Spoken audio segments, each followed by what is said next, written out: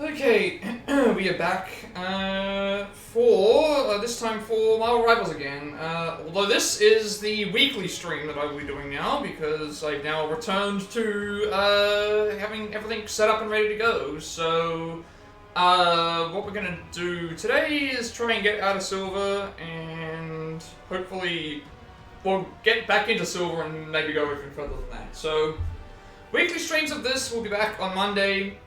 Tuesday to Friday, because we started Ace Attorney Investigations Collection yesterday, that will be that. So the main content for the week will be Ace Attorney Investigations Collection.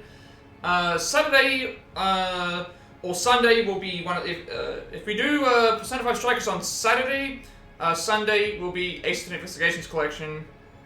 If we do Percent 5 Strikers on Sunday, I will take the Saturday off because if I stream that day, there's a chance I won't get the next video uploaded. So. And then we do this. So, because I have no speedruns to work on, Monday this week will be just, each Monday will be Rivals until we get a speedrun ready. And then Tuesday through Friday, Ace Attorney, both games, as we did before. Finally have something to play for those, and then, yeah, at the weekend stuff is always as it is. I'm going to make sure things working again, because I changed it while I was on here, actually. So I need to make sure all the information is correct, so yes, that looks all good. So we're gonna try and get our way out of silver, back into silver and potentially further. But because I'm only doing this once a week now, I figured that it would be better. So I think I've done everything that I needed to do for today, though, in terms of setting things up and making sure it's all working. Because I had to change a bunch of settings on OBS on the other computer, so we'll try it on here. But it looks like everything's picking up okay. And everything on the thing was done as well. So let's just get right into the game, because there could be waiting times, but...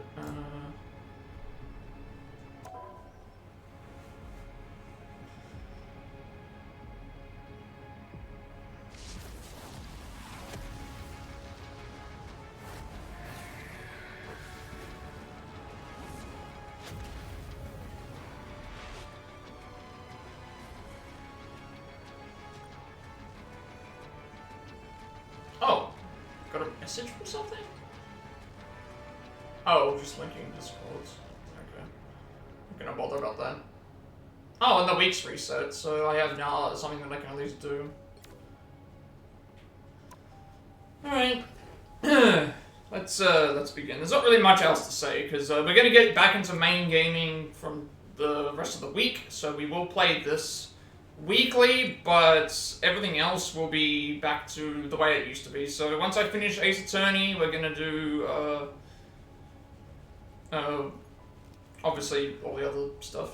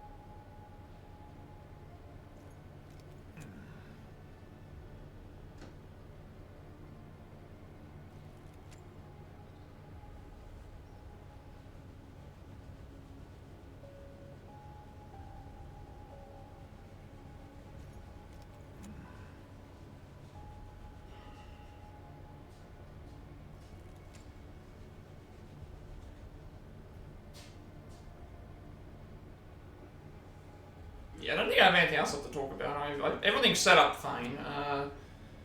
This will be weekly, which is nice. One of the weekends will be Strikers, as it always is. And then if it gets done on Saturday, the Sunday will also be a stream, because I can do PS4 games on the stream. And then Tuesday to Friday will be the main Platinum playthrough of Ace Attorney Investigations Collection. Both games fully voiced, all the press statements, all the bad endings, all the trophies, all the... everything that you can think of will be done. And it took us like 3 hours to get like halfway through the first case, so.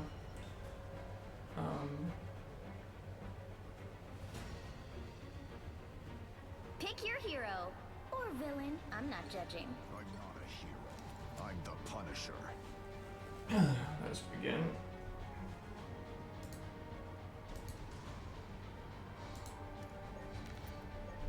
Oh, they had a 20-minute queue time. Alright, well, I guess the long queue times are back. Hopefully they're not going to continue.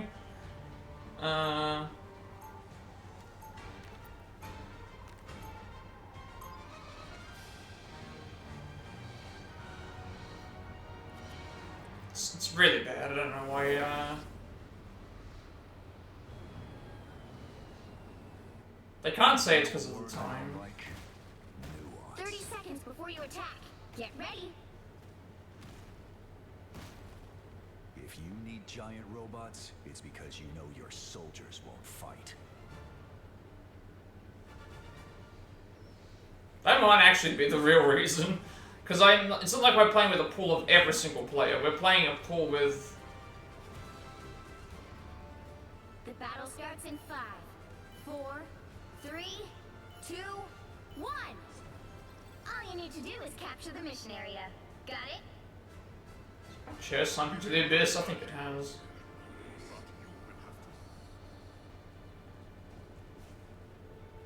Oh, I still do have lag. I'm good to go. My game is lagging. God, why is it lagging?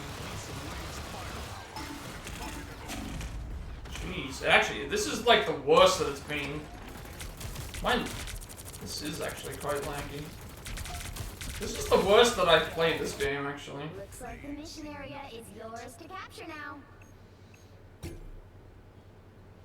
don't know what's going on. There must be something wrong with these servers today. This is the worst that I've noticed it. We capture the mission area.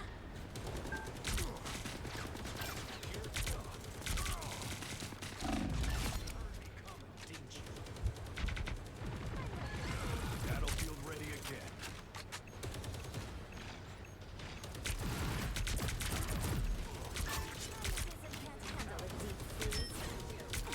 Time I need healing. It's okay. You need me. Control Z. Ice up.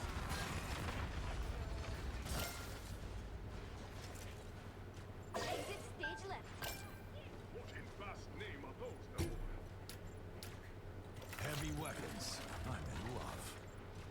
Our aquatic enemies have been I might have to swap characters if it's going to be this laggy. I like the Or I might just have to let it settle in.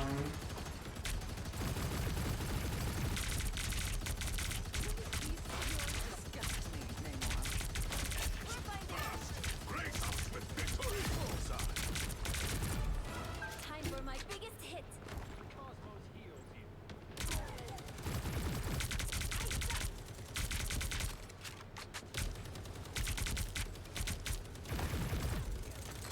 Bad guys, over here.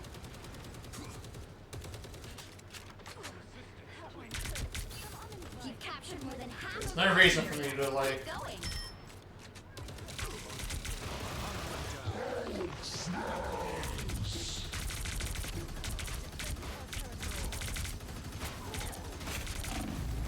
There's no reason for me to, should have probably halted. Battlefield ready again.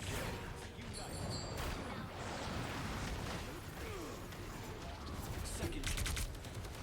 What the hell?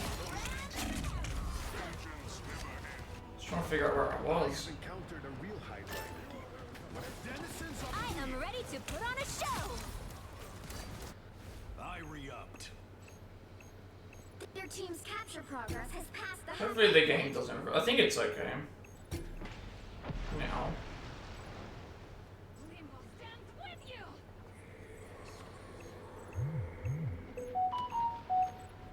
I have found more lost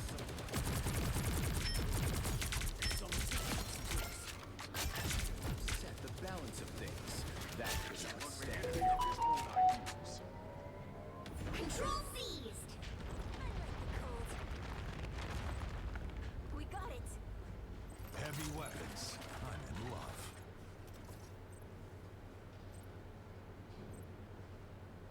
Over here. I can heal you. Quantum map. The area's almost yours. Escaping us now. I'm good to go. Naval uncalled for drill. Is that the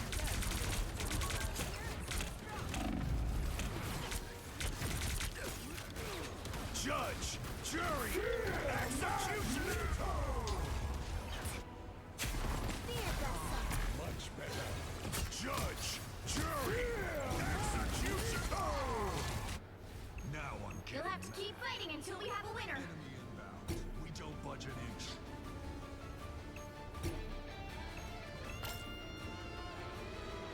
Control lost.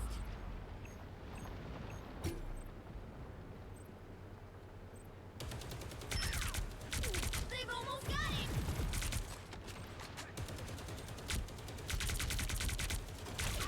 Get to safety. I'm good to go. A nice deep freeze.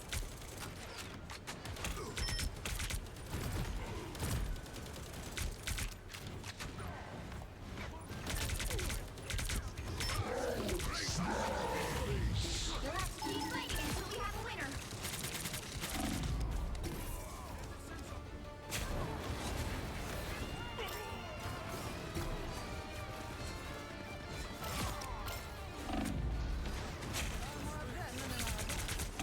I re-upped. Oh. A nice deep freeze.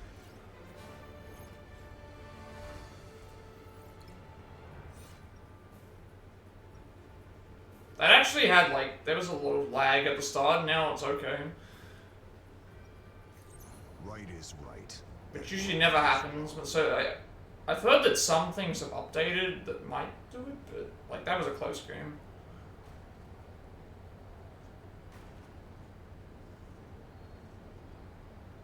Seconds before you attack. Get ready. That's basically what I did, though. Like, I could have rushed the point, but I chose to stick around and just waited for the team to thing, and once I started hearing that it was a thing, it's like, yeah, we have to go and rush over there. The battle starts in 5, 4, 3, 2, 1. All you need to do is capture the mission area. Got it? It is my destiny to lead you to victory. Do not stand in my way. Is my game lagging today? Something at the start of the matches. I require some aid.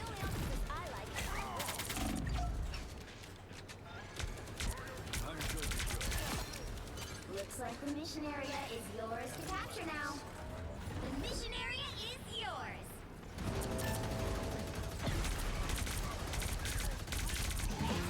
Who's that Pokemon?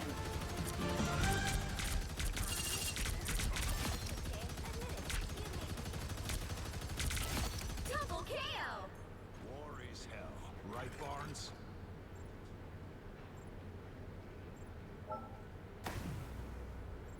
Over here.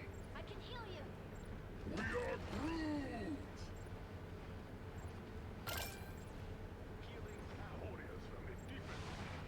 I'm just gonna wait. Still rushing ahead. Heavy weapons. I'm in love.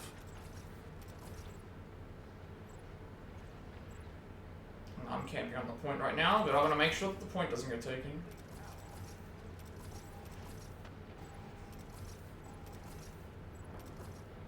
You've captured more than half of the mission area. Keep going.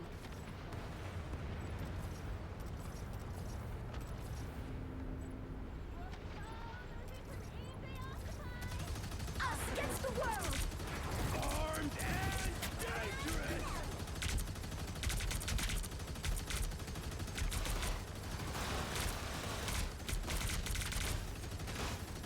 Turret's blown. I'm infantry. But no one's on the point. Judge, jury.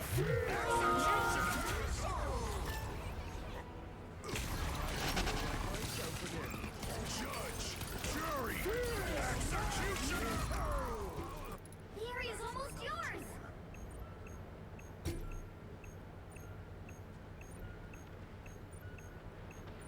Enemy inbound. We don't budge an inch. Control lost. I'm good to go. Retreat would be wise.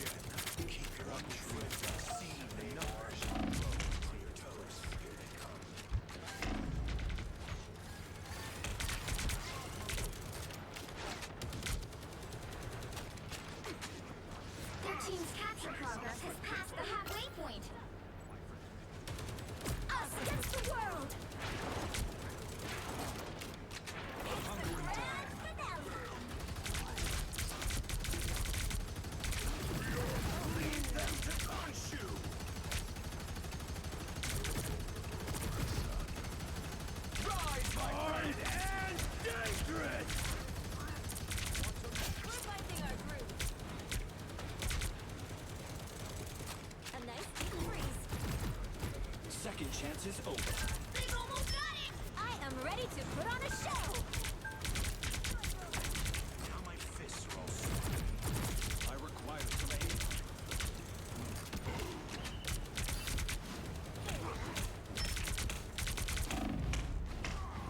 I like the cold.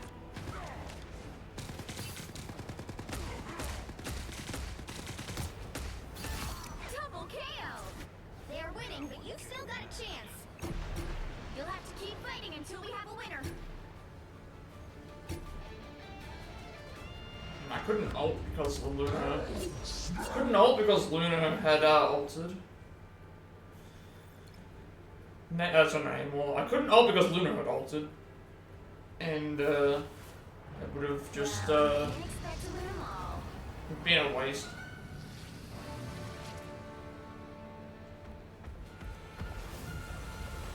I'm doing good. Playing Rivals again for the week. Hope that all is well with you. I'm doing well. We've just had our first game, which was outside of a little bit of a lag. It was actually decent, I guess. Hope all is well though.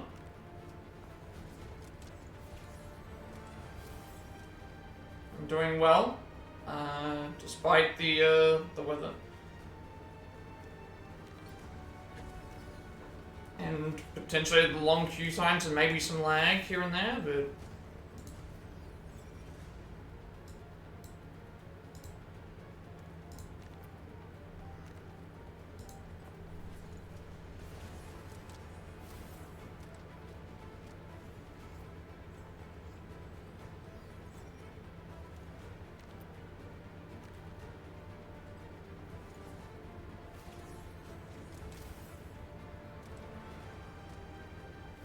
it's all good. It's all good so far. This game back for a week, and then we'll well, not back for a week. We're going back to it being weekly, and then Tuesday through Friday I'm gonna do my main game. Main like single player game.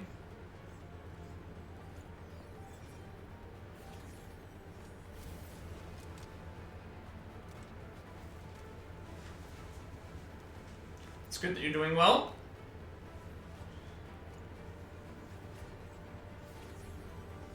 So I stream daily on weekends. I try to stream every day. It depends on what I'm streaming though. I try to stream every day. Because technically today is Monday for me, because it's, I live in the future, so... It's Monday for me right now. Monday morning.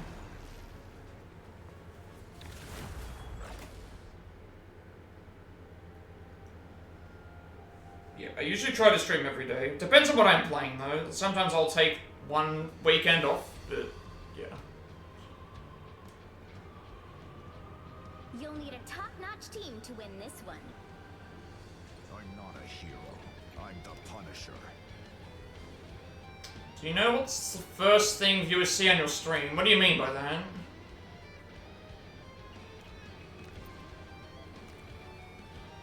Like, when someone clicks on the stream, they see the stream on the thing. That's a bit of a weird question. I don't know what you mean.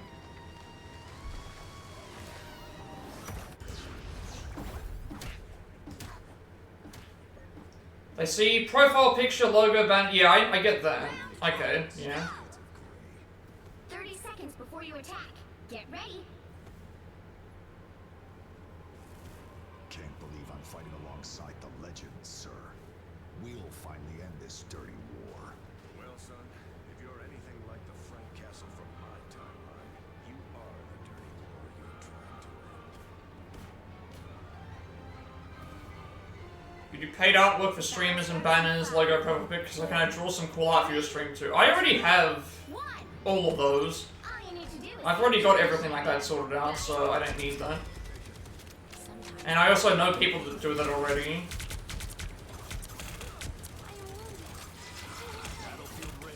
And I am not in a position where I'm going to be paying for artwork that I can either make myself or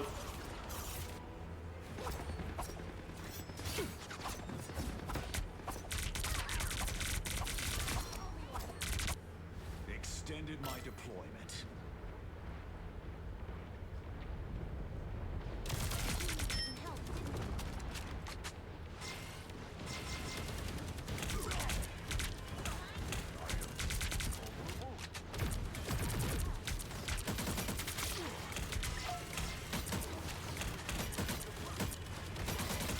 Battlefield ready again.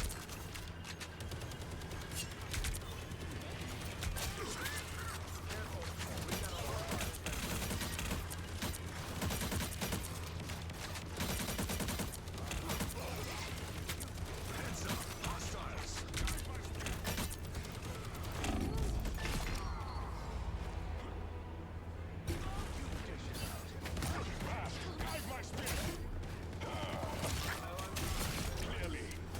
double KO.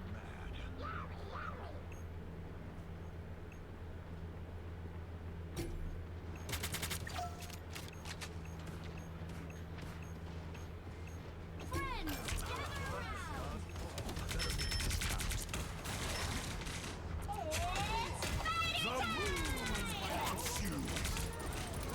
Us against the world.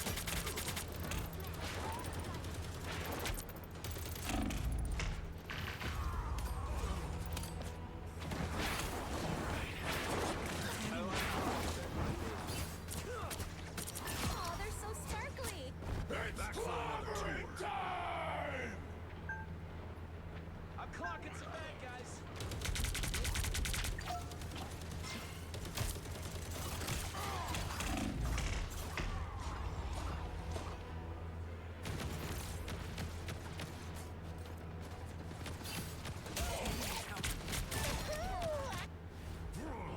I'm not done yet.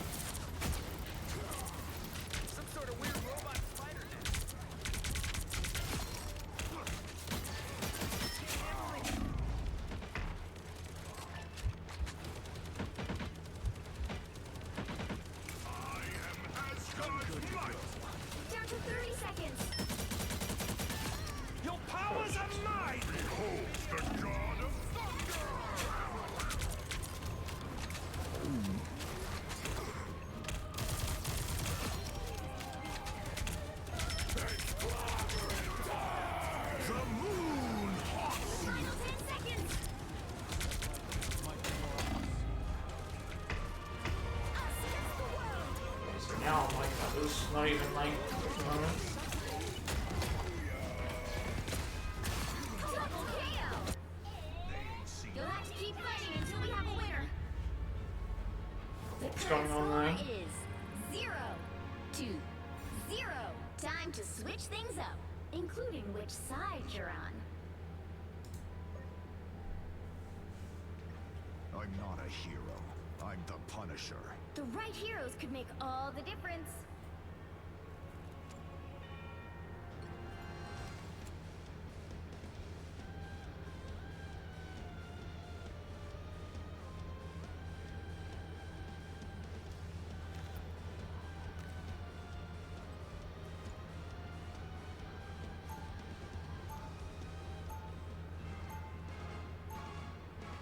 Round 2, go! Shades of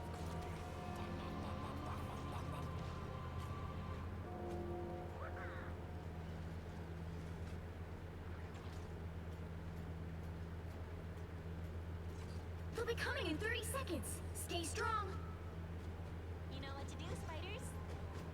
I've always admired your work, Mr. Stark. Well, thanks, kid. Good to know my tech lasts the test of time. Actually, we've made some pretty serious advancements since then.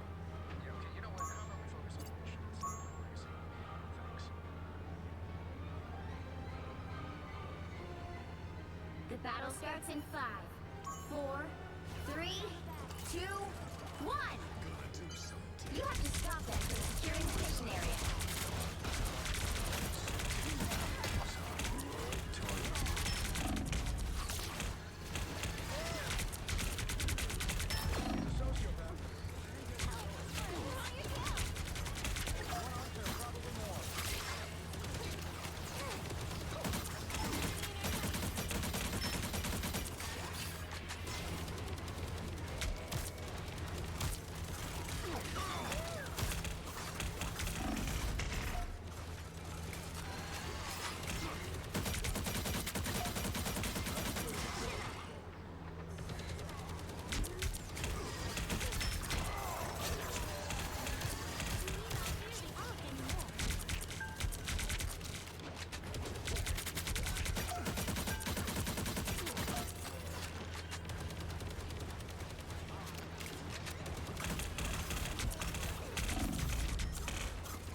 Whoever they are, they don't look friendly. Us against the world! Gather around!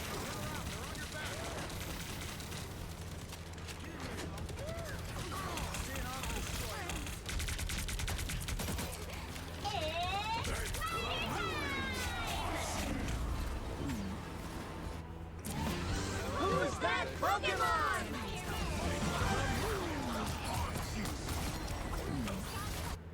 I'll meet my family, but not today. Too many enemies. Spider mode.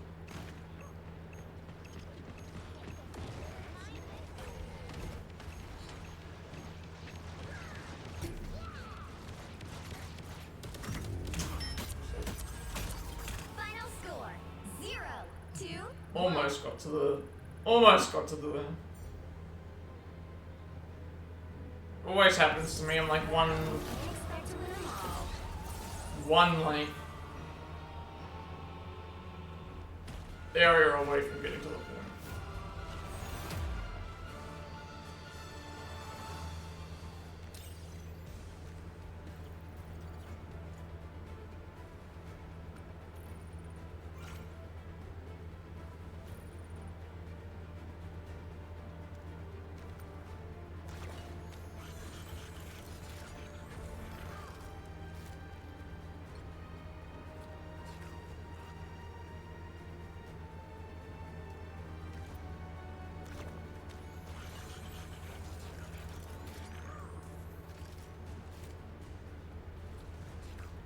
I don't know what's going on with my with internet today. It's just weird. It was not doing this any of the other times, but today for some reason it is. I don't remember it happening in the previous stream either.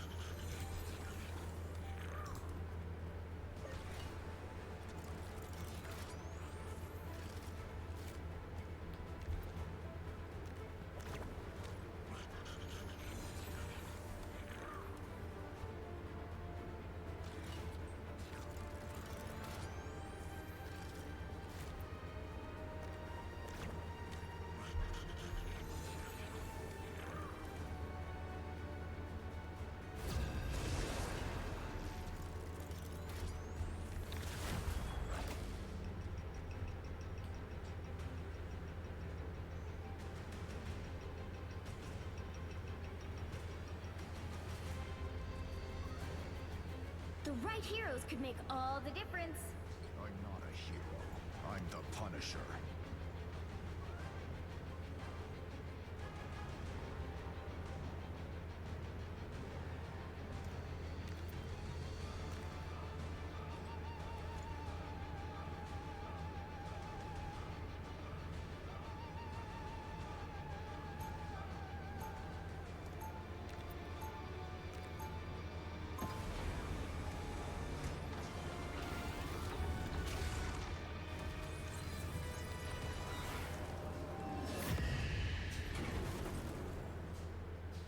Round one, This war go! is crime until I fall. They'll be coming in 30 seconds. Stay strong. The Windsor Soldier. It's an honor. You're one of the best in the business. My performance record as an assassin shouldn't make me anyone's role model. Hey, I don't tell you not to idolize the red, white, and blue Boy Scout. Let me do me. The battle starts in 5, 4, 3, 2, 1.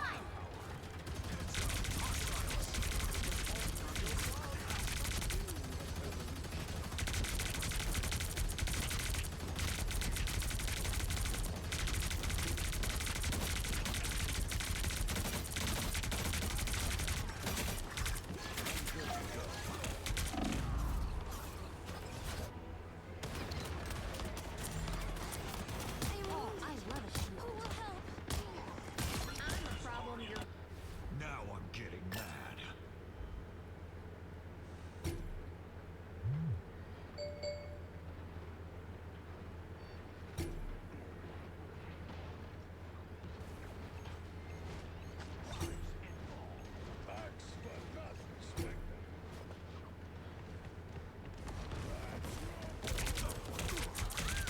They made it halfway! Stop them! I have suffered severe damage. Better stop that vehicle! Now I'm getting mad. Extermination!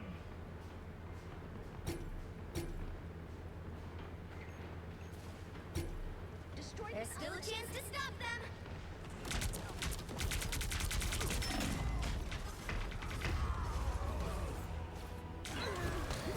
Help, friends! Better stop that vehicle! They hit a checkpoint. Now might be a good time to stop them.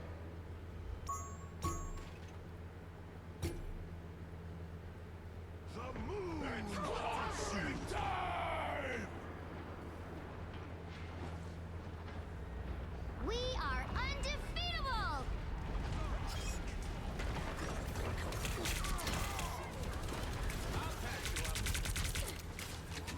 Judge! Jury!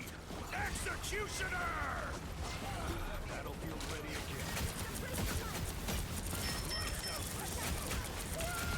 Double kill!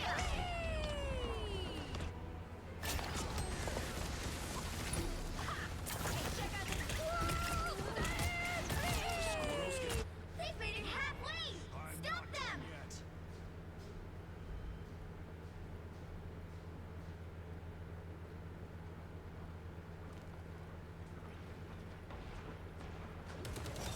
Marking his ox.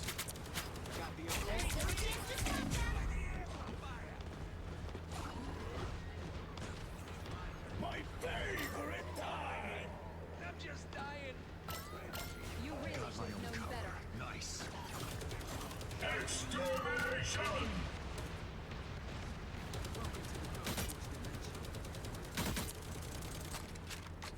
You stopped them in their tracks!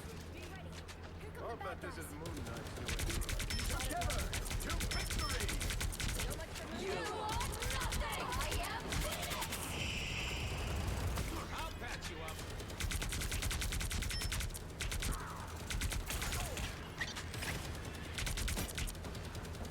Heavy weapons.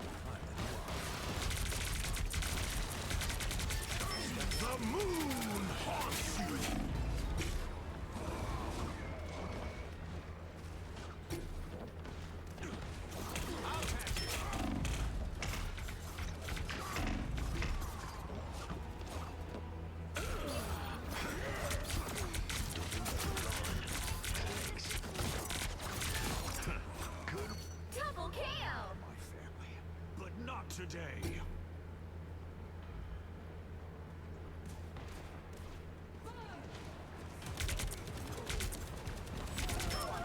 They hit a checkpoint. Now might be a good time to stop them.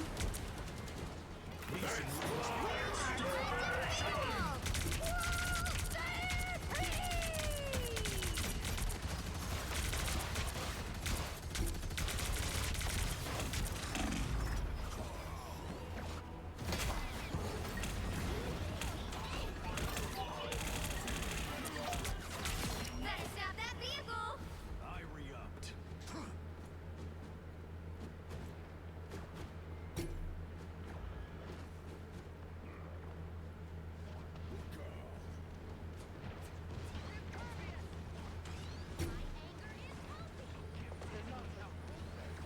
It's now or never.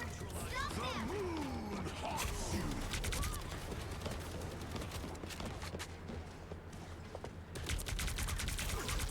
I am Phoenix. I appreciate you. You are nothing. I'm not done yet. My favorite time. Hey, Teeny! Enjoy the amplifier!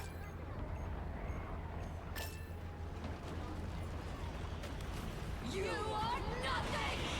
Greetings and salutations. I'm doing good. Gonna be taking a break from this game after today. Just trying to make it back to weekly again because it's a little bit annoying. Hope that you are doing well, love. See. Double KO. Don't give them another inch, or else. The cold is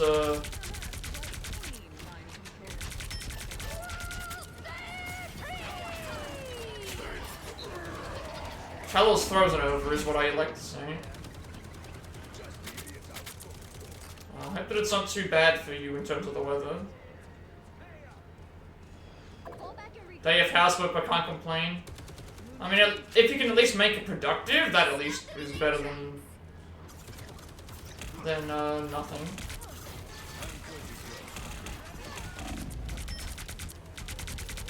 It can be a productive day of housework, but Judge, jury, executioner.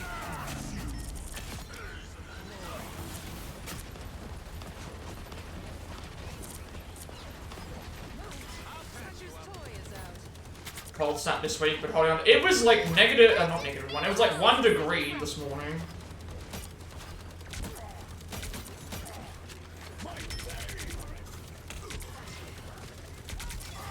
But no rain, and it's just been very cold.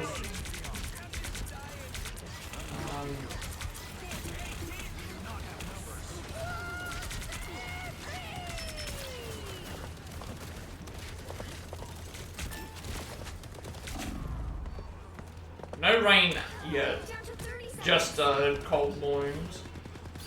Hopefully it'll get better, but Double KO. I'll meet my family, but not today. snow down to 800 or something, so wind had been icy. I have not had any, no ice or, The current score. no snow or ice where I am. 2, 3. Time to switch things up, including which side you're on. Oh, wind has been icy, that's what I Like meant. the Punisher. It's actual You'll need snow. a top-notch team to win this one. Yeah, no snow for me, but it's just cold outside.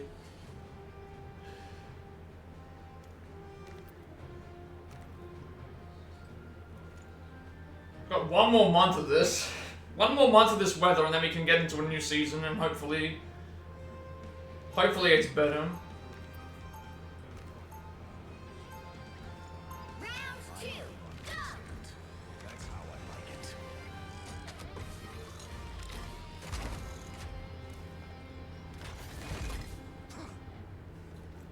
How's the ranking coming along? We've lost 2 matches today, and this is probably going to be another loss, so I'm back to bronze. But I'm going to take a break from this. after today. I'm gonna play it weekly because I've been playing this for the most part for the better of 2 weeks, and Well, we are in the right place for that. I've got other things that I want to play. The battle starts in 5, Yeah, that's always the way that it is. 2, I'm not even saying that I'm a good, like, player of this game, because I definitely am not.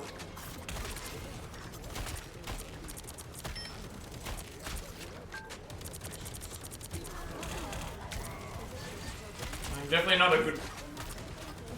I can probably be carried, but I am not, like... I also don't like the idea of that either. I'm gonna be able to at least be good at it.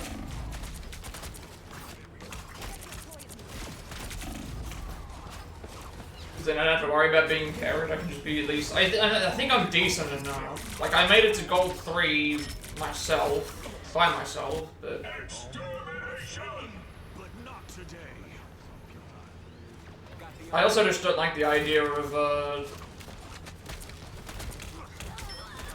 someone else having to carry me towards,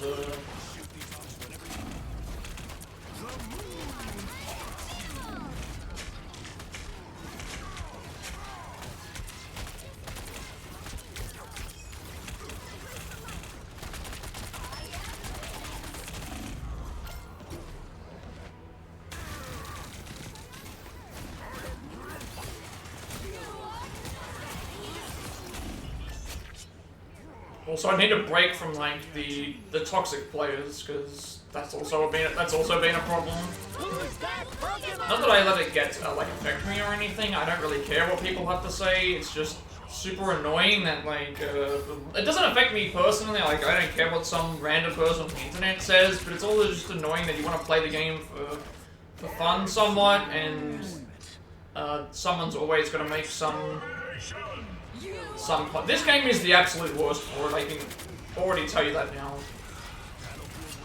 Like this game is anything that people hated about Overwatch is pretty much. Judge, jury, executioner.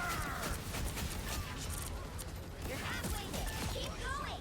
It's pretty much transferred itself over to this game. All the toxic players that exist on Overwatch all moved to this game. It's the more popular option, so I guess the only thing to hope for is that this game either doesn't become as popular anymore and people stop playing it and then move it to something else, or they start actually doing something about Reached a checkpoint. the toxic players.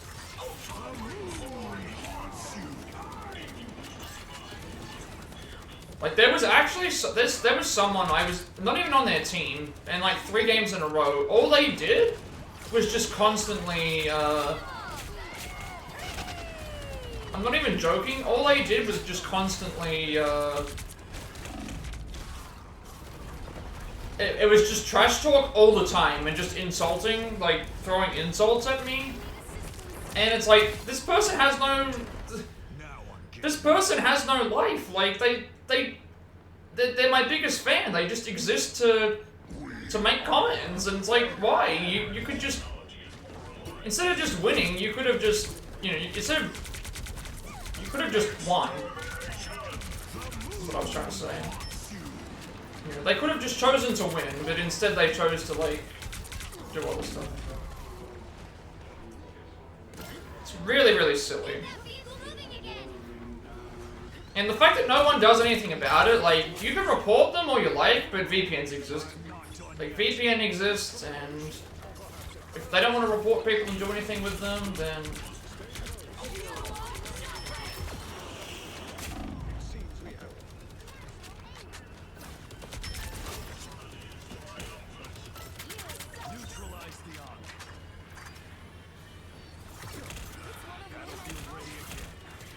Welcome in, Mr. Critic. Just swing by. Need to be more heavy-handed, show some force, and others may hold. I mean, I don't really need, like, I feel like they expose themselves. I'm of the mindset that, like, I'd rather not bother about, like, throwing insults back and forth because it just makes it worse for everyone else. I'm of the mind that that person's gonna make themselves look bad by just saying the things over and over again, and in the end of the day, I'd rather be bad at the game than be a bad person.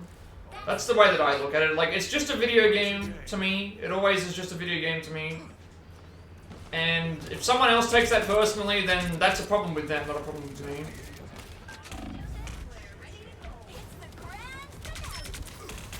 Judge, jury, executioner.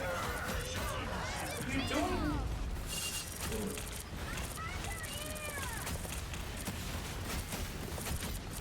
God, Luna's old. Just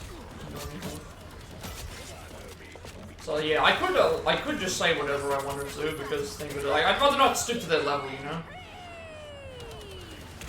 That's kind of like the way that I look at it. I'd rather not have to lower myself to their standards because their standards are already like the lowest possibly that it could be. Did you get past the race? I didn't see if you did any more attempts. It's hard to recommend things to do because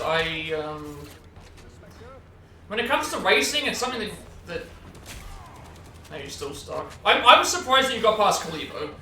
I didn't realize that you got past that one so fast. Like, you did better than I did, I think, in Kalibo. Like, if you did that first try, that's very impressive.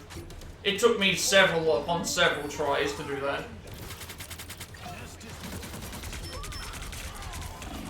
Like, I was actually very impressed that happened.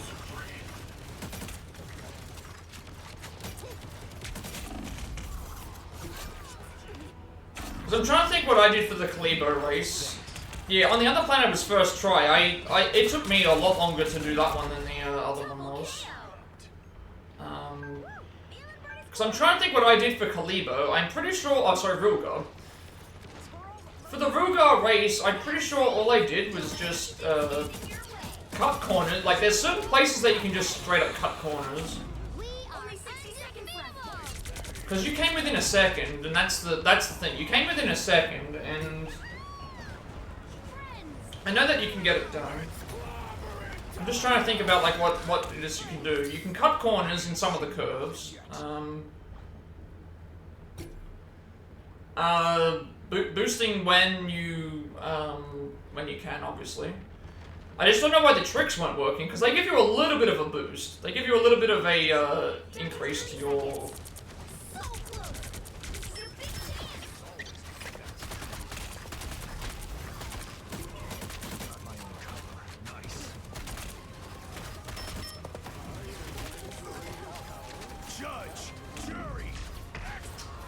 No one protect me. Final 10 seconds. Judge, jury. Double KO.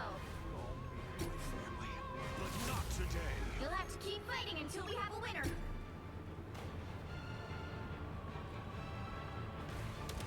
Ultra Reign Supreme.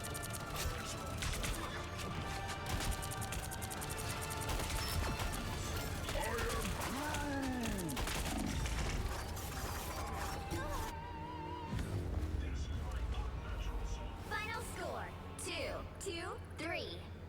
Because you did the Kalibo, the second planet, like, I think that was like well and truly under the time. But there's I don't think there's shortcuts in Ruga. I think the only shortcuts you can take are like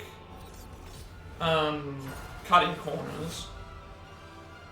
And it's more so just practice, I think, with that one.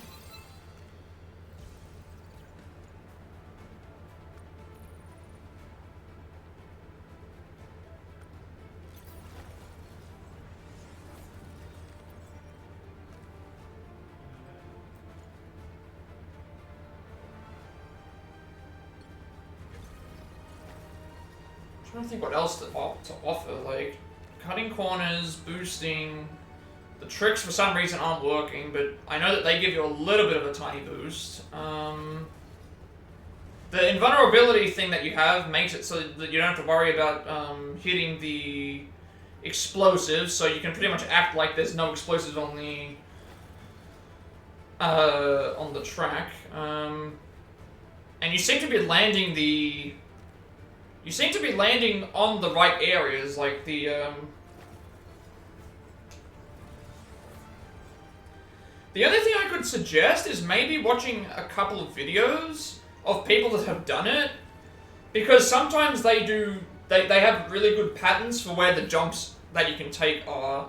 Another suggestion would also be try to make each lap in a different area. So if you're gonna go, because you get the wooden crates give you, or the wooden boxes give you a bit of an extra boost. So if you go and do one lap and it's like on just the ground, make sure that you're collecting the boxes and do the boosts across that way, and then do another lap where you're jumping along the ramps. So that way you're at least spreading around the amount of. Because if you keep taking the same path, it's going to. Pick your hero. The boxes are not going to be around, so you kind of need something to replenish the boost. I think also boosting in the air doesn't make you go faster. So if you're going to use a boost, yeah, you don't get boosts from the boxes, but you get the wooden crates give you the wooden crates give you a increase the boost bar, is what I'm trying to say. You hurt people, I hurt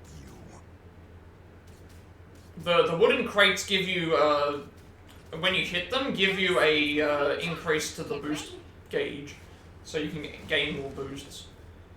Promise me you'll take it easy out there, Susie. Benjamin J. Grimm, you should know by now that I'm far from helpless. It's hard for me to try and explain without doing it myself, I guess. Take it easy on that. Because I'm pretty certain boosting in the air doesn't. The battle starts You usually want to save your boosts for when you're not in the air. 3, 2, So either leading up to a giant ramp when you do a boost, or just using it when you're on the ground. Because if you have a point where you're on the ground and you're moving very slowly, that's usually not a great sign.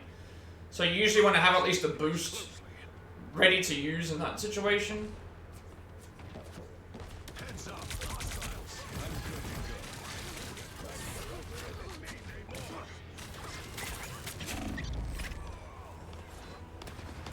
But there are definitely some videos out there. I don't know what the fastest time to get in Real Done is, but if you jump and boost in the right places, you can straight up just cut out parts of the track without even having to think. But you might have to just practice that a little bit. capture the mission area. It's just way too hard. You never get it like Incredibles.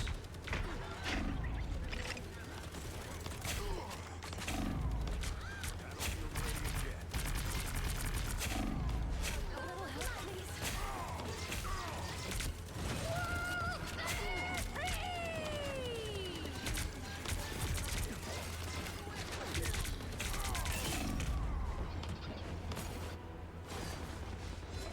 The Incredibles one,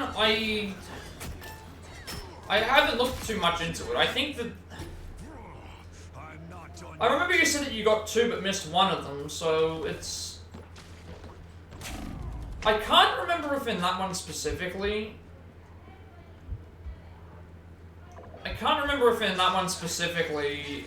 You're able to. Squids are toast. Now Their my team's sight capture won't progress has passed the halfway point.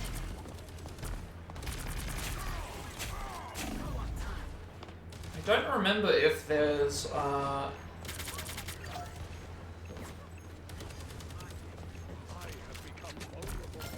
seem to remember one of them having it so that.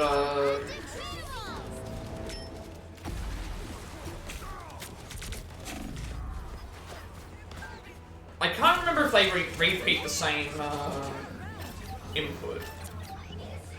Because I think you have 3 inputs. It's square, X, and circle. I don't know if I read it somewhere, but there might be a chance that They've almost got it. they don't repeat button presses. So if you've already done X and square as one button press, then the next one's guaranteed to be circle. I think. I can't. I could be wrong though. I don't want to give wrong information.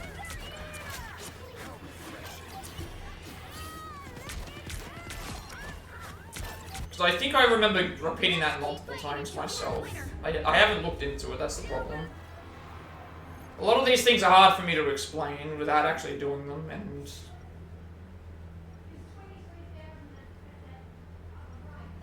like I definitely think that you can do the Rugar race purely because Until I fall. I think you can do the Rugar race because you came within that many seconds. You know, you came within less than a second, so it's just a matter of. And I saw where there was like where you could have saved a little bit of 30 time. seconds before you attack. Get ready. It's not guaranteed. They changed. All these guides don't work. I don't know where they're saying that it's a guaranteed. Oh, it's not. Oh, they do change it all. Okay. So I guess it's because the other thing I don't know is if it changed for the PS5 version. Because I played on PS4, so some things might have changed. The battle starts in 5, 4, 3, 2, 1.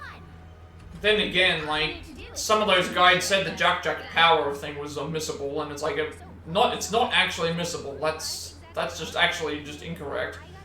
Why they said it was missable, I have no idea. It wasn't missable. So Enemies on approach. they got that completely wrong.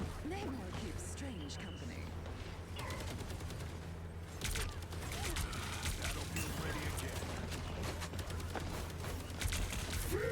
Mission area is Yeah. It's more so they're just inaccurate. Judge, jury, executioner. It's more so that they're inaccurate, and rushed out. Jury, executioner. Like they just rushed them out to They captured the mission area. get them out there. I hate the ones where it just says, "I'll just do this thing." Just do this thing and you'll get it. Like it's not that simple. It's really not that simple.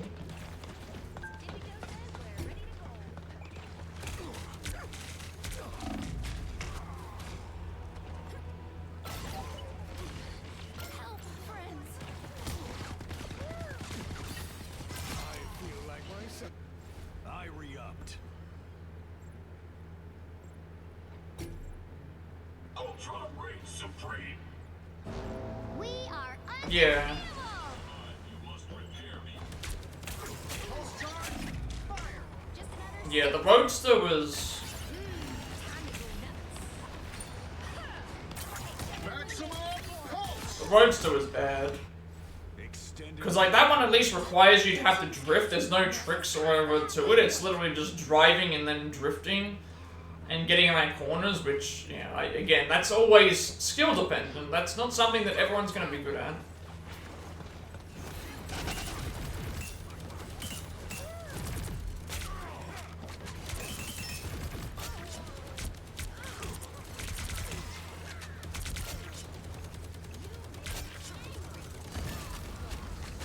Too many tentacles. Too many tentacles. Control seized. Sorry, calamari. That's just not something that everyone is good at. Being able to drift. What's the good word? Thank you. Thanks a lot. Lock on to this location. You belong to me!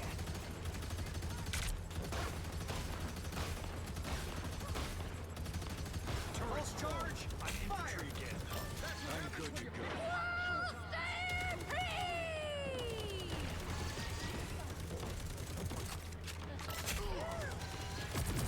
My friends are here.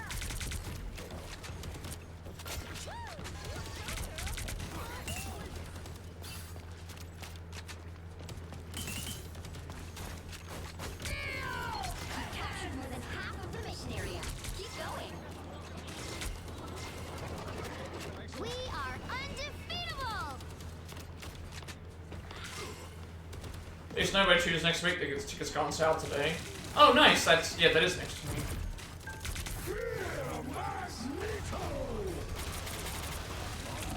Yeah, that is next week. I'm looking forward to. I think that will be a good movie. I get new ads for it every so often. Like they had a couple of new things, so and it's not showing off too much. I'm good to go. I don't know why no one is trying to rush the point, but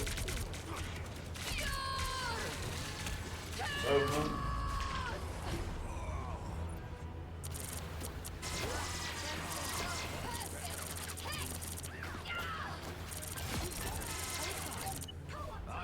You'll have to keep fighting until we have a winner. I'm surprised that they only are going on sale now, like after next week. Usually it's a couple of weeks in advance.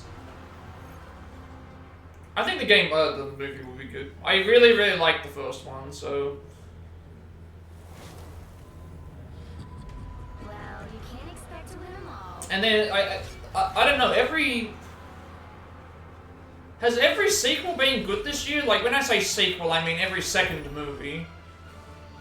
Accountant 2, you know, Mortal Kombat 2 looks like it's going to be good. Nobody 2. Has every sequel so far been good? Outside of Megan 2. Megan 2 wasn't. Yeah, Megan 2 was not a good sequel. I forgot about that. Yeah, Megan 2 was the bit. Accountant 2, Nobody 2, Mortal Kombat 2, those are at least 3 sequels. Megan 2 is the only one that I can think of right now that's actually a bad, just direct sequel, not like a multiple thing sequel, like just a second sequel movie, a second movie in a series.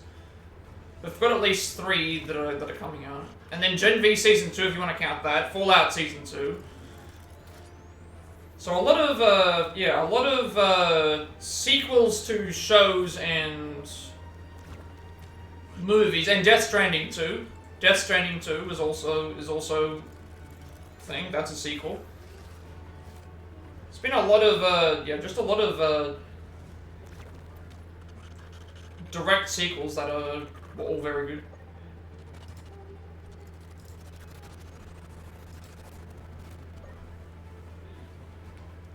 Or at least look like they're going to be good.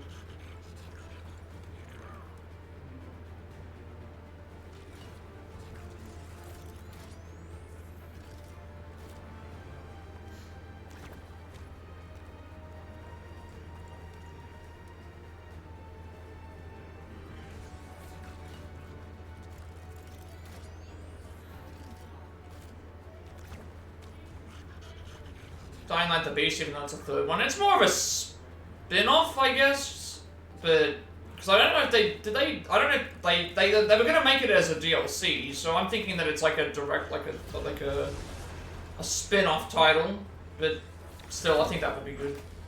There are a lot of good sequels. It's a lot of bad ones, but like we're also still getting. Again, I still think we're gonna get good movies. Like, again, the biggest comparison with Nobody 2 is gonna be Accountant 2. I'm not a hero. I'm the Punisher. Like, that's gonna be the immediate direct comparison.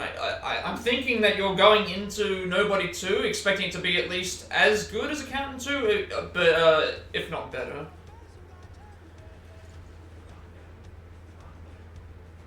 Because I liked Accountant, I liked Nobody 1 more than Accountant 1, so I'm thinking Nobody 2, I'm already expecting Nobody 2 to be, hopefully be better than the original.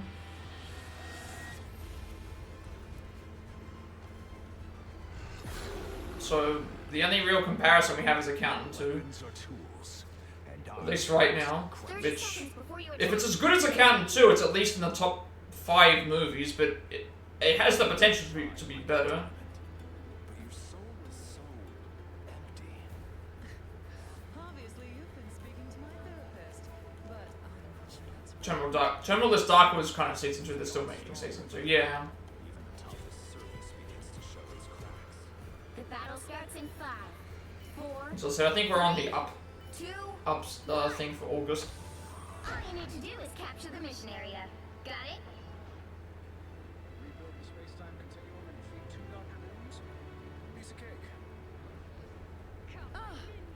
here.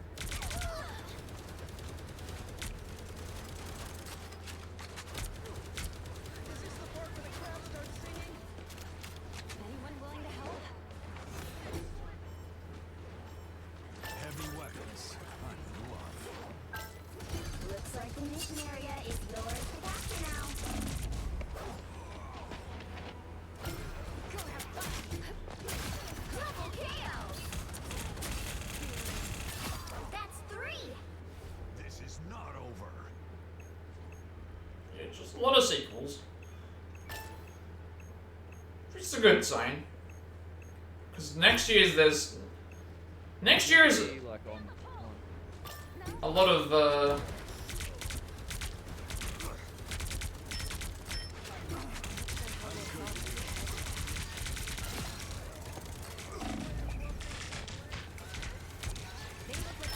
Double KO. The mission area is yours. Even small victories are worth celebrating. Oh yeah, Violent Night started filming. Punisher fight scene is leaked. I mean, I hope that it's good. Is it for the Punisher? What's it leaking for? Is it the Punisher solo movie, or is it the Spider-Man? Is it the Spider-Man movie? Is it the Daredevil Born Again Season 2? Like, what's the... Which fight, what's it from? They just keep going for me. I can't do anything. Control lost.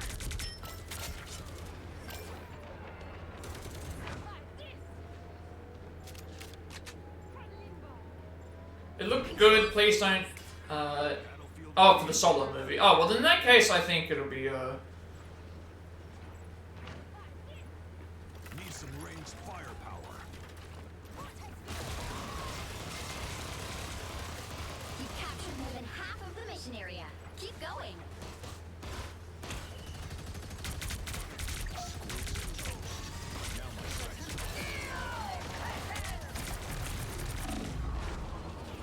it looked good, please don't for the solo movie. Oh, okay. I mean, I think that it'll be good. I'll meet my family. But not I want it to be good. Because it's a solo movie, I think they're allowed to do a little bit more. Because at least with Daredevil Born Again, they could at least say that it wasn't a, The area's almost yours. it wasn't a, heavy weapons. I'm in love.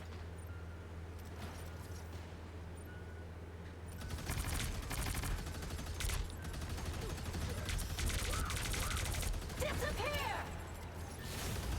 You'll have to keep fighting until we have a winner. I am ready to put on a show. Shields up.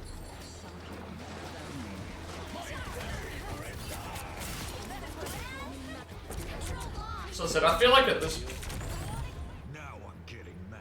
At this point, they should just... If they mess up this Punish stuff again, like, just hand...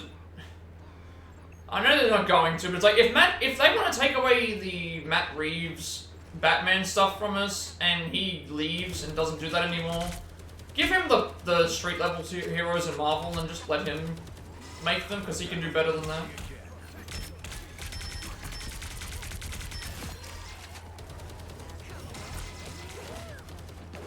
Some On me again, magic.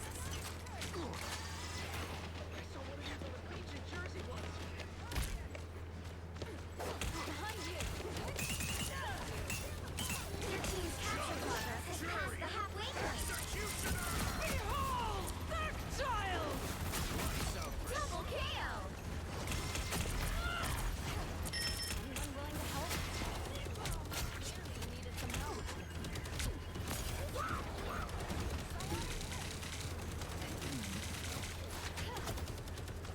Nice going, Webhead. Control C. You'll have to keep fighting until we have a winner. Target is captured. Sorry for the negativity in the streams, but these streams are starting to not be fun anymore. Yeah, I get it. It's fine. Everybody gets frustrated in something, even if they don't necessarily show it or thing. It's fine. Shades of gray. That's why I try to find guides, because sometimes there's just something that some sort of way to get by it. Like I think the Incredibles one that I did, I think I remember just I just had to get lucky. There's not really anything else that can really be said. It's obvious how to get the thing, but it's just annoying. And then like obviously Gollum was whatever it was. That's why I think that Ratchet thing, I feel like you can get it. Like you're not gonna be that far off of the main time. Like I don't think you're gonna be like 5-6 seconds off of the main time, like you were in Kalibo, but you will at least. Spider-Man is insane. Hostile ahead. I'm good to go. Need some ranged firepower.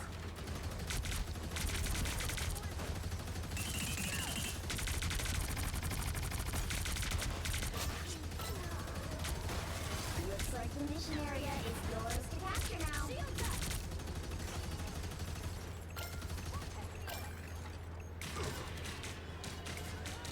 No worries. I've got your back. The mission area is yours. Okay, be proud of what you did. Who's that Pokemon? This area makes me nervous. It's time to go to bed. Hope you have a good stream. Till next time. Thank you for stopping by. Have a good sleep as always, and I will see you in the next stream. High caliber.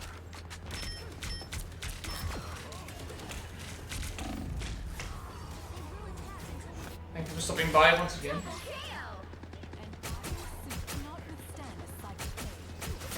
That's 3.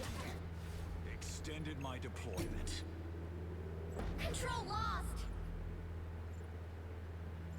Pulse charge, fire!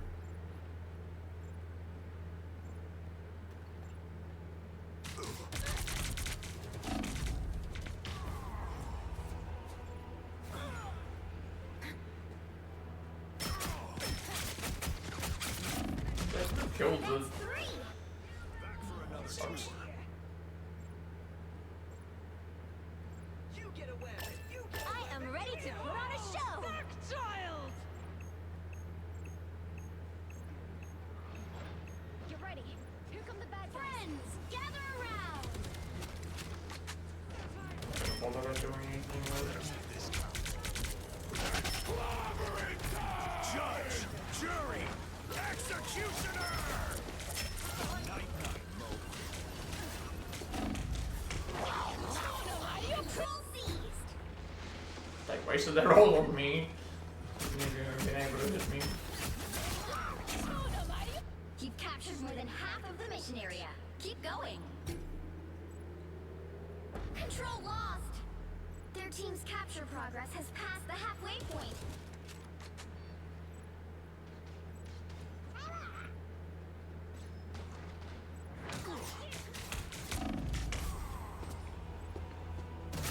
Oh.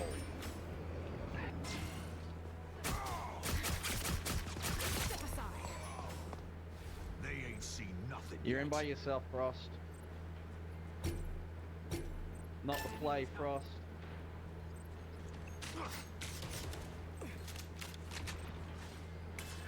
Battlefield ready They've to almost got it.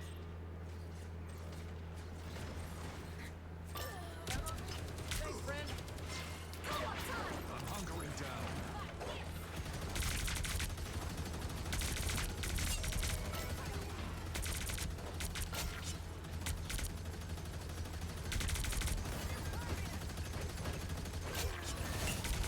We'll have to keep fighting until we have a winner. Control seized.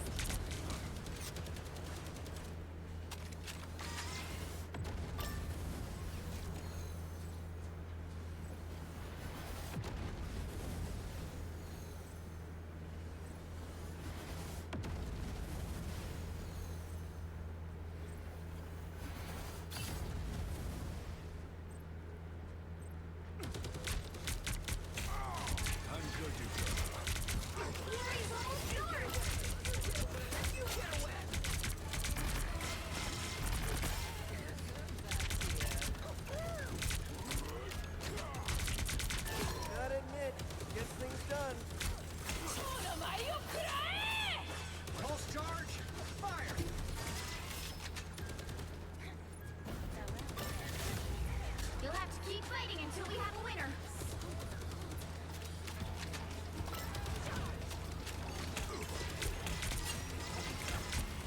Gotta admit, gets things done.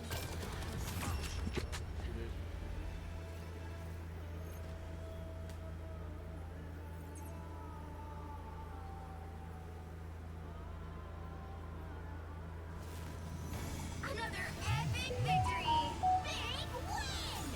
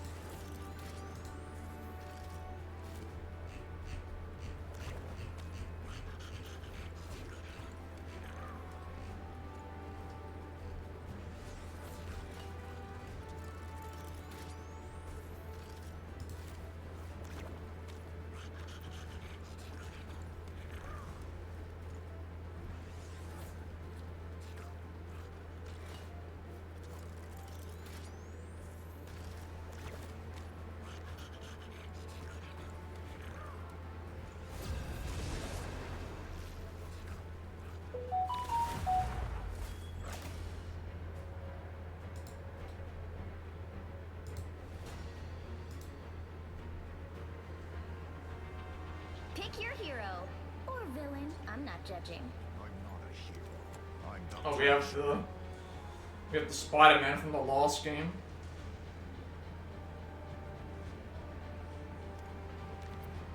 Again, certain heroes like that I just could not play. That I don't, you know, like I played Spider-Man a couple of times. I commend people that can actually play some of these characters really well, because I just could not. Like being able to the swinging around stuff, constantly figuring out when to go out. You've got to get in up close. You've got to know when to pull enemies away. There's a lot of stuff with Spider-Man, and it's just like 30 seconds before you attack. Get ready. Everyone is looking at me as if they know me. It's a strange feeling. You may have just been unthought in your timeline, but to us, you were a trusted friend for ages. I haven't led a fighting force of this magnitude since the war. What if I don't live up to your expectations?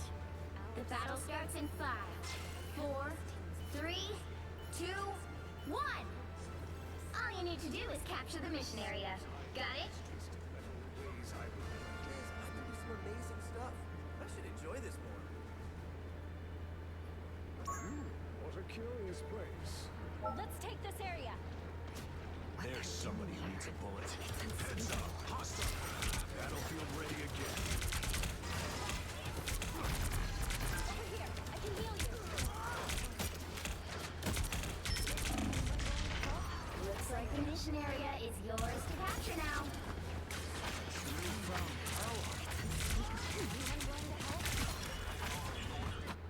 I re-upped. They captured the mission area!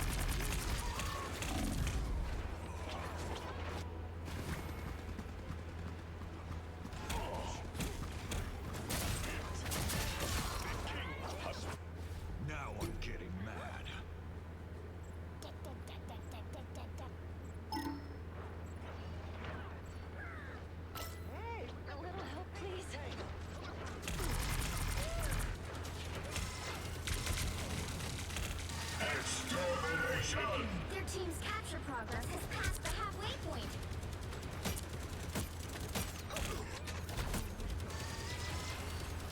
Cap, come on. You got it.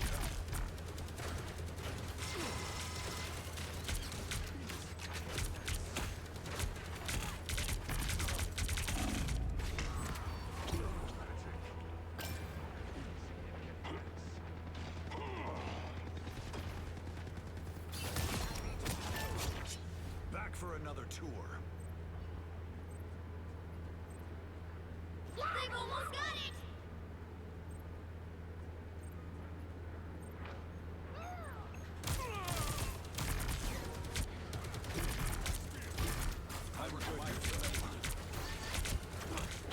Tremble before pass!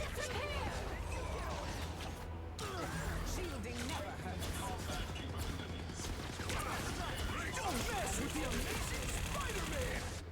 This is not. You'll have to keep fighting until we have a winner. What is out here doing?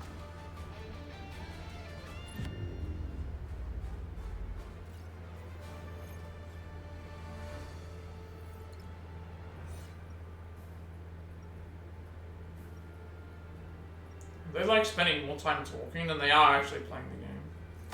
You know a word I don't like? Oh, Nuance. the game crashed. That explains why they weren't able to play.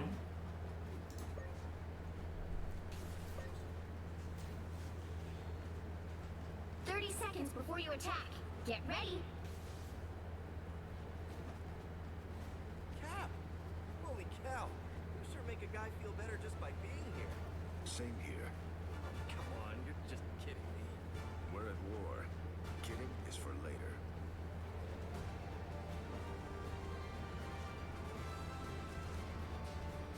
The battle starts in 5, 4, 3, 2, 1.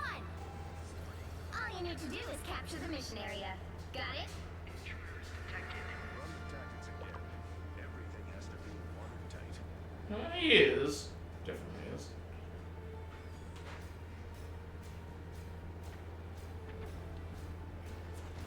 If you play him like that.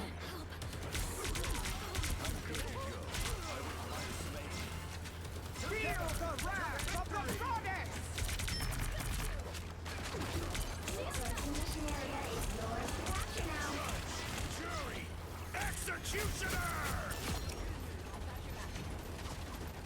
I feel like I'm being watched. Behold, that child! Guard your rear. By the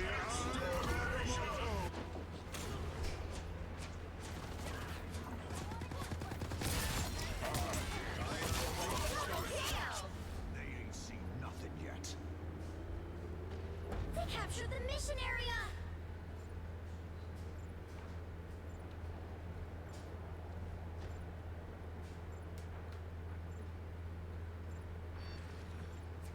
Watch out, they're headed our way. I'm good to go.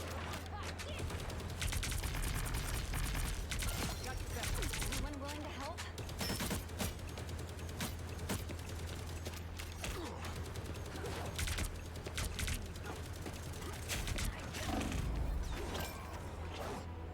I am strengthened for battle. Voice tested again. Now I'm getting mad.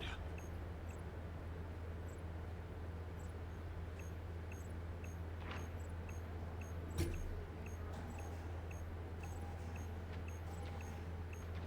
was an honor to serve alongside you, Cap. Their team's capture progress has passed the halfway point.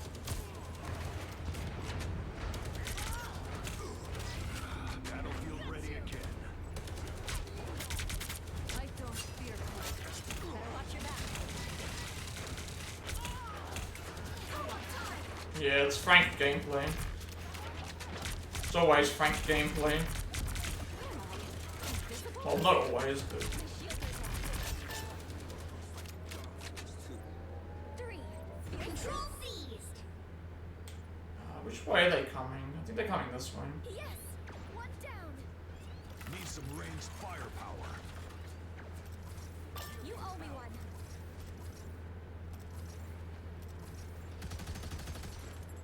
It's always Frank gameplay. Unless someone tells me to switch off, in that case I... You rarely play him for some reason. This is the character that's the closest to me actually being able to be somewhat good-ish. Well, outside of maybe Cloak, but I still need to get used to using Cloak. Still need to get used to using Cloak.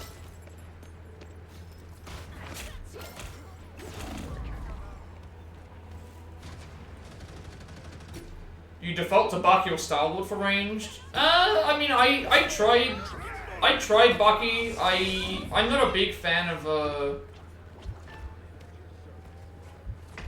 I'm not a big fan of the, like, single shooter, like, pistol. Like, Star-Lord, I don't think I'd make a good Star-Lord because of the flying. I can't get used to flying characters. It's hard for me to get used to, you know, I've tried... Venom is like the closest thing that I'll have to like a character that zips through the air. Because at least he's tanky and bulky, and I know that like, it's literally just swing into the area. Star-Lord was great. I think Star-Lord's a good character, like Star-Lord is a good character, I just don't know if I could get used to the flying. And you kinda need to zip around with... That's why I always say, like, the zippy characters. That's why I say the zippy characters. You'll have to keep fighting until we have a winner. Judge, jury, executioner!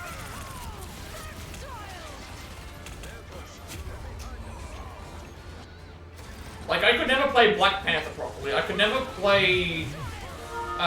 some of those characters, because like, you have to pretty much just be... It feels like you're gonna give yourself a damn, like, seizure by just zipping around so many times. Back and forth, jump here, do that. You know, back out, go this way, go that way, do this, do that. Well, you can't expect to win them all.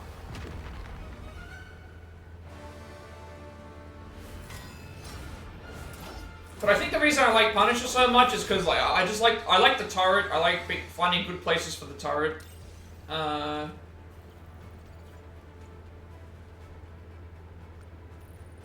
His ult's fun to use, especially when you're able to use it in a good way.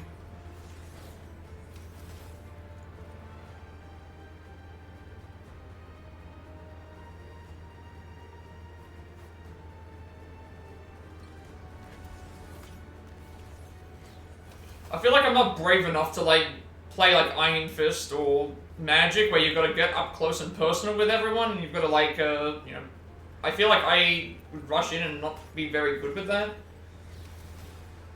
Although that's why even with Cap, it's like I don't play Cap offensively to dive. I play Cap defensively to protect the point, and so, and then like I wait for them to come to me because you know I can build up my shield gauge if I've got heals backing me up.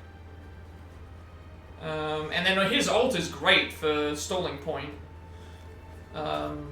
Because if you really need to, you can just sit there for seconds and just, not even sit there for seconds, but just, you know, run around the point and just... Yeah. Well, that's the thing. Iron Fist is squishy, but he can, if you know how to... If you know when to pop in and where to hide and just wait, you can annihilate backline. And it also depends on which tanks people are choosing, because, you know, obviously he can be countered very, very fast if you, if someone's playing tank very well, but if their healers are sitting back a lot, Iron Fist can just rush in and sometimes just, before they even get a chance to turn around, it's over.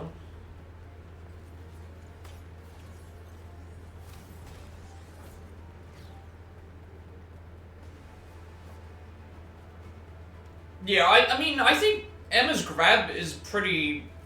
Emma's grab has to be one of the best abilities in the game. Like, just being able to grab an enemy and slam them into the ground and reverse their trajectory so they're looking a different way.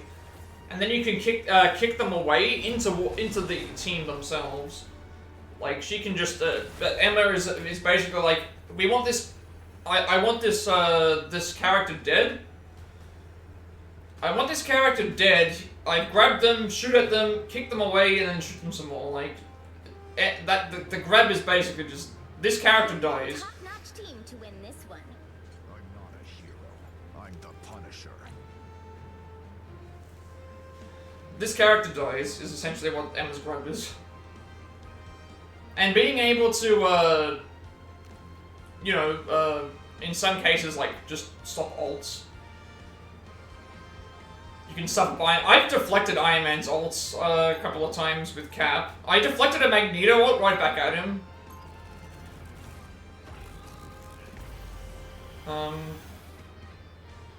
Yeah, at like the last second, I deflected a Magneto ult right back at him. It was fun. 30 seconds before you attack. Also, Penny's the web shooter grab where you tie them up in the web. That's also just really good for, like, I've seen you get that aimed right, like Scarlet's doing her ult and you just tie her up with the web. She can't do anything. Like, The battle starts in 5, 4, 3, oh, there's mines. 2, 1. Never mind, there's no mines.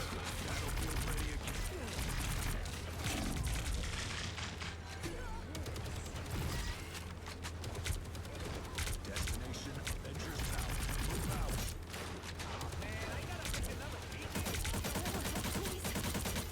Did I see any early access Plat content? I saw the video, but I haven't watched any like other people playing them. I didn't realize that he was out yet. I thought he was still. I have not seen any of that though. He's probably not going to be a character that I play.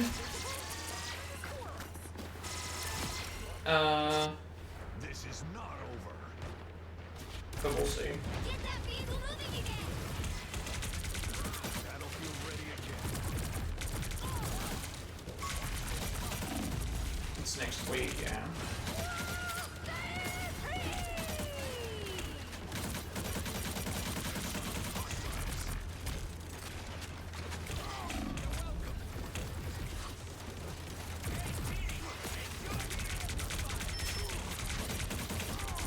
You're watching one of the top BP players play him earlier. Looks fun. How does he play? I know he had a shotgun and a sword.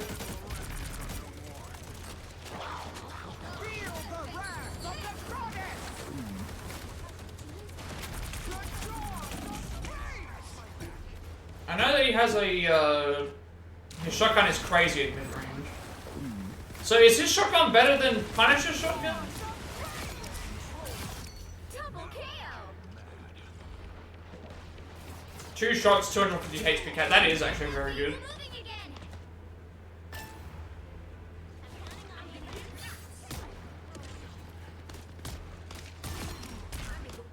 They ain't seen nothing yet.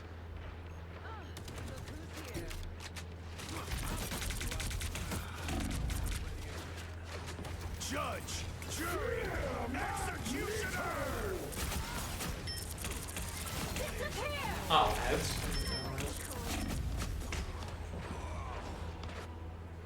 Get that vehicle moving again. Shields up. Back for another tour.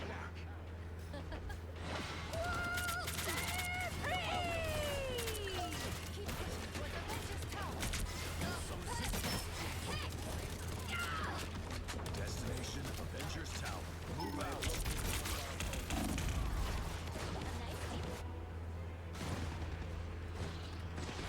I'm gonna get nuts. I'm not done yet. Only 60 seconds left.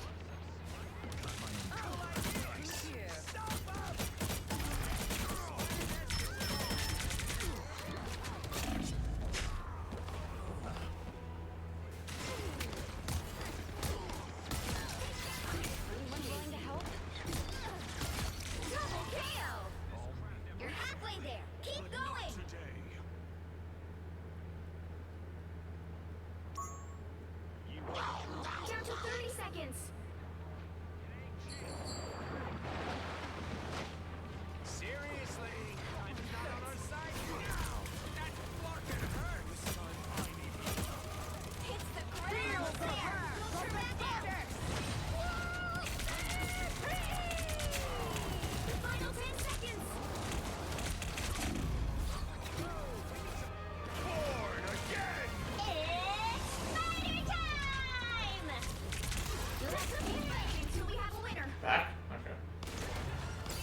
Yeah, 2 shots, 250 thing at 8 meters. So that's better than Punisher's, that's better than Punisher's shotgun. Because I think even that takes like several shots at closer range. The current score is 0-0. Time to switch things up, including which side you're on. I'm not a hero. I'm the Punisher. The right heroes could make all the difference.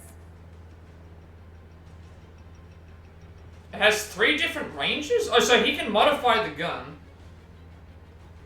He can modify the gun? That for a shotgun to have different ranges is actually...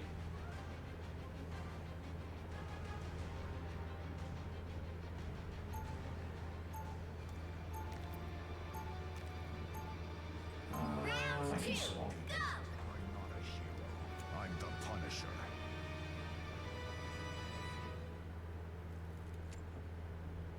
Freedom's an idea that will never die. We'll be coming in 30 seconds. Stay strong. We keep Far is kind of okay, closer is bad. So he's a long-range shotgun. Because I guess to make up for that, he probably has, Overrun by vampires. Kinda makes me wish I hadn't given Steve his shield back. Don't worry, I've got you covered in that department. The battle starts in 5, 4, 3, 2, 1. because his sword would make up for the thing, I reckon. hostile force coming through. That's the boost I need.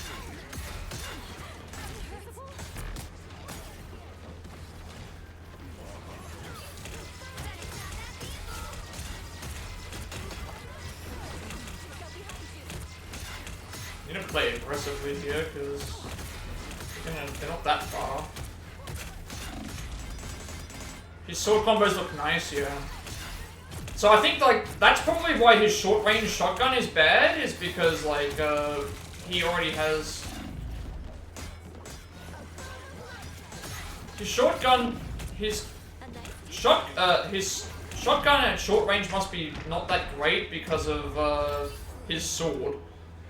So the idea would be that you long-range shotgun him, and if they get close, do the sword. Do the sword stuff. I never stay down. Better stop that vehicle.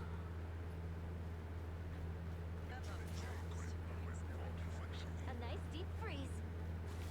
Blow up. Up on close attack. I need to try and stop this point. No one's over here trying to stop the point. Like, literally nobody was there trying to stop the point, so we just lose. 0, 2, 1.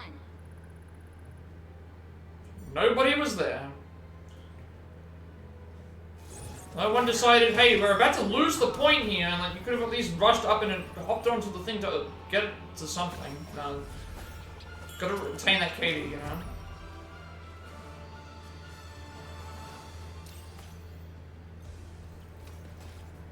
Only rush an hour or so. Yeah, you have... Because it's like... It hasn't come out officially yet. Like,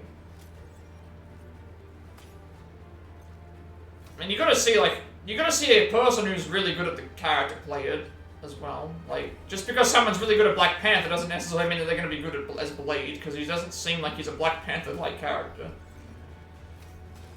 So I don't know, you need to see, like, you need to see how, like, well, it depends on how he does the stuff with the sword and things. Like, you have to see someone that has a similar moveset who's really good at that character play as Blade to get a better judgment of whether they win or not.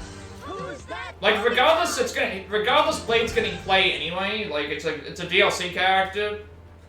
That's just how it always works. DLC characters for the first week or two are gonna be... Everyone's gonna be wanting to play Blade, and then once everyone adjusts to it, it'll be, well, is he good or not? But so far, you know, as we've seen, Thing is basically busted, Emma is busted, like, Thing and Emma, you see most of them in every game, usually. Like, Thing and Emma are always played. At least, if not both together, at least one. It's just the way things are. Might be more similar to Psylocke. Yeah, potentially. Like, he seems like he'd be a good character that you, if you get up close with the sword, he'd be really nasty to deal with, but he also just sort of just does chip damage, for, you know, chip damage for just, you know, a long-range shotgun is,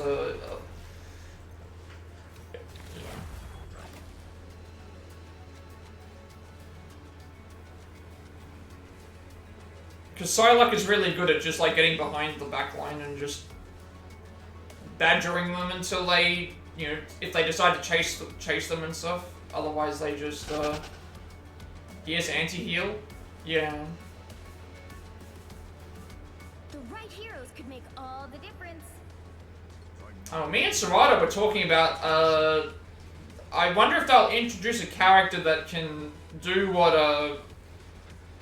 it'll be like, to remove status. You know, like, remove, the Phoenix, remove the Phoenix thing, remove the Cloak and Dagger, you know, darkness, thing. They haven't introduced a character yet that has, like, status remove. And honestly, the game needs more supports and tanks, because there's, like, double the amount of characters. Double the amount of characters of there are more DPS in this game than support and tank combined. So they keep adding DPSs, and it's like, it's fine if you keep adding more DPS, but, like, we need more other characters, like, that do other things. Like, can we at least get something? Starts in 5, 4, 3, 2, 1.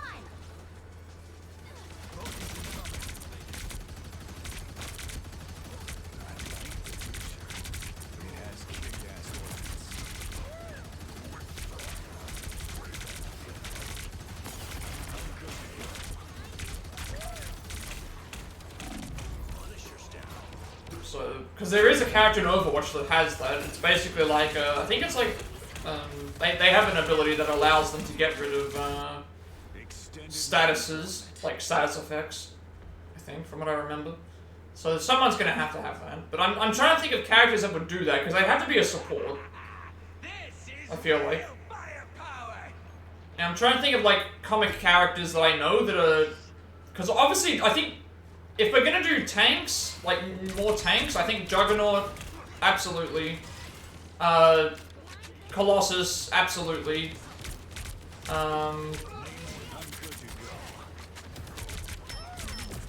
So I'm trying to think of, like, support characters. Like, Nightcrawler could be a support.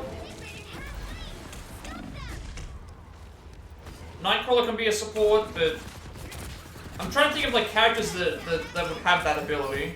Like, I thought Rogue. Because if Rogue takes away, like, certain powers and stuff, maybe Rogue can... What if they did that with Rogue? Because Rogue can take powers, right? So what if Rogue, one of her abilities was she can take away a status effect, and whichever character she takes that status effect away from, she gains access to something for so many seconds. Because I feel like her ult would be something like... Her ult would be something like Loki, except instead of just copying the ultimate... Instead of Rogue copying the ultimate, maybe she either just, one character... the character that she does her ult on, all of their skills go onto cooldown, and then Rogue gets to be that character for the duration of the ult.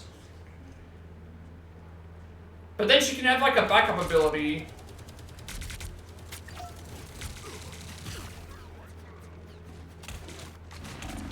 She can have, like, a backup ability that allows her to, do a similar thing. She can heal one of your teammates, from that status and temporarily gains like a bonus to a stat or something. You think Rogue's gonna be a tank because of what they set up on a...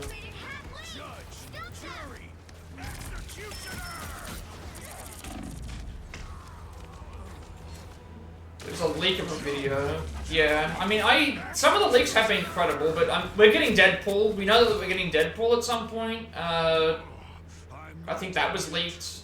I think Gambit was leaked. Like, this game has infinite possibilities right now.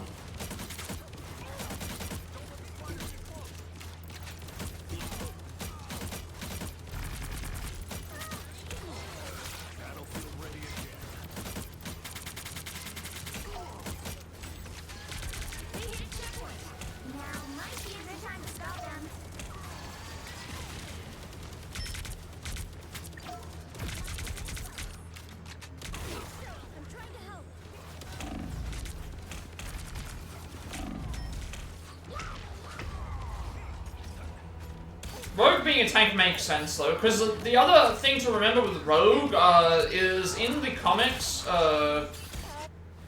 initially Rogue was the character that like took away powers, but then she eventually gained permanently. She permanently gained the powers of Captain Marvel, so she actually is a fairly powerful character and everything.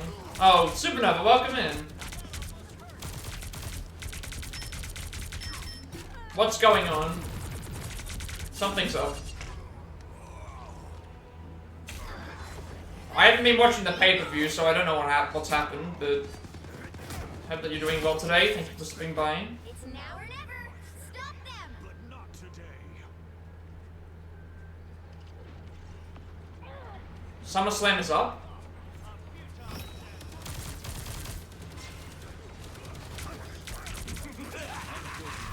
I'm doing well. I'm doing well. We haven't won a lot of games today, but actually we only won like one game today, but I'm enjoying myself. I'm gonna take a break from this and just do it weekly again, and then play something else.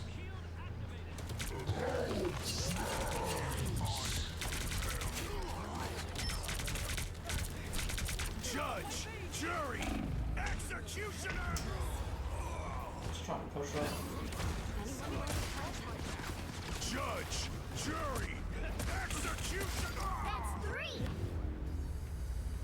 How is SummerSlam so far? Because I'm behind. I haven't watched any pay-per-views from this year. Switch things up. I just read what happens, but I hope that the show's been good. It seemed like a gimmick-filled match. You'll need a top-notch team to win this one. I'm not a hero. I'm the Punisher. Oh, I'm 0 and 9. I didn't realize that.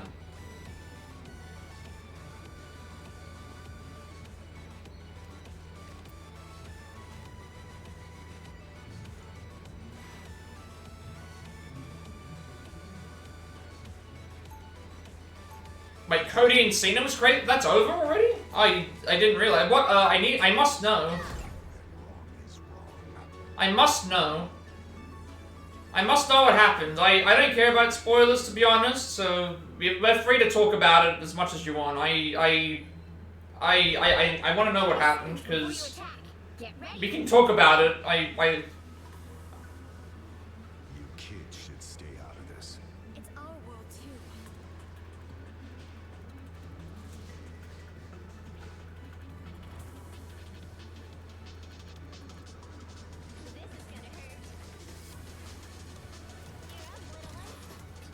The battle starts in 5, 4, 3, 2. I must know what happened.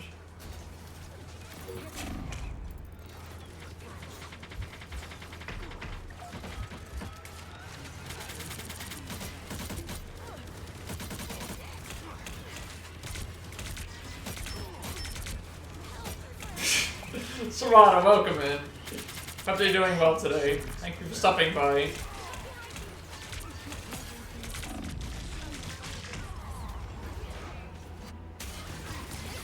At work, got you tabbed? No problem. Have a good day at work. Don't stress out too much. They ain't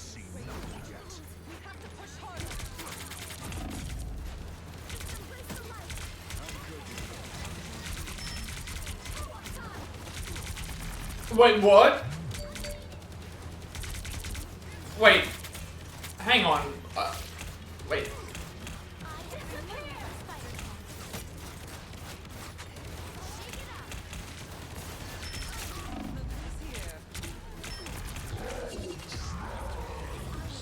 Wait, Lesnar came out in Lesnar came back. He F5'd... He F5'd Cody or F5'd Cena?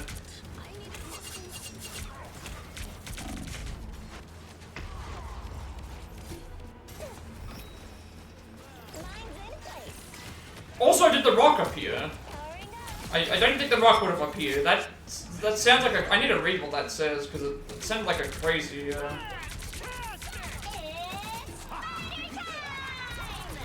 He F5'd Cena.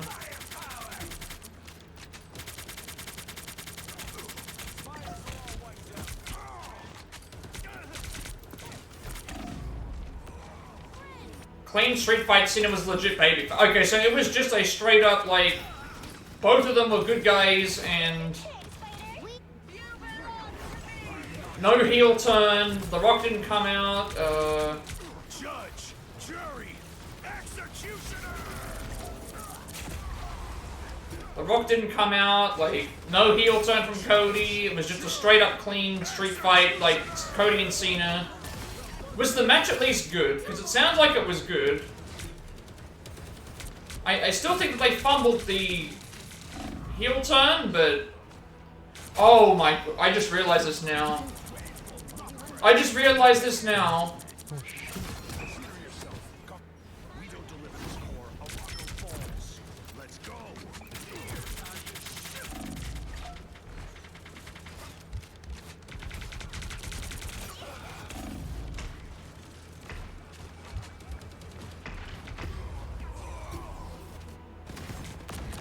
Only 60 seconds left. A force field. Heads up, hostiles.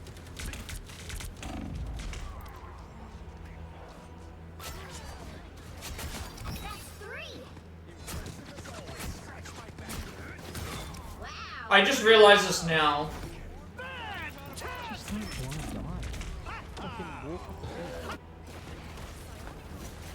They're going to...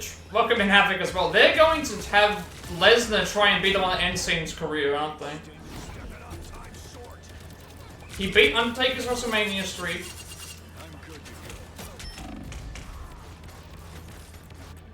Welcome in Havoc as well.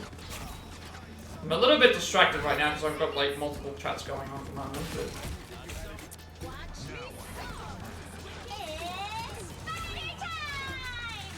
Do anything, right? Final score. I hope everybody's doing well. 2, 3. We'll get a little bit of a reprieve, you know.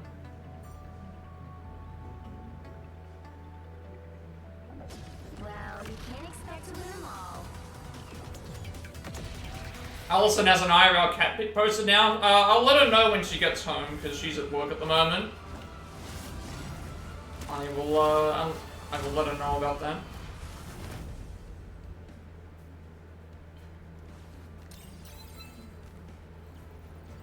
Okay, I'm gonna at least be able to catch up with the chats in a second.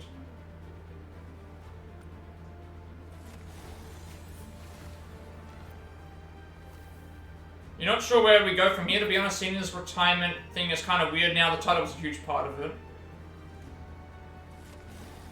Yeah, that's what I'm thinking. If he came out and attacked Cena, is Lesnar going to try and end... Because he ended Undertaker's streak.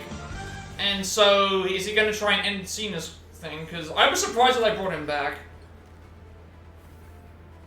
I was surprised that they brought him back. Hang on, let me catch up and read what this says. Okay, so... Cena was pinned after 3 crossroads. Then Cena... Like, oh, Cena was pinned... So he took 3 crossroads, Cena did 3 AAs and an avalanche one, then Cody counted hit the crossroads to win. Then Lesnar came out and F5'd Cena. And it was a clean match, better than their WrestleMania match. And, yeah, I would also say I'm not sure about it now. I feel like they've bumbled it. Alright, I hope everyone's having a good day today, though. It was a bit of an annoying game, but it is what it is. It's so... I knew he was going to end... I knew that he was going to end his career as a good guy, because that's just how you do it, but now this December thing is weird. Like, what's he going to do for the rest of the year? Like, what's he going to do for the rest of the year? I'm fine with Cody winning, though. I'm fine with Cody winning, but, like... It's backwards. Everything's all backwards now, and, like... It should have been... But maybe that's what they're doing. Are they building up for Rollins? Like, I guess they're building Rollins as the main champion going into Mania, then. I guess that's what they're doing. Like, the storyline, the year storyline is going to be Punk beating Rollins at the next Mania. And then Cena's what? Cena's just going to retire in December. That's it. No Rock, no... None of that stuff's going to ever be explained. And then Cena just cut that promo on SmackDown where it's like, oh, I did this thing because I didn't want to be forgotten. And it's like, he wasn't going to be forgotten. You've got a gifted sub that's going to make Fox jealous? What's, in what way?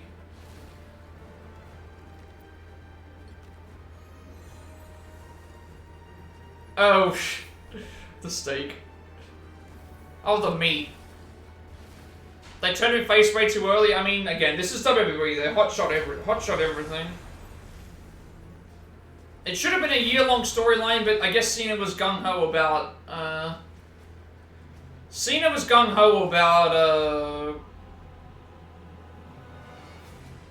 retiring in December, so... Yeah. Like, what can you do? You know, honestly, if it was me... You'll need a top-notch team to win this one. Oh, I see what you're gonna do now. Every time she asks for Schmeat, you're going to just send her emotes of the meat instead.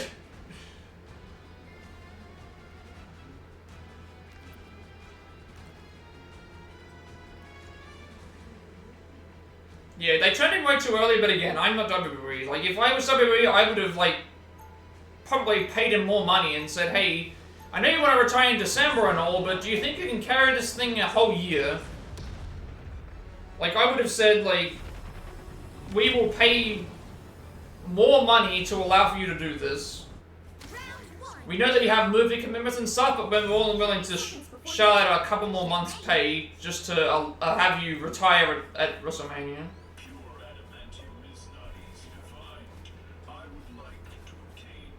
You went to watch him wrestle, but you couldn't see him. Ha ha ha ha ha ha! Very funny. Not before I slice you open like the talking tin can you are. The battle starts in 5, 4, 3, 2, 1. All you need to do is capture the mission area. Got it? Symbiotes hate fire, right? Bogies incoming. How good.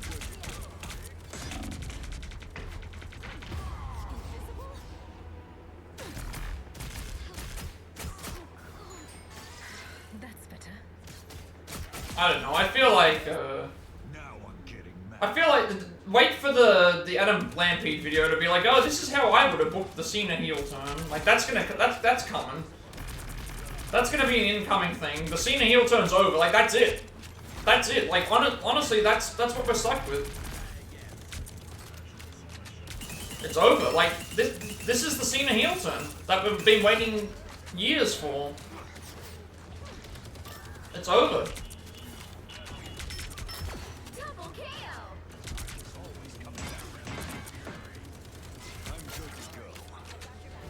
Like that's how it ends. It ended on SmackDown. That's like if we evaluate this heel turn, like it's over.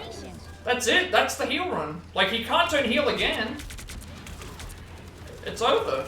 Thank you for the infinite wealth contribution as well. Oh Havoc, you won't believe this. today I got a, it's been so long since I've had someone in my chat come in and offer to make art. I actually got someone actually jumped in to say that. I have not had one of those in months. Like, months.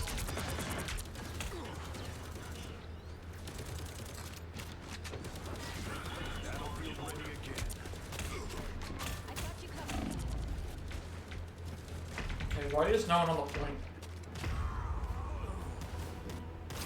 Yeah, it was so bad. Like, if the match was good, I'm fine with it. I like the promo, but it's like, this is what, this is how it ends. Like, even look at how, like, the biggest heel turns came back where they changed. You know, when Hogan came back into WWE as a Hollywood Hogan, he turned good because of the match with The Rock. Judge, jury, executioner. Night, Mope. Maximum pulse.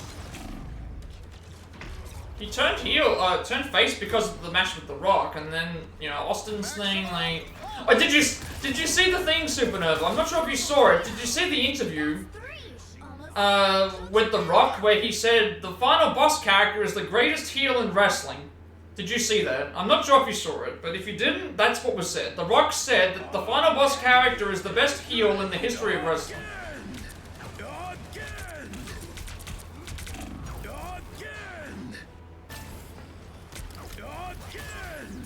Not Hollywood Rock, not Hollywood Hogan, not, you know, like some of the old school heels, like Randy Savage or, no, The Rock's character, the final boss, is the greatest heel in history. Like, yeah, like, I didn't know he was a comedian either, but apparently so. That's what he has stated.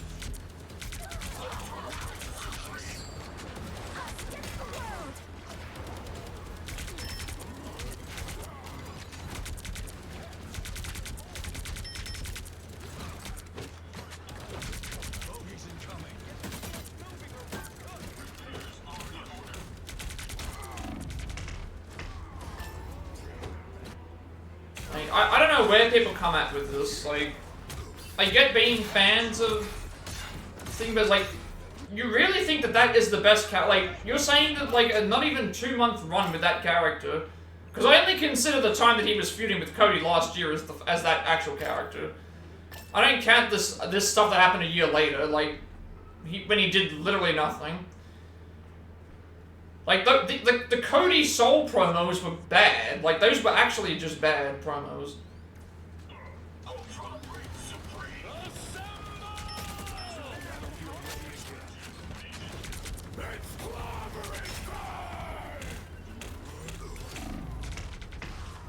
Like, the ones before, the promos before the Elimination Chamber, those were bad. The Rock promos, those ones were bad. The stuff leading up to Mania last year was the best stuff that it did, but it's like, it wasn't even like it was almost just like everyone was in the background. And it's like, what, you're telling me that we had a little bit of blood.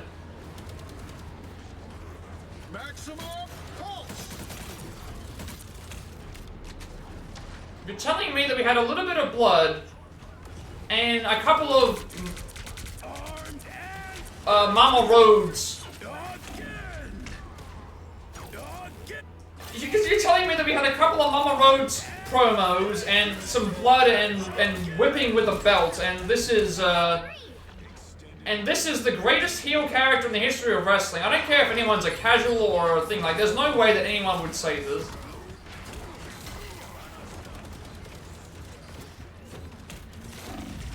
There's no way that anyone would say this. Who has a bigger ego out of the three? Triple H, Cody, or The Rock? I would say The Rock.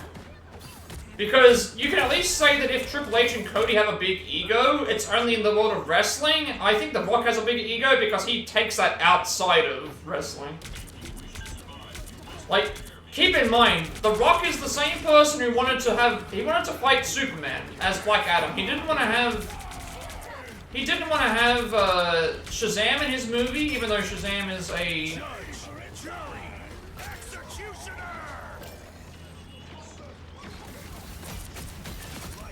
It's The Rock. The answer is The Rock. The answer is The Rock. It's easily The Rock. Because you can at least say if Cody and Triple H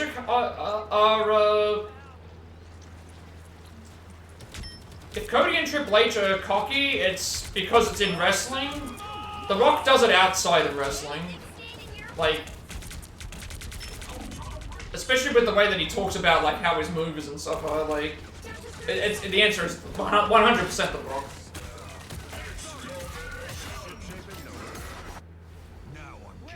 And I think in wrestling, right now, I would say The Rock as well, because he's the one in charge of all of this, apparently. And I think he thinks everything that he does is just glorious, and it's not. Because if it was, everyone wouldn't be complaining.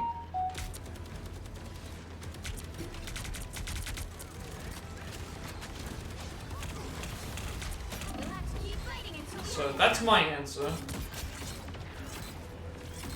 Because I look at it this way, Cody Rhodes is just towing the company a line.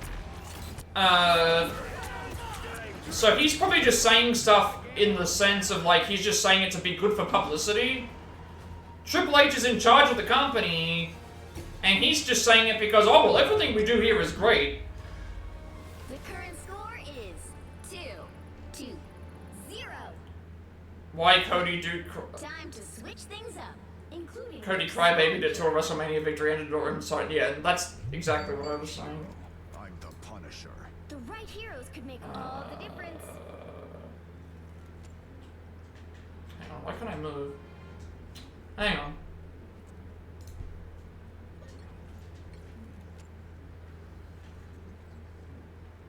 Damn it. We are Cloak and Dagger.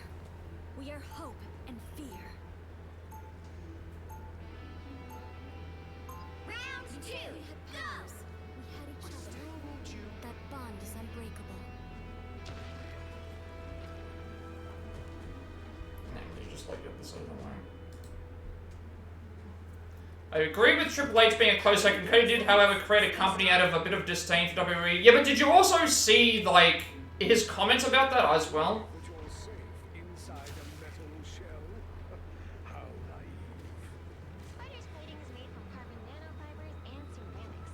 It's pollution-proof. If there is even a trace of metal in that machine's frame, I can find it. The battle starts in 5. Like, yeah, you could say it's at least admirable, but there's a lot of problems with, I think, all these characters. Securing the mission area. There's definitely a lot of problems with a lot of the, Didn't Rock also get mad when plans got changed? Yeah, he got mad as well, and he also was like, stuff wasn't done the way that he exactly wanted it to be.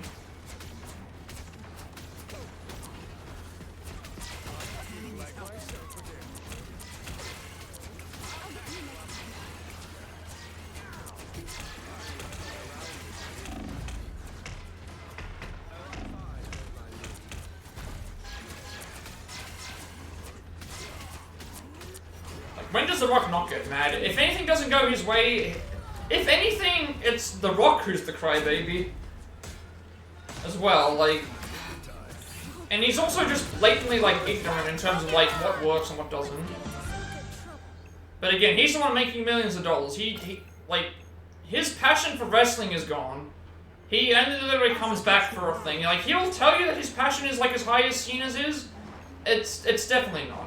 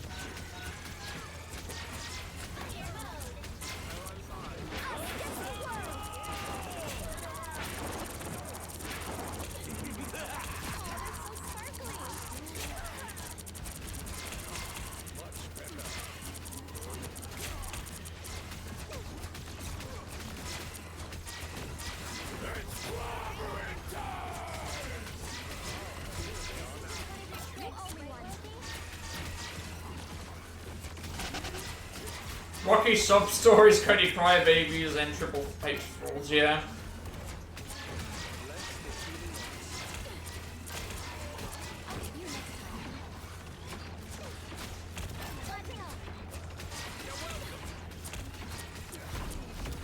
I still want you.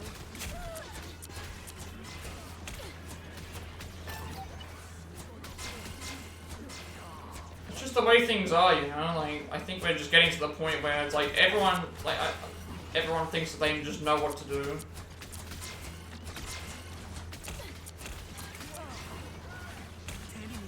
Only 60 seconds left.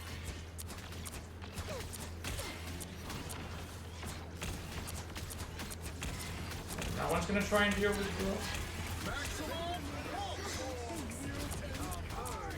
Us against the world.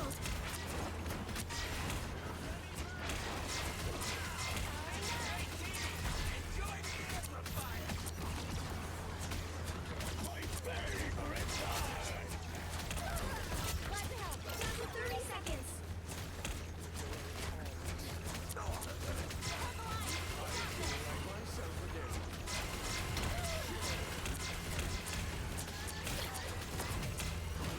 against the world.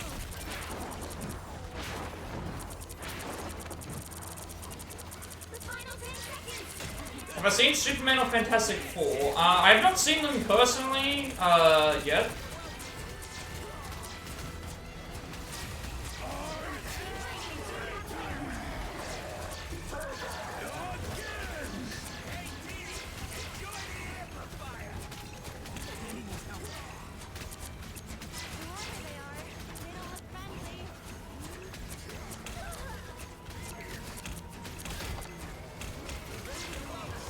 I heard that Superman isn't all that great. But Fantastic Four I have heard is very good. Everybody needs a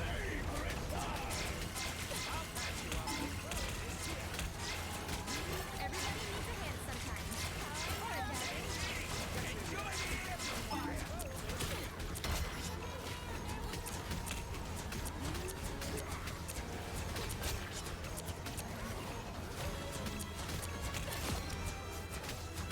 Or a better. Like,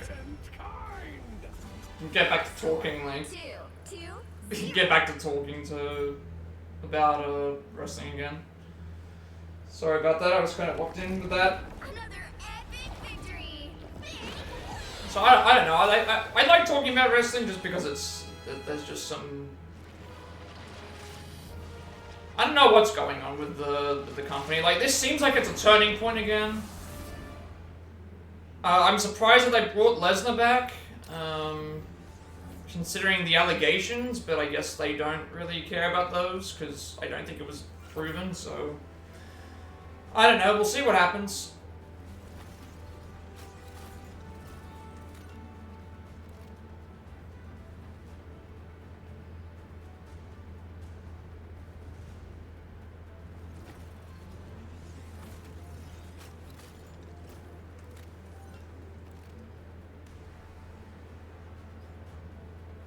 Who won between Solo and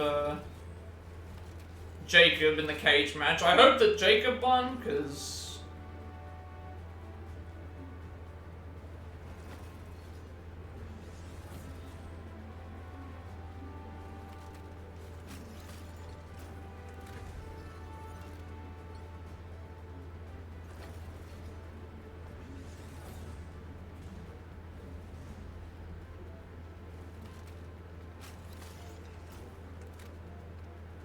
Am I a Solo or Fatu fan? Fatu. Solo is not. I do not love Solo. No, I do not like Solo Sokoa. No, not at all.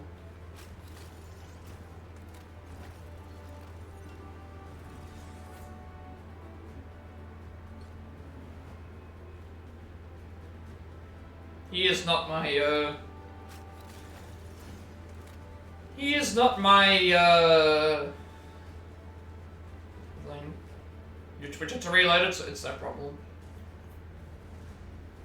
Alright, at least we won as Cloak. That was a weird match. 3 healers, 3 vanguards. What did they have by the end? I need to know. What did they have by the end of this match? What was it? They had 2, 1, and 3. 2 tank, 1 DPS, 3 healer. We had 3 healers, 3 tanks. No DPS. They must be pretty mad that we lost. Solo 1? No. Oh, great. Great. It's so weird though, isn't it?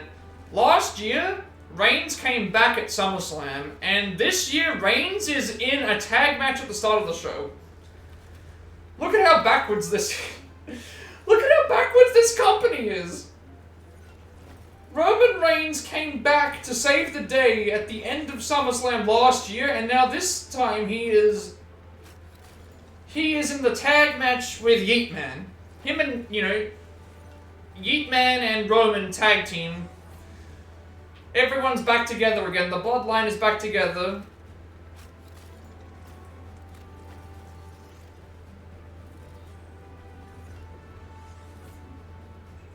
Gunther beating Punk only for Punk to lose the title to Rollins, which is like twice now.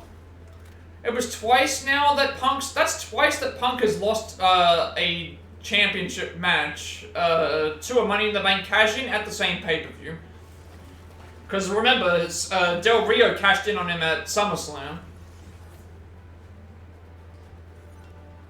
Yeah, Roman was a powerhouse a year ago, now he's a joke. He's basically... wait for him to start doing... Suffering Succotash promos again. He's gonna call, he's gonna call Paul Heyman the Walrus, you know? That'll be next. The Yeet Man carried that match. I mean, I think Braun Breaker has potential.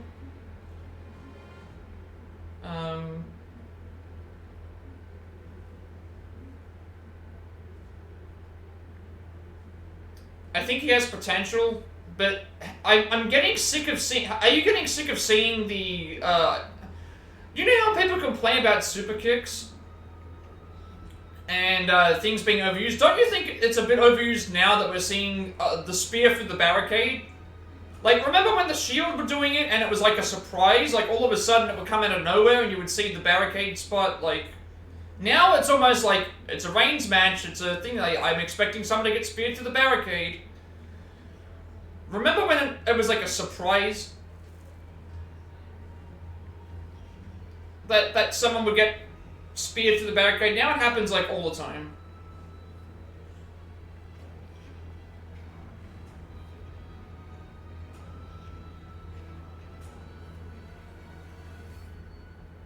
So I might get something to eat while I'm in the middle of the thing.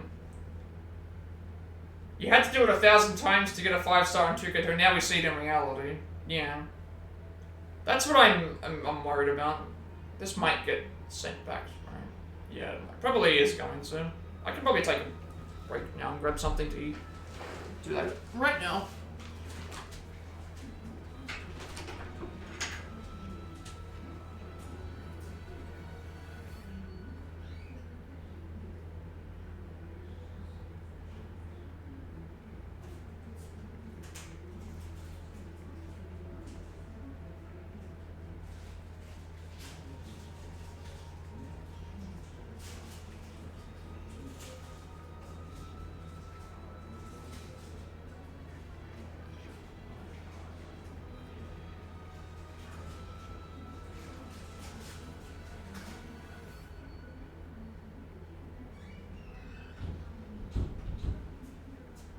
Yep, still in the loading screen, so that's this match is gonna tank. I don't know. Suicide dies? Yeah, there it goes. Alright, there it goes. Game wasn't gonna load. Wait for it to load, right?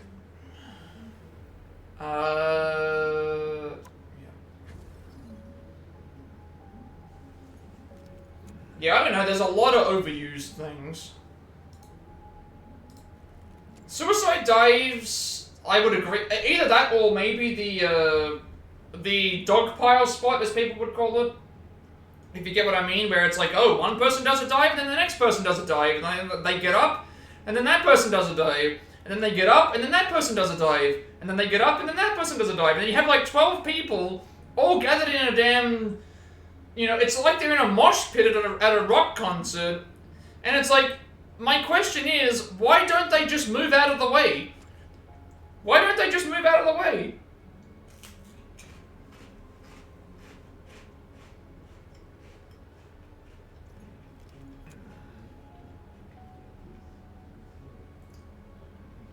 And the answer is, it's wrestling, but still, if we're supposed to believe that it's a real fight, why are we not just moving out of the way?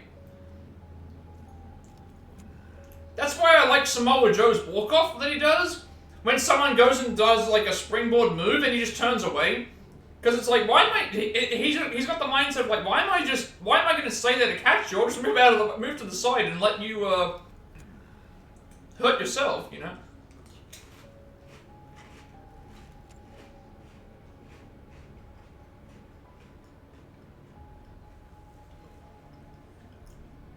But no, people complain about super kicks. It's like, WWE fans will complain about, you know, super kicks in every AEW match or Canadian destroyers, which yes, it is a problem. But then they never watch a Young Bucks match, and they act like it happens like that all the time. And it's like, they do change things up. The right heroes could make all the And yet they will also praise Cody Rhodes' promos. They'll say that Cody Rhodes cuts good promos, and it's like, no he doesn't. We literally recited a promo in chat. Like, we could cut a promo like him.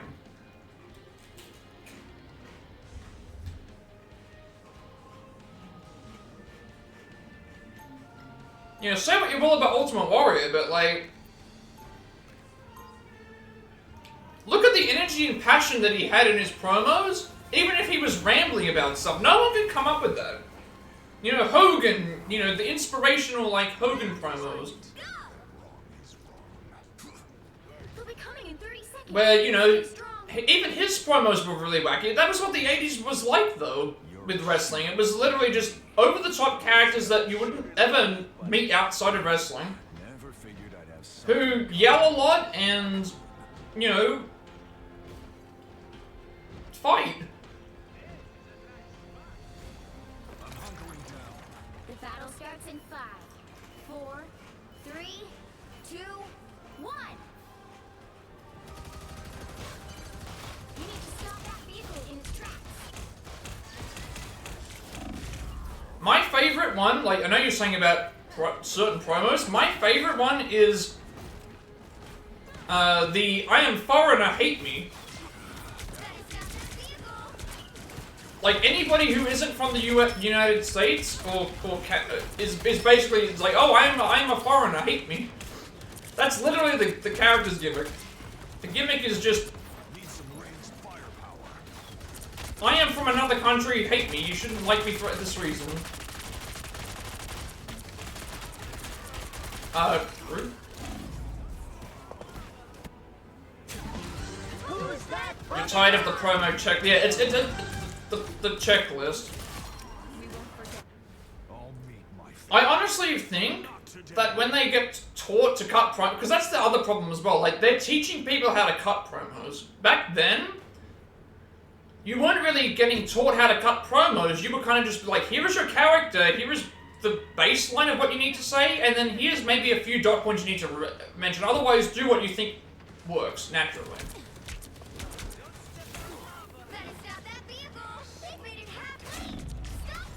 Otherwise, do what you think is natural.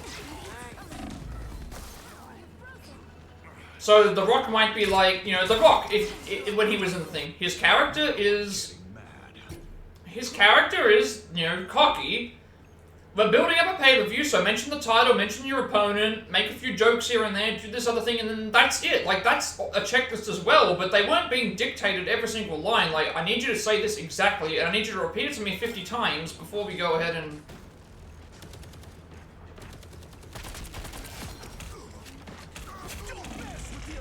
You know? Like... Let me try and make the country out as much as, like, as bad as thing as possible, and it's like, you're Canadian, you're from the UK, Like, every country has bad aspects to them. Like, I don't get why we have to have every single evil foreigners is just, again, that's a very 80s and 90s thing. Supernova!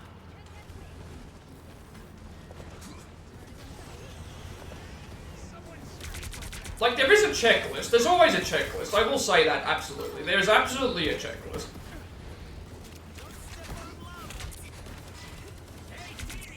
There is absolutely a checklist of, you know, what you have to do, but it was more so, like, natural. It was natural to see The Rock cutting promos where he would joke around about people.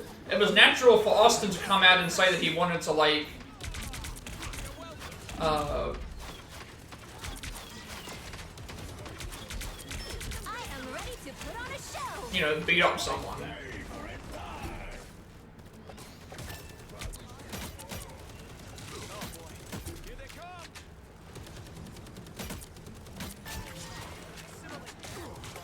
But now it doesn't feel like that.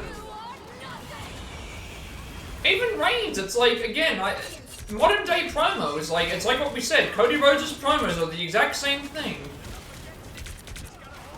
They're the exact same thing. Judge, jury, executioner!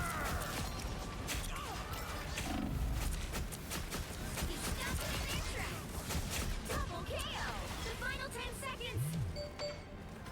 And then you get, and then even, like, I think the most memorable promo people at the moment is, like, Punk, McIntyre, and Cena. And even look at what happened with that Punk thing, where Cena did the pipe bomb promo. Was it as good as Punk's pipe bomb promo? No. But then Punk tried to do Cena's rapping, and it was bad. It was bad. You'll need a top-notch team to win this. It was universally panned. It was bad. It was a bad promo, and that's not what you want to have in a pay-per-view setup. Like, it was bad.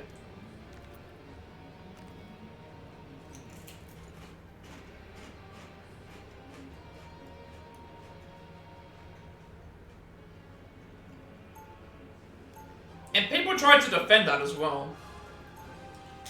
Round 2. This war against crime until I fall.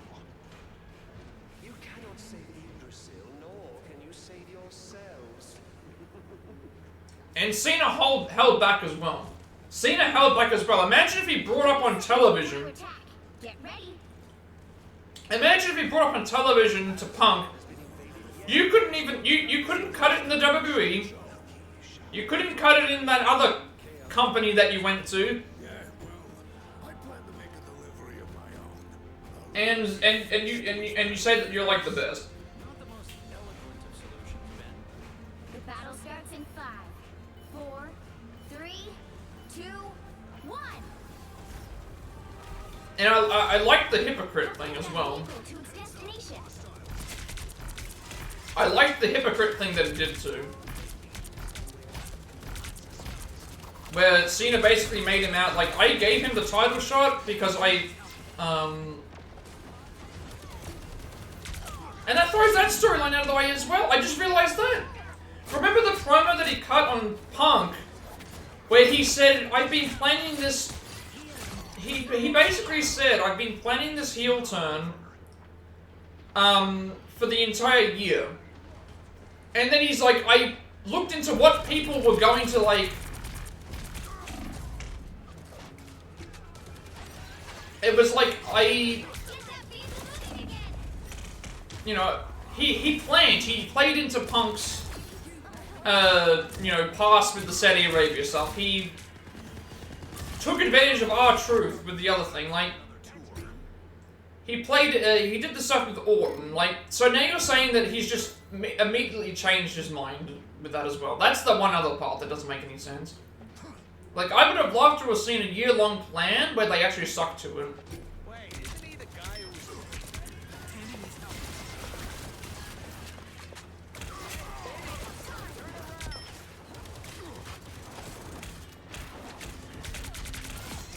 Yeah, he called himself a genius and a mastermind, and now he's sorry. That's the...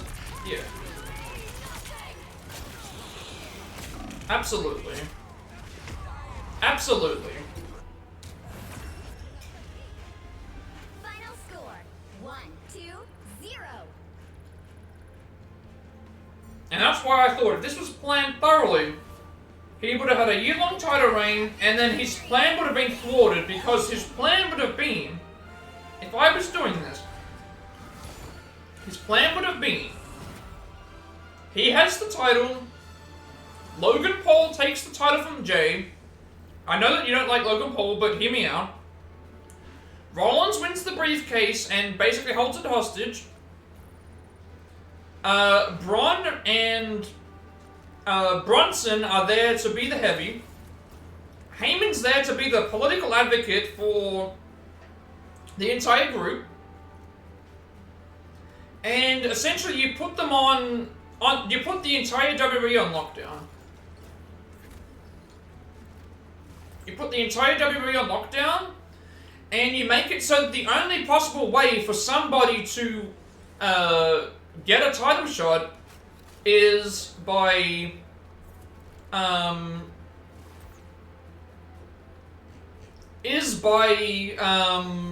winning the Royal Rumble. And how do you win the Royal Rumble? You've got to get through Seth.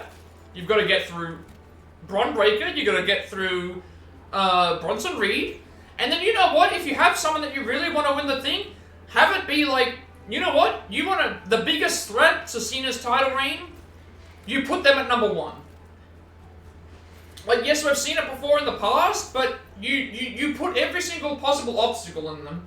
And then maybe you do something else where you say, hang on a second, like, we'll put them into the Elimination Chamber. Just to have them there as a participant. Like, we'll force them into the Elimination Chamber to injure them. Maybe have an Elimination Chamber match with, like, a bunch of them in it.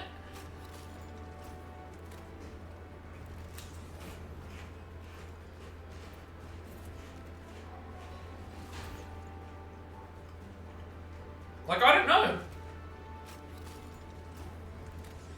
You have a heel turn, it gets to about the halfway point, people are having problems, it then changes, and then now he's a good guy, and now Lesnar is back, which, you know, will be.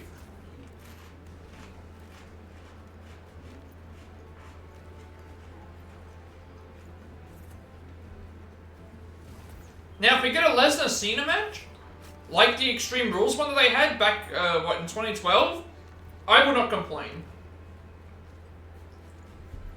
If they can have a match like that, I would not complain. But I'm not sure if they can. I'm not sure if they can at this point.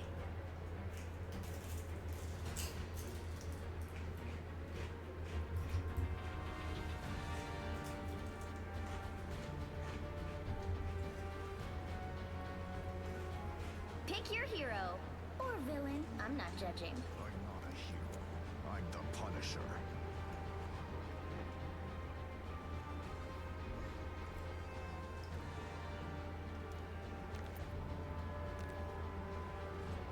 Like, they completely botched it. They completely botched it. It's over. The biggest heel in wrestling lost to Cody Rhodes. Cody Rhodes, Cody Rhodes. I hate those chants.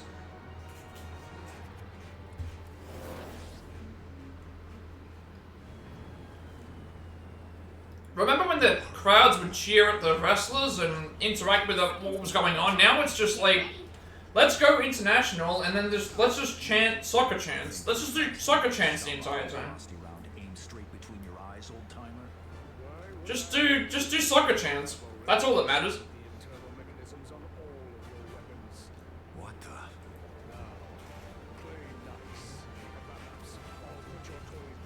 The battle starts in 5, 4, 3, 2, 1. The reason I don't say Orton is the muscle is because Orton, I think, makes sense for like the idea of Cena's heel turn is he does what he did to all the good the bad guys, but just to the good guys instead.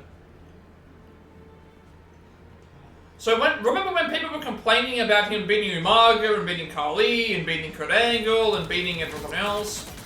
You just do the exact same thing.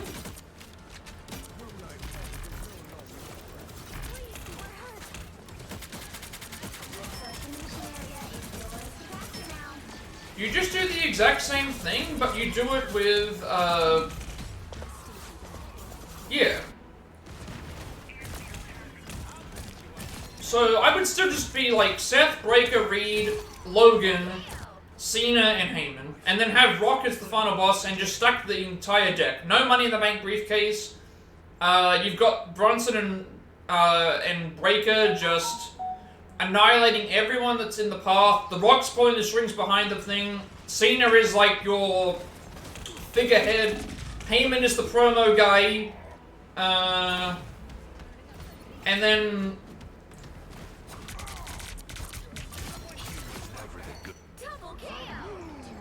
And then the way you can explain that why the Rock turned on him is because he wanted to, he wants to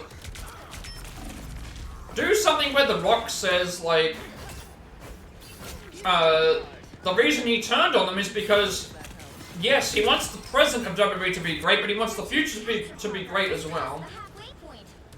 And the future can't rely on Cena all this time. The only issue is I don't know if Rock's going to come out of retirement. I really don't know at this point.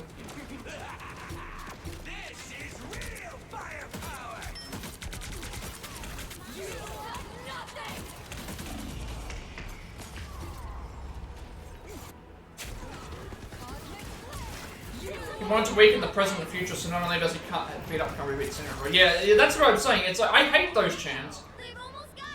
It's just you're just trying to entertain yourselves.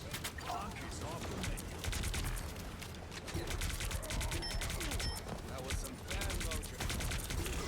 Judge, jury, executioner. Yeah, you're just trying to entertain yourselves at that point.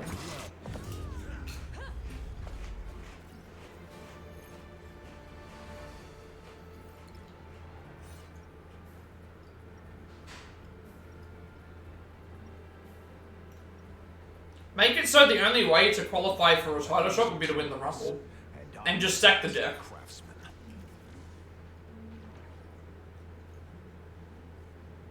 So I don't know. I feel like we're coming up with better ideas than the company are, but there's no way that someone can say this is a great year. And an all-time great heel turn. And The Rock saying that the final boss character is the greatest heel in wrestling when he's not even there. That's all the crowd does now, that nothing else to cheer, the wrestlers are all the same, yeah.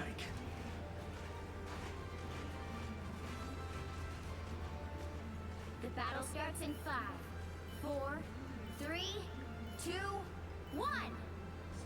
All you need to do is capture the missionary. I'm at least glad they didn't turn Cody heel, but it's like, now it's gonna get another, what was the point in having him lose then? And now, who's gonna beat Cena in his final match? Don't mess with the amazing Spider-Man.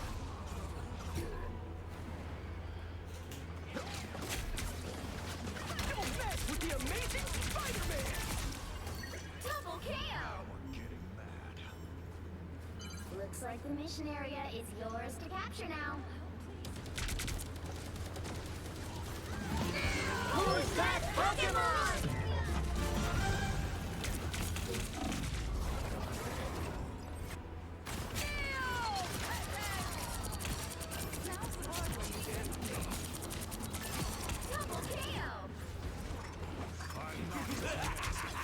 This is real firepower. I have disabled that meddlesome amplifier. I control it. Behind you, my friend.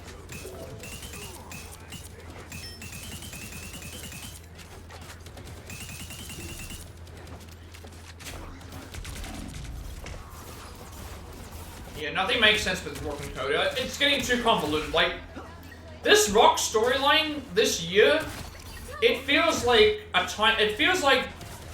WWE have tried to do a time travel story. Your team's capture progress has passed the halfway point. And they've just stuffed up every single possible thing.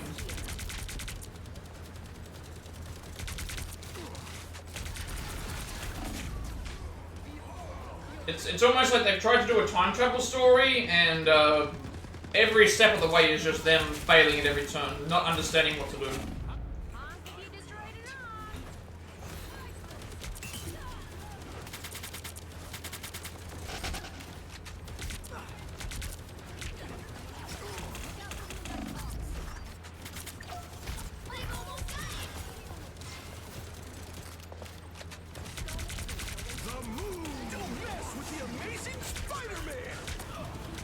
Judge, jury, executioner!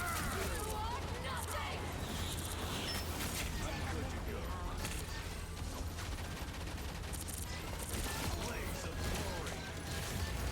We'll have to keep fighting until we have a winner.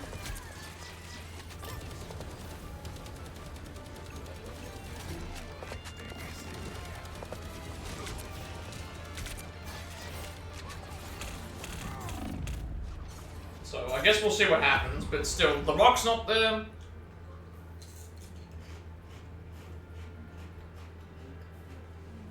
The Rock's not there anymore. Cena's basically turned.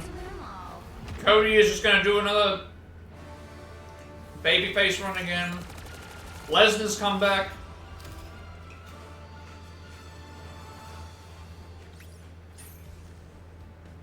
And we don't know why.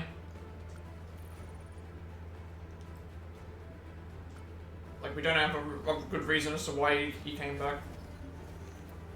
They at least haven't explained it anyway. So I guess we'll wait and see what comes through, but expect, that's why I also say these guys aren't getting any younger. I don't know if the new generation has to improve. I think the company needs to just get behind the new generation.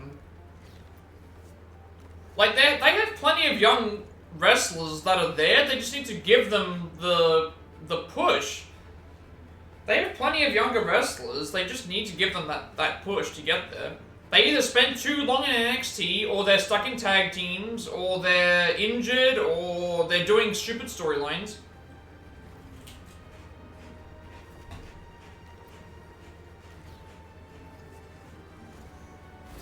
Or they're wrestling elsewhere, you know?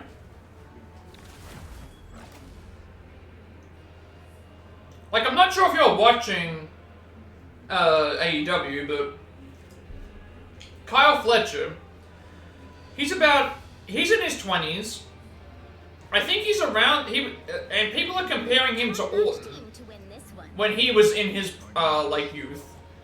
And he's, like, for as good as Orton was in his, you know, youth before, like, this is like his, he's probably in, like, the 2004, 2005-ish range. And it's like, he can definitely be a top star if he gets really good with promos, but he has a manager behind him, so that's another thing that makes it work. But he's excellent in terms of, he has a good look, and he's really, he's Kyle Fletcher, let me type it in. Round one, go! 30 seconds before you attack. Get ready. You know my weapons can Like, not an amazing promo guy, but he has a good look, he's young, and he's also Australian, which also, that adds to the thing as well, but that can change in a heartbeat. I'll be sure to remember that. And when it does, he's improving with promos. He has a manager, which works, but 4, 3, am I saying he's like MJF level? No, but he's better than MJF in the ring. Like, absolutely, for sure is. vehicle to its destination. But it's like, he's a really, really young star that could be a massive, you know, success if WWE wanted him to, but it's like, he's doing great as in AEW right now. But a lot of people are comparing him to Orton when he was, like, in his thing. Now, I would say Orton probably has better promo skills, but I also think the reason why Orton was able to succeed so well is because he had Triple H and Flair around, and obviously that's going to help out anybody, you would think, like, for the most part.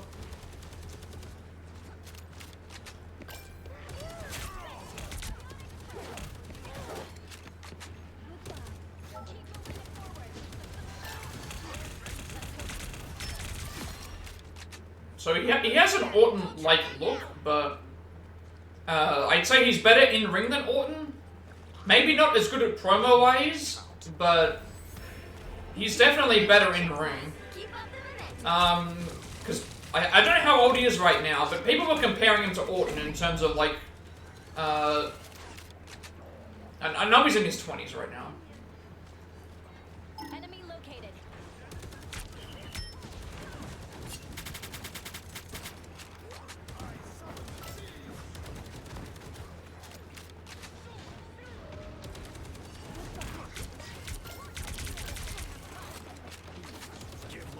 But it's like AEW are doing a good job with their younger talents. They could do better, obviously, but WWE, like, again, they have Chad Gable under a mask. The El Grande Americano stuff. Like, he's just sitting there in a mask. You know, you've got, you know, Ilya Dragunov, who's injured, I think. You know, Bron Breakker, who's showing potential. And obviously will be a big star, I think. Well, I don't necessarily think you need to have a Cena. It used to be Roman, but he's now past his prime.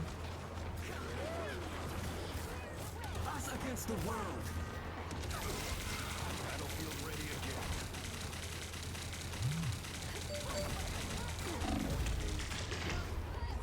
again. Yeah, I don't know about Roman. Like, I don't think Roman can be that because of the leukemia.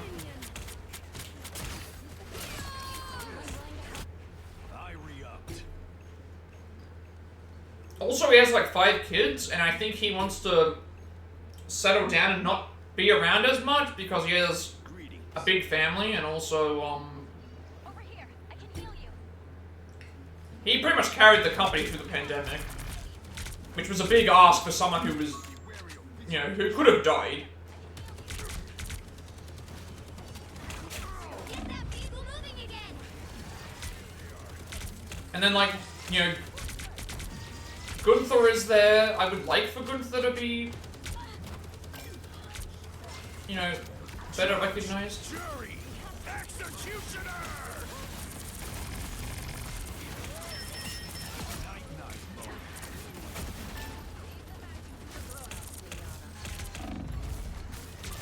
Double KO.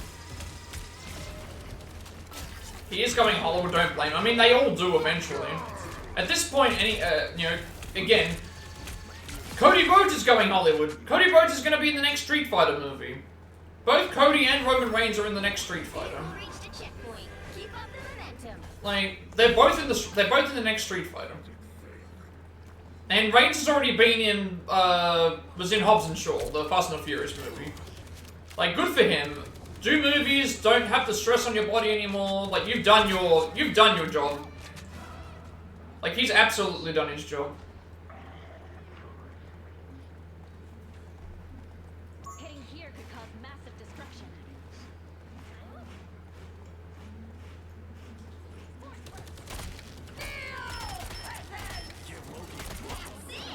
Don't let anything stand in your way.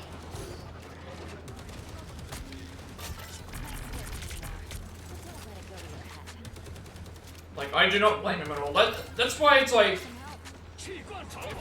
yeah, it was so petty when The Rock, like look at what happened with Cena.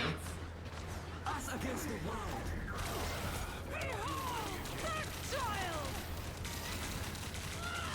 Cena was. You think people expect a little too much out of wrestlers sometimes, so they take so much for it. Exactly. And look at Cena. Cena was talking about, oh, The Rock was.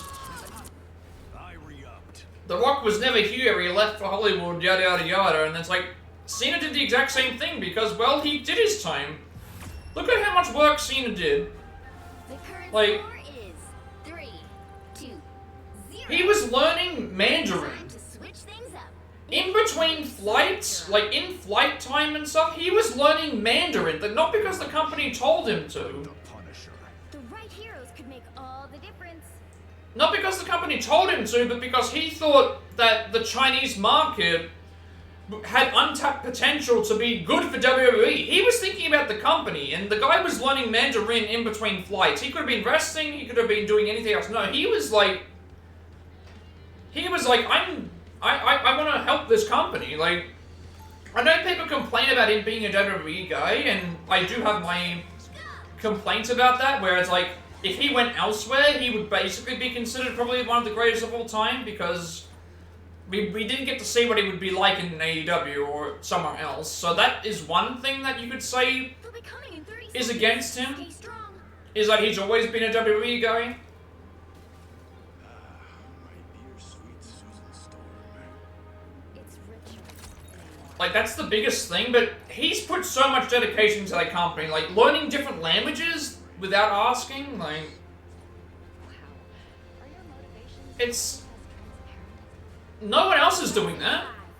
4, 3, 2, 1. You need to stop that vehicle in its tracks.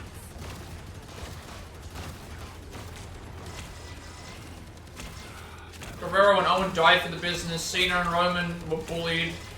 So many injured for that. I mean, Cena is straight up like Roman. You know, Roman had to tell them. Remember during the pandemic, Roman had to tell them, "No, I'm not doing this match with Goldberg." He took the time away. Like.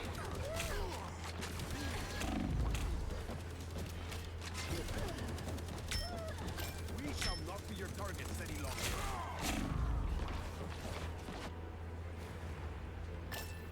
You stop them in their tracks. Like Cena and Cena put up with so much stuff in terms of injuries and did a whole lot of stuff outside of the company, and we're supposed to like hate him for it. And it's like no. Roman had to tell the company themselves, "I'm not wrestling during the pandemic. I have leukemia, and that could potentially, you know, thing." Did the company do anything about it? No, he had to actually say, "I'm not doing it." Like they don't care about their competitor. They don't care about the thing. They only care about making money.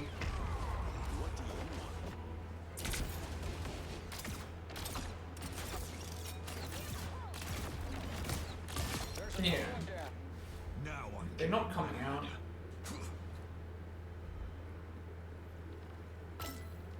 Like, I don't want to see these people still wrestling when they're too old, because I want them to live happy lives, because they entertained, you know, they entertained me for years. Regardless of what they were doing, like, they entertained me for years.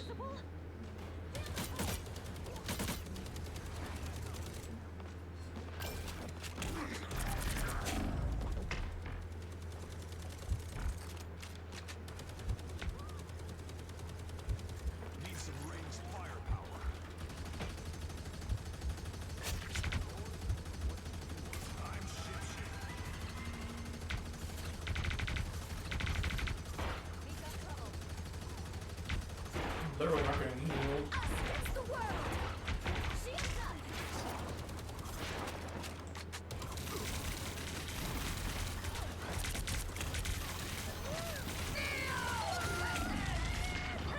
Yeah, look at Kurt, he was on so much med. Yeah, exactly. And his light, like, Mick Foley, like, you know, did all that stuff as well. It's like, it's like when wrestlers retire. It's almost like, oh, you're just abandoning us. It's like, no. It's like these people have done this enough. Like, they've been through enough. This place is worth a good look. I'm good to go.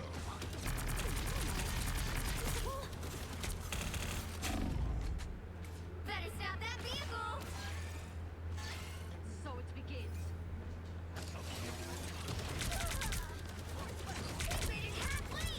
Stop them.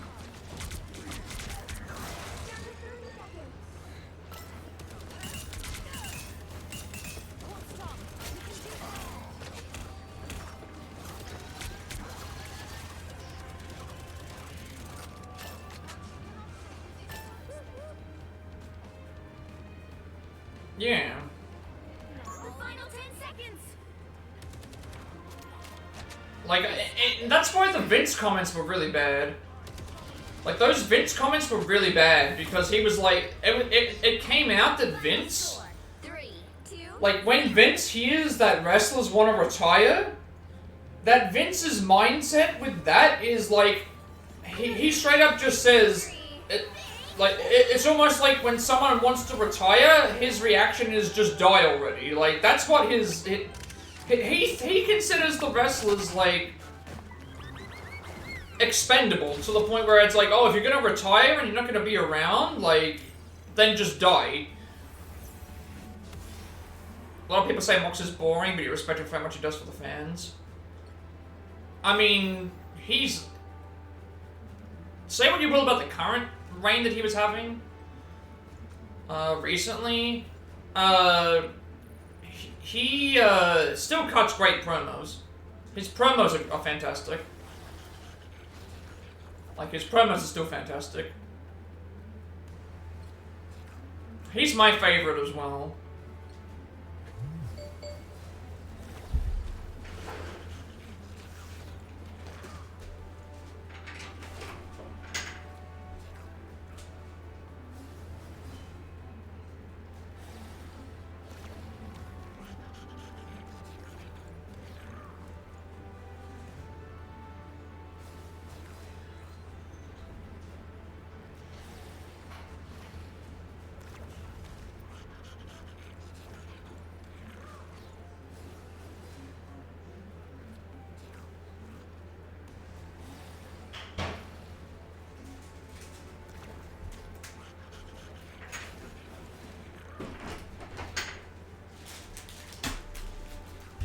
Yeah, he's my favorite of the three. It's not like the other two were bad, but like if I had to rate them, because I've watched a lot of the stuff outside of WWE and AEW like before. Like he was my favorite. He's the best in terms of promos, like bar none.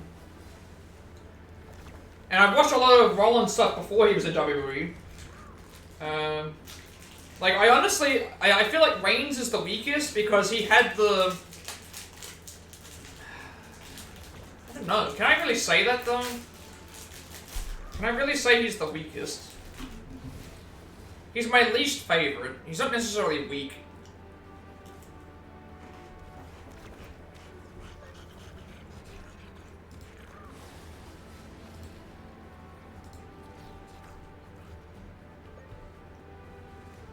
I think they all excel in something that the others don't have, if you get what I'm saying. I think Reigns has the look and the presence of a massive superstar. I think Ambrose has the promos. And then Rollins has, like, the athleticism. But, I mean, he's also kind of fallen off at that point, too.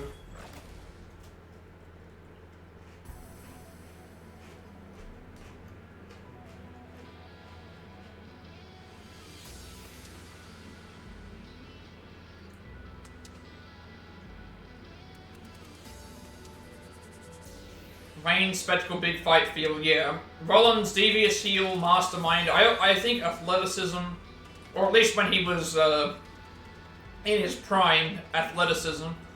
He's still athletic, but he's starting he's starting to get a lot of problems. I'm the Punisher. Ambrose has promos, and also like technical ability, like and brawling like style. A lot of his best matches are when he's grappling or like brawling with people.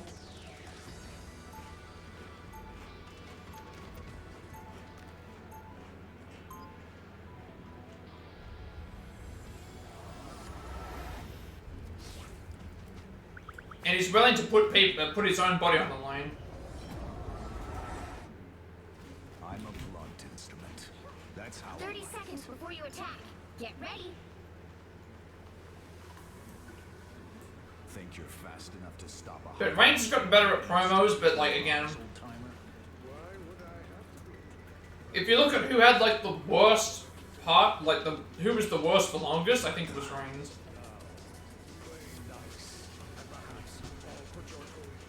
The battle starts in 5, 4, 3, Yeah. 2, 1. All you need to do is capture The Texas Death, like Got it? when I find who people want to talk about, like people tried to downplay it as well. day for them. There were people that said that they liked Cody Roman 2 and hated that match, and I'm thinking, how can you hate that match but love Cody Roman 2? It's exactly the same thing, except even better. Looks like the mission area is yours to capture. Like, there are people that hated Hangman and Moxley, the Texas Death match, but loved the Cody and Roman 2 match, which is the exact same thing, if not, like... Yeah, exactly, like, you either hate both or you like both. You can't like one and hate the other. Like, that doesn't make any sense to me.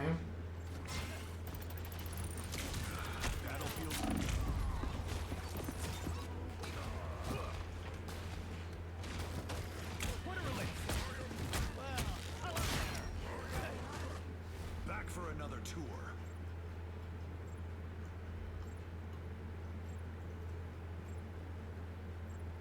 And like, there are people that say that MJF will cut better promos in WWE. And the answer to that is no. He might have more ammo.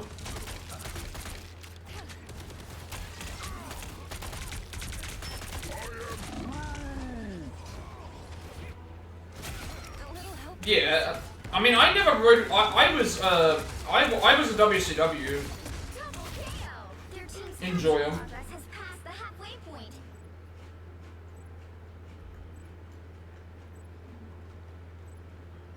Because that's just what I watch.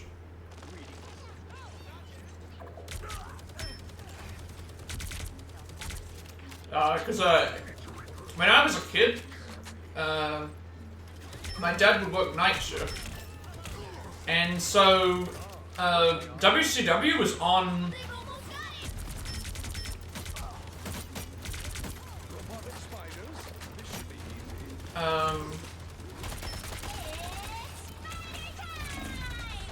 WCW was on late at night, so I would be asleep, and my dad would get home from night shift work, and he'd wake me up, and we'd watch WCW together.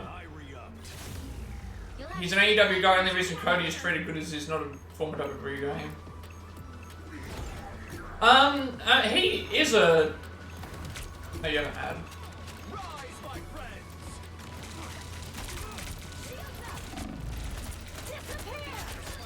Judge, jury, executioner!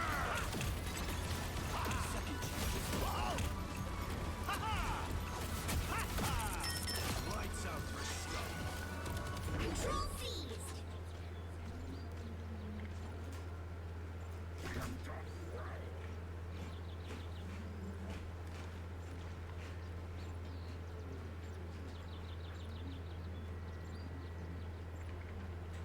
No swimming away now, little fish.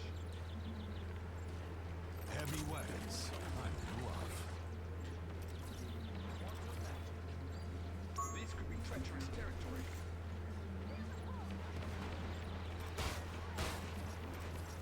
Be wary of this location. What do you want? Battlefield ready again.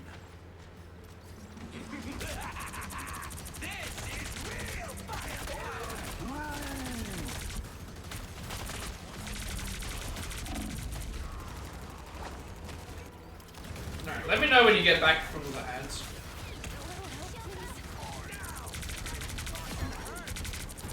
You've captured more than half of the mission area. Keep going.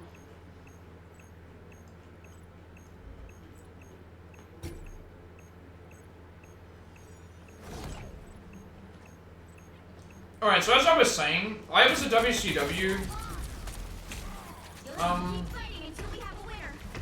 I was a WCW watcher.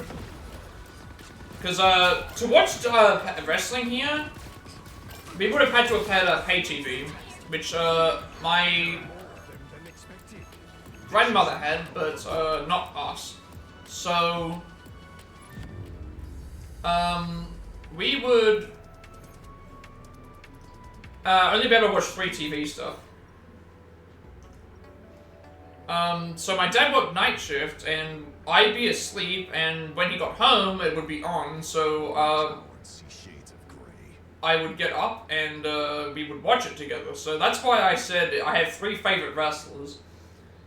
I have one for current day. I'm not a hero. 30 seconds before you attack. Get ready. Never forget who you're fighting for. These chaos will only make the surface world that much easier to conquer. I seem to recall that you used to be on our side. Or did your days as an invader mean nothing to you? Times change, but one thing never has. The only I have 3 favorite wrestlers. The one that I enjoyed the most, when I first started watching, was Goldberg, 2. who obviously retired this year. All you need to do is capture the mission area. Got it? My favorite wrestler when I My strife has given me strength. first started like actively watching a lot All eyes on these coordinates. was Edge. Like around the 08-09 period. Your distance from the spider nest. What's your back? The mission area is yours to capture now. Capture the mission. When he was feuding with Undertaker, and then my favorite current wrestler, but he's not really current at the moment, I think he's still retired. He's been my favorite wrestler since, like, I think about 2010, around that point. Around the time that he first appeared on the first season of NXT. And that person is, Daniel Bryan. He's been my favorite since,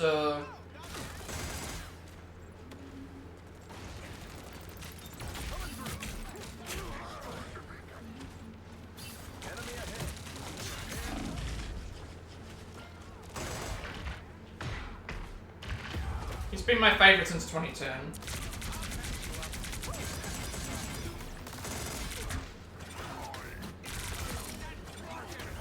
Their team's capture progress has passed the halfway point.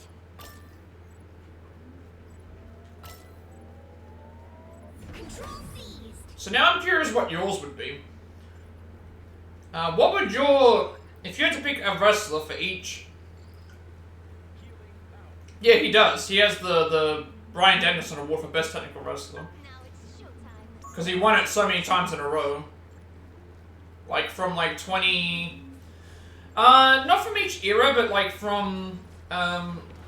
So, when you first started watching, who was your favorite? When you started watching, like... It's spider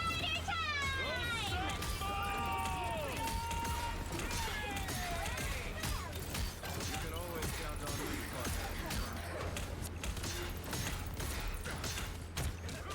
I'm going after.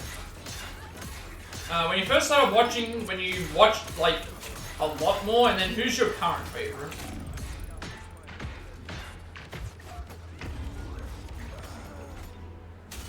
So, first time you were watching favorite, when you started actively watching more of it all the time, and currently. Keep going. I think I can guess who your current is.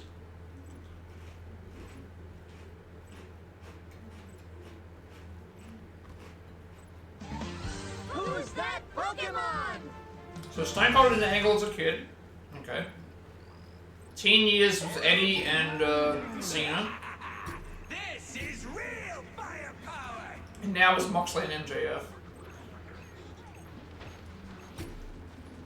Glory is almost yours. Control lost.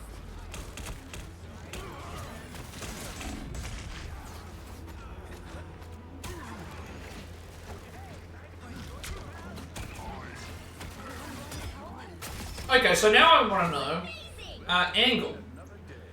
Which Angle did you like more? Did you like the comedic Kurt Angle more, like the 2000-2001 version? Did you like the, or did you like the more, like, wrestling-based version? I'll be shipshape in no time.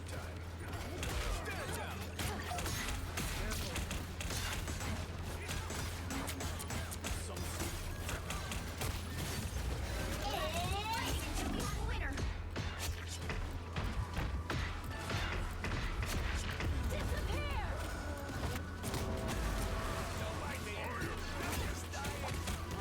Wrestling-based version, but comedic version of a whole lot of respect from me.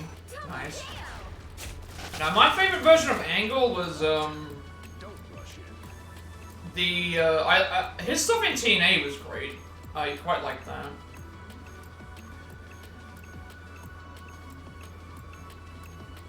Rise, my friends.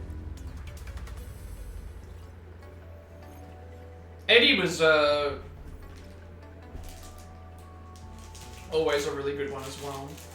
I know that you really like Cena. I'm not saying I disliked Cena. Oh, God, here we go.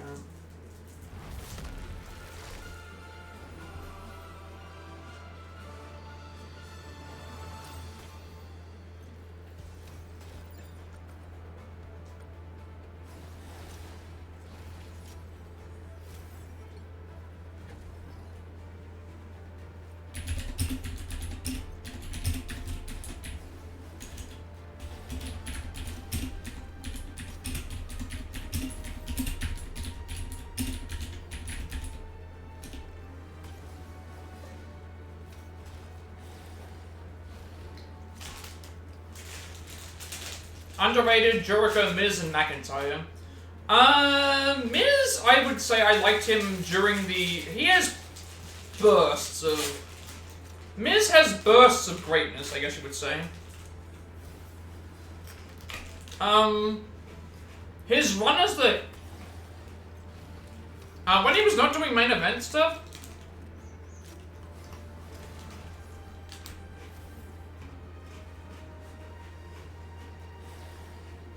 I would say,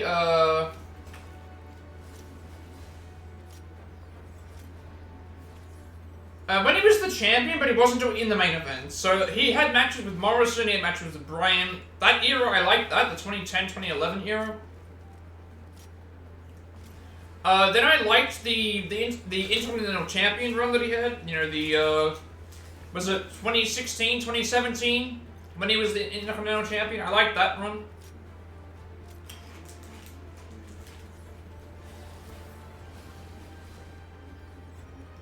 Jericho's always been a... I've always liked Jericho. I've liked Jericho since, like, probably like... I liked him in WCW.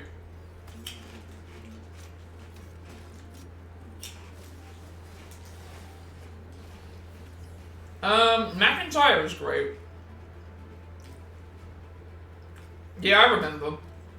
I think ever since McIntyre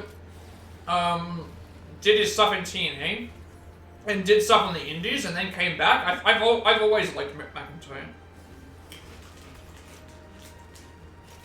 This new run of his, where he was in WWE, I've always liked it.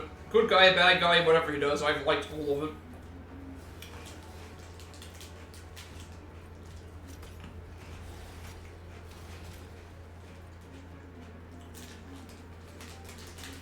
If it was my decision, he should have beaten Reigns in the at the Scotland show.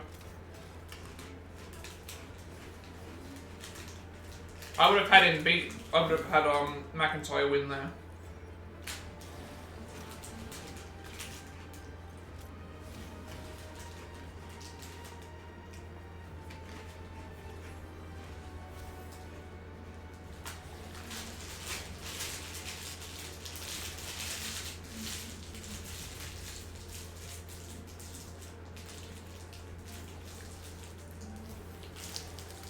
Gonna get a drink, I think, but I have to wait for this game to start. That's fine.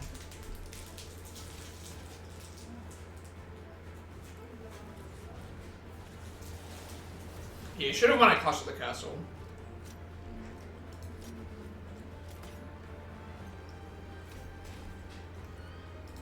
It just sucks that they stuck him with Jelly Roll. Like, that's really what we're doing with this. Last year, he's feuding with Punk. Again, we should just do a comparison, right? Of where are they now?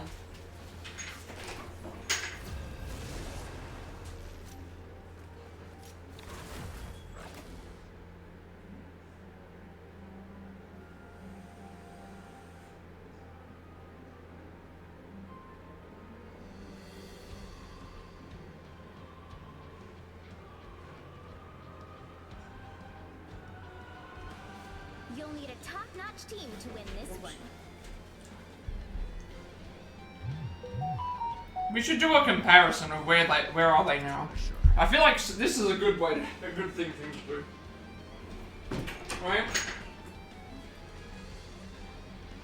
We should compare SummerSlam to SummerSlam because I think that this is very, very telling. This is very, very telling of the company's progression.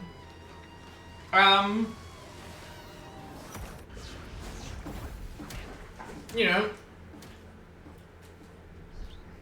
last year,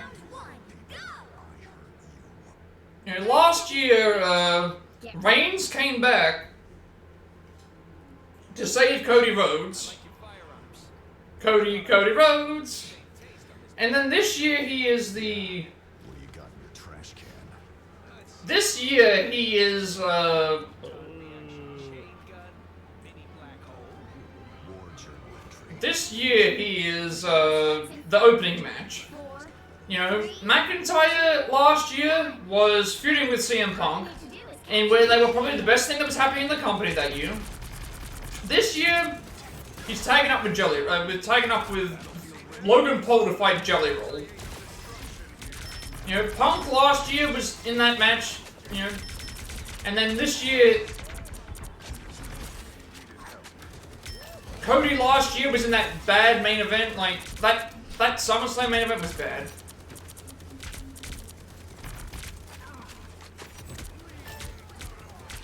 Like, the Sokoa match was bad.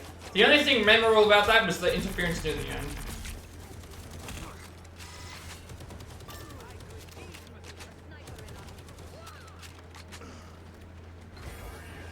Went from Cody Rhodes to Cody Go. And then Sokoa, instead of like his time being over,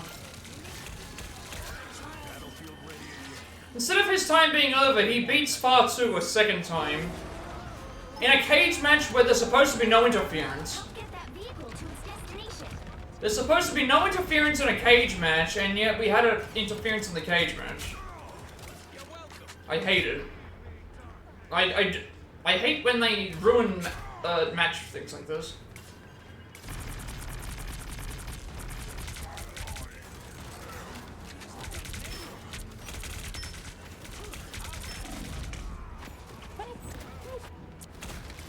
Like, what are we actually doing?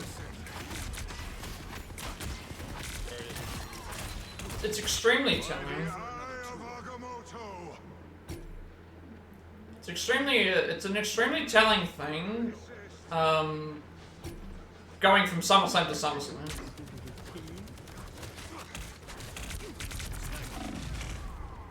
Persistent thing. I wonder.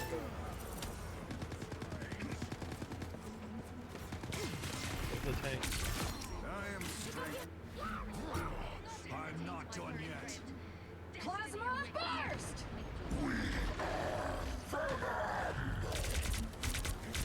Hey, Dee! Enjoy the amplifier! Don't ask him that, man. I get the same answer we got. I've seen his heel turn nothing. They ain't seen nothing yet.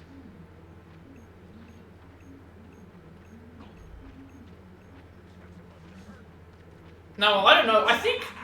Was SummerSlam last year?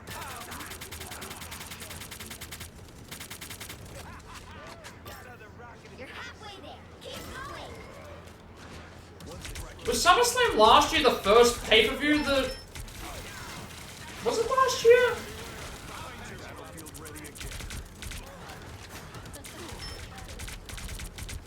Was SummerSlam last year the first pay-per-view that Triple H did, I think? Judge, jury, executioner!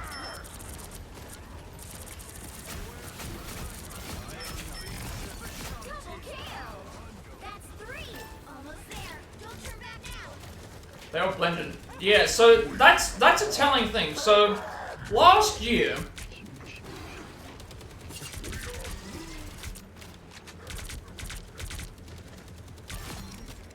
So if that's the case, last year...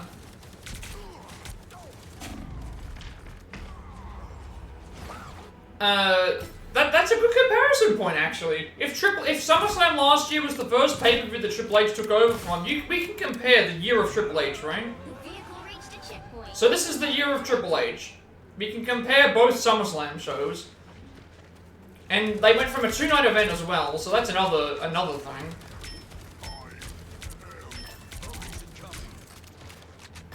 and looking at where people were then and where they are now.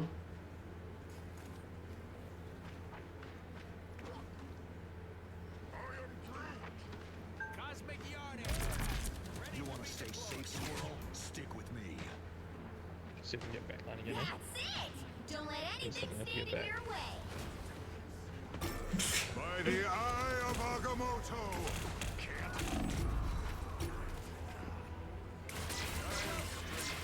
The 2-night things are also weird to you, they just remind you of a cash grab. I agree. You know what? One pay-per-view that would actually make sense being 2 nights? The Rumble. The Rumble might actually be one that makes sense. Because you can do the female women, you can do the women's Rumble and the men's Rumble.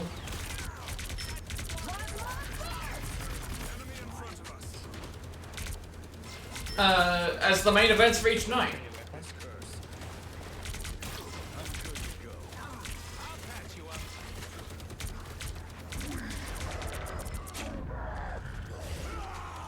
And then maybe WrestleMania can also be its own.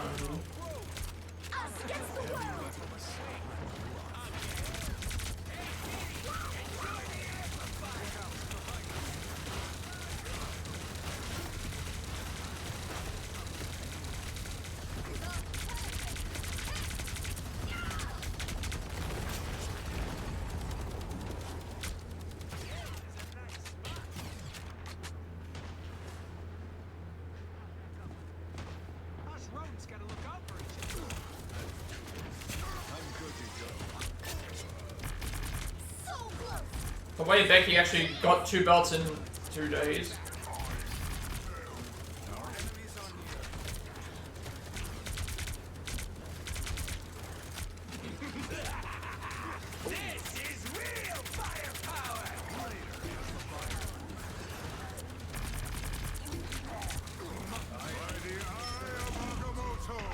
That way Becky can actually get 2 belts in 2 days. Oh, are you saying that you want... Oh, I'm not sure what you're saying. Actually, I think I know what you're saying. Are you talking about the Becky Hogan thing?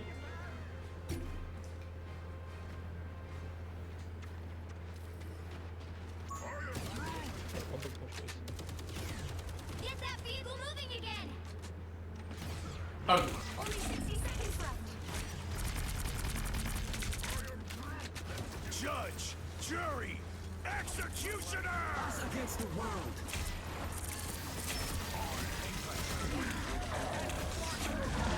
Who's that Pokemon? Oh, the man persona, that's what you were saying. I thought you were talking about the Becky Hogan stuff, where, I'm not sure if you've seen it, but there's people out there that say that, like, Becky Lynch doesn't want to Down to 30 seconds. put people over, so they're calling her Becky Hogan. Or like Charlotte Hogan.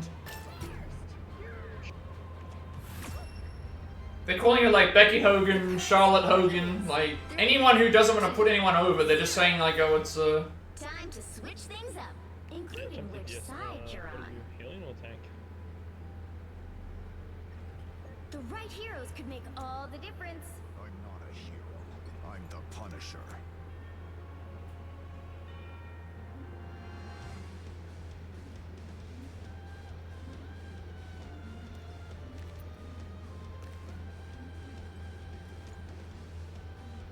We're gonna go Iron Man. I'm good.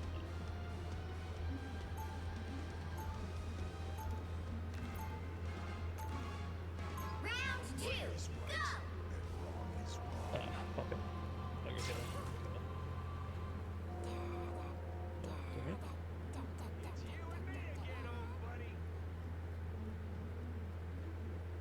They'll be coming in 30 seconds. Stay strong.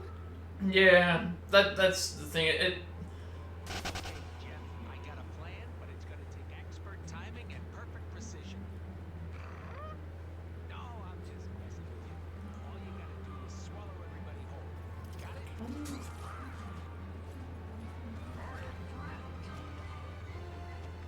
The battle starts in 5, 4, 3, 2, 1. You have to stop them from securing the mission area.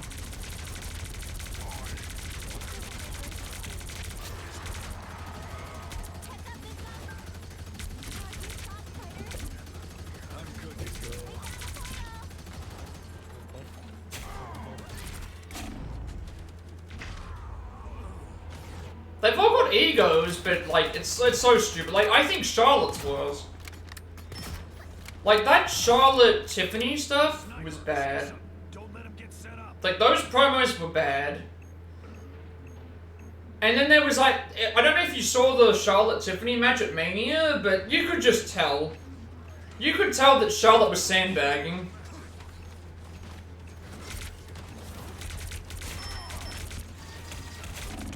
Like, you could tell that Charlotte was sandbagging some of Tiffany's moves. Yeah, and then now they've put Charlotte in a tag team with Alexa, so it's like... Yeah, like, the women, she's just a tag team wrestler now.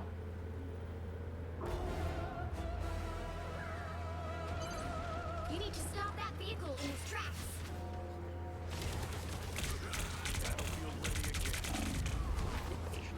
Fly.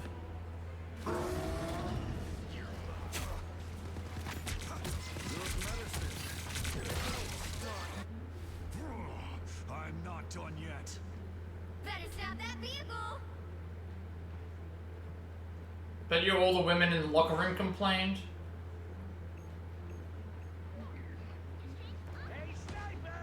I don't know. I don't know necessarily. By the eye of Agamotto.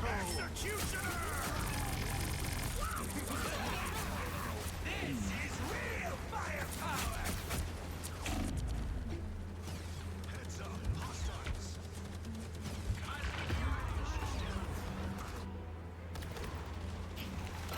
I have no idea what happened with thing, but something definitely happened They ain't seen with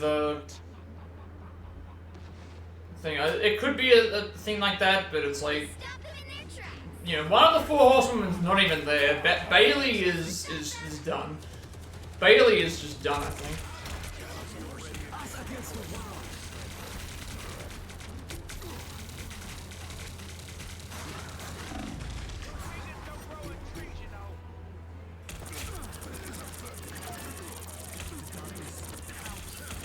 Yeah, but They hit a checkpoint. Now might be a good time to stop them.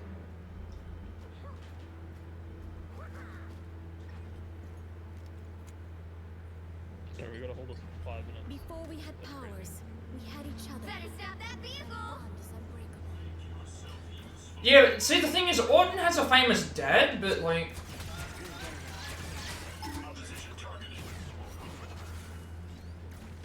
He has a famous dad, but it never felt like that was the...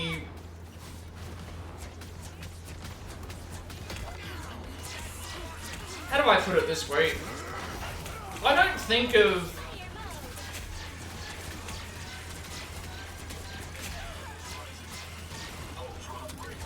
I don't think of Orton and then immediately think of his father.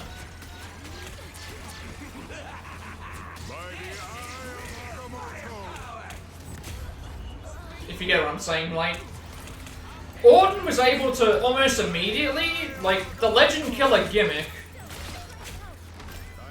The Legend Killer gimmick is completely separate to his father. I think the problem with Charlotte is that she...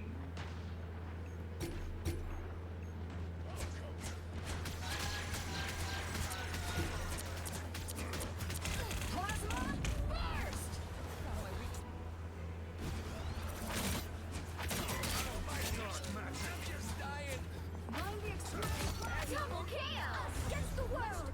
There's no stopping it. The current So I think Orton was able to... 2, 3. Orton was able to overcome... Time to switch things up. Orton was able to overcome that immediately. We are cloak and dagger. We are Charlotte's gimmick is... Top-notch team to Charlotte's gimmick is she's just the female version of her... Alright, I wanna see Doctor Strange do that fucking thing that he pick system in, right? Charlotte has wrestling skill, no promos, because Autumn was a natural of both, but I don't really give him as much blame there. God, that's the one.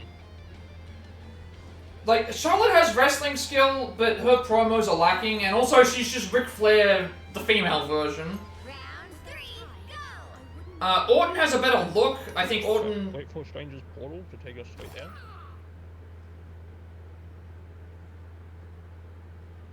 Nothing here. Suspicious. 30 seconds before you attack. Get ready. Roger. Doctor Strange, wow. We're in this together, Tandy Bowen. Get the stars out of your eyes and let us fight. Whoa, all business. The fate of many worlds is at stake. It is a mighty quest. The battle starts in 5, 4, 3, 2, 1. All you need to do is capture the mission area. Got it? Only 60 seconds left. Baby wizards everywhere these days. If I had the patience, I would open a school.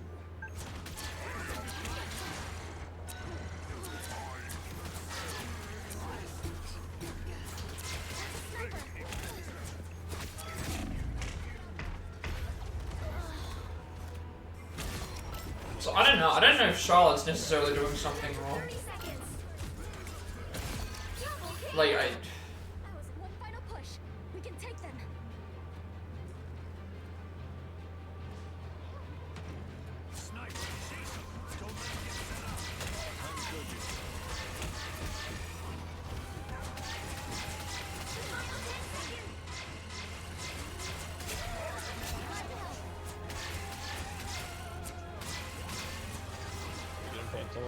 Just has to stand a point. The current score is 3, 2, 3. Time to switch things up, including which side you're on. Like, I'm not sure if it's a problem or if it's like some other thing with Charlotte, but We are cloak and dagger. it feels like she can't escape being Ric Flair's daughter. The right heroes could make all the difference. At least Orton has made himself completely different to his... Like, I think that's why he's succeeded. He's completely different. It's like The Rock.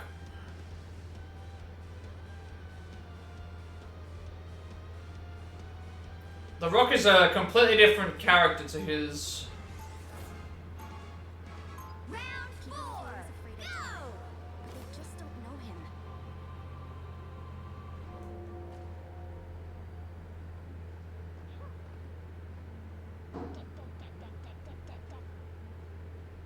They'll be coming in 30 seconds. Stay strong. You kids should stay out of this. It's our world too. Yeah. I mean, just hold here, I guess. Mate, you still could have won, mate.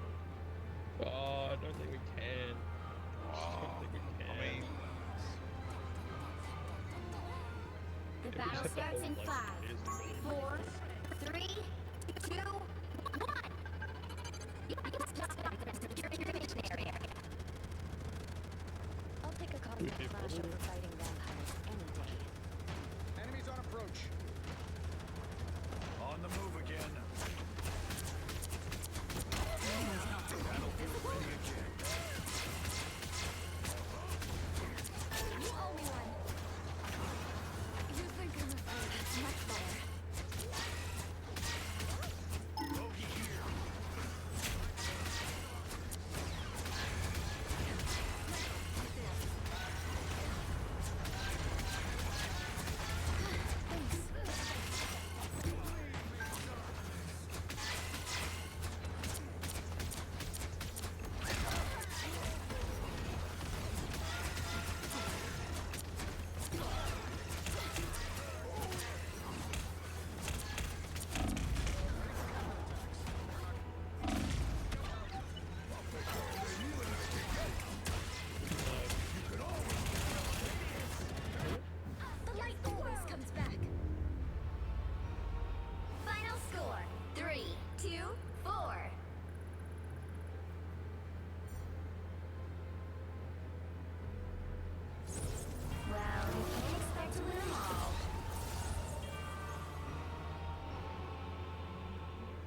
even sure if I can say Charlotte has a different character. Now that I think about it, I don't think she does. Like, I honestly don't think that she does. Like, she has a different moveset, obviously, but, like... What's her character? Like, yeah, she has the queen gimmick, but it's like, that's, like, it's not even really like a... Like, she's just... female Ric Flair. Without, like, the... Like, I don't know what else to really explain it as. Like, what else is she? Like, her gimmick is that she knows how to get married to other wrestlers? I don't know, she's been married like three times? Is that what it is? Like...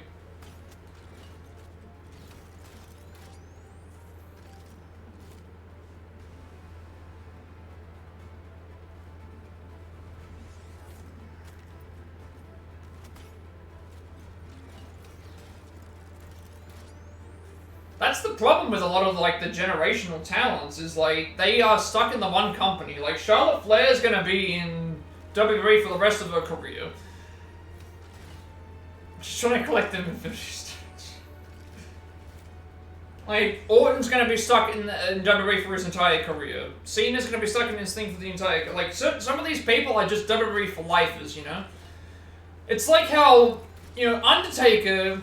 made a comment about how he liked MJF, and he's like, I can't wait, you know, but I just wish he would just come to WWE. Like, that's what his comment was. His comment was, I'm not happy that, you know, his comment was like, I wish he would just come to WWE. It's like, why? Like, it's not going to be the same thing.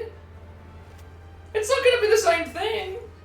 You just want him over there so that no one else wants it. Like, these people are WWE for lifers, like... Of course they want them in their company, and then they can go and not use them correctly.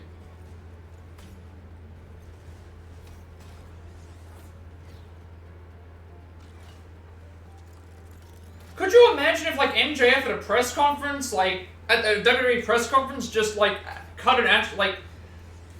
If AEW MJF cut a promo at a WWE press conference, like...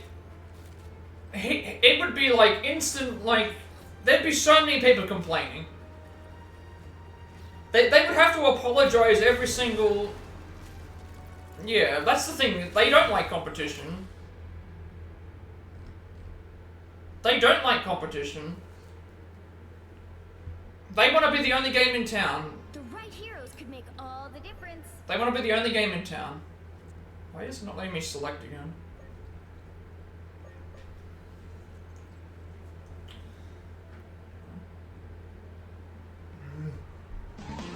Who's that Pokemon? What are you doing, game? Like, for God's sakes. It's not letting me select my character. Why are you not letting me select my character? I'm not a hero. Round one, go! Shades of gray.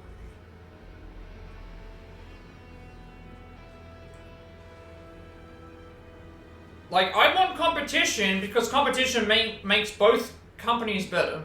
They'll be coming in 30 seconds. Like, both companies improve if there's competition. If you just got one game in town, look at what happened. WWE eventually had problems. Like, when they lost their competition, they didn't have to try as much, if you get what I'm saying. Now they have to try. So I want there to be competition. Because it's good for business and it's good for fans, and also it's good for the wrestlers. The reason it's good for the wrestlers is because, it's like what happened with Edge. I'm not sure if you knew about this, but I think they have a portal.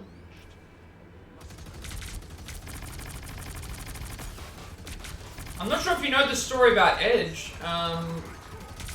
He wasn't going to go back to WWE in 2020. AEW actually offered Edge a lot of money.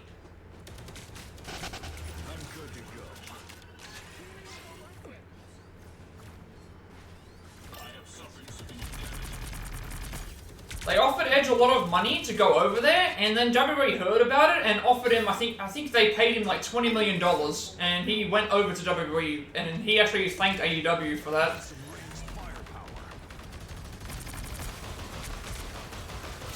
So it's good for the wrestlers as well because it means that they can bargain with different things and potentially get paid more. Yeah. Edge was going to go to AEW, like, the owner of AEW contacted Edge and said we would like to have you on the company, and he was considering going over there, and WWE got wind of it and decided, hey, we should offer Edge a... We should offer Edge a contract, and they did that.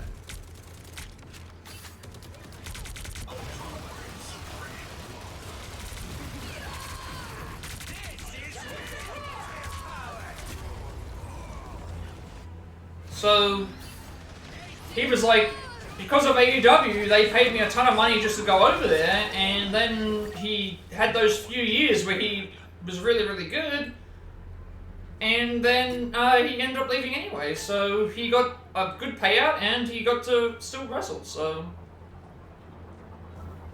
It's just one of those really fun stories of...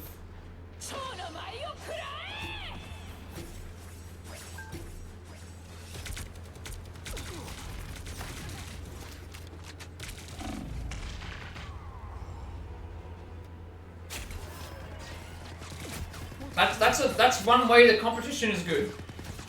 Because I care about the wrestlers' well-being, and obviously that's going to improve their lifestyle if they get to get paid a lot of money for doing what they do. Especially Edge, who's well and truly paid his dues with the company. And not being able to wrestle for all those years. Like, guy deserves getting paid to entertain. Better stop that vehicle! My favorite time.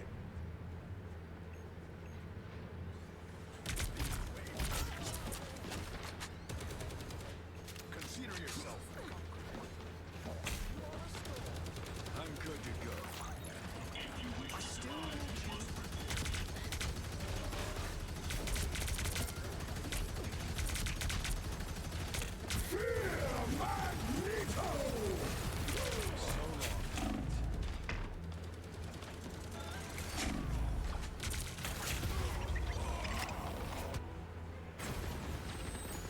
But yeah, I don't know. I prefer I just think AEW is the better product right now. I'm not done yet. I think AEW is the better product in terms of, like, not only just wrestling quality, but I think promos as well. What do you think about the lower work rate? What do you mean by lower work rate? Do you mean as in, like, the wrestlers not performing as well? They've made it halfway! Stop them! Better stop that vehicle!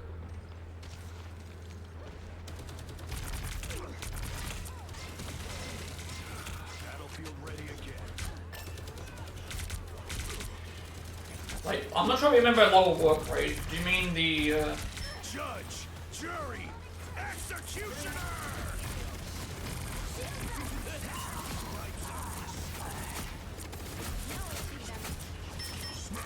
Double KO! Are you saying, do you mean lower work rate as in, like, Edge's, matches haven't been as good? Oh, wrestlers having lesser schedules. I think that's good. Like, I'm not a business, obviously I'm not a business person. I'm happy that there's, I would prefer them to wrestle less. Because it just means that they can wrestle more, if you get what I'm saying. Like, we don't see most of the matches, so I would prefer, like, I would honestly prefer if they were wrestling less.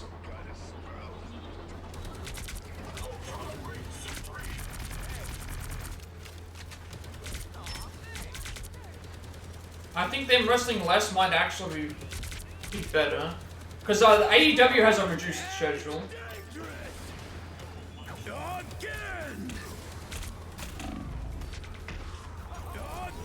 AEW has a reduced wrestling schedule, so...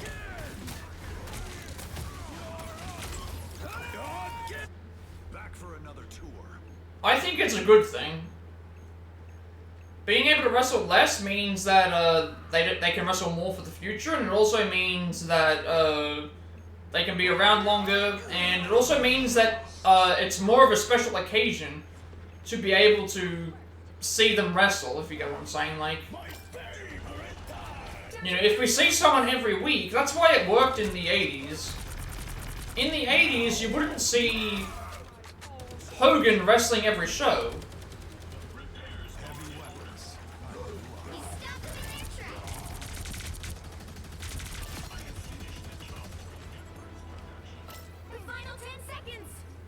You wouldn't be seeing him in every show.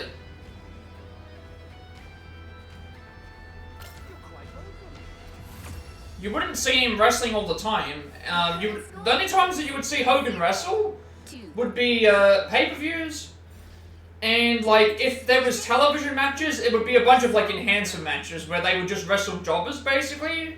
I'm the Punisher. You'll need a top-notch team to win this one. And so I think it's fine. Like,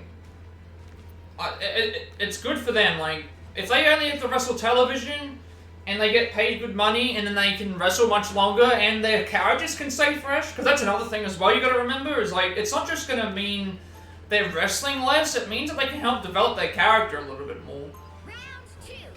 It gives them time to spend time with their families, it gives them time to develop a character better, it gives them time to rest their injuries a little bit more, it gives them time to do other ventures that they might be willing to do, like... 30 seconds before you attack. Get ready. If an actor can have time off and an actor can do things outside, I think, what kind of wrestler? A wrestler is an entertainer, a wrestler is an actor. And a performer, like, they should have the same sorts of,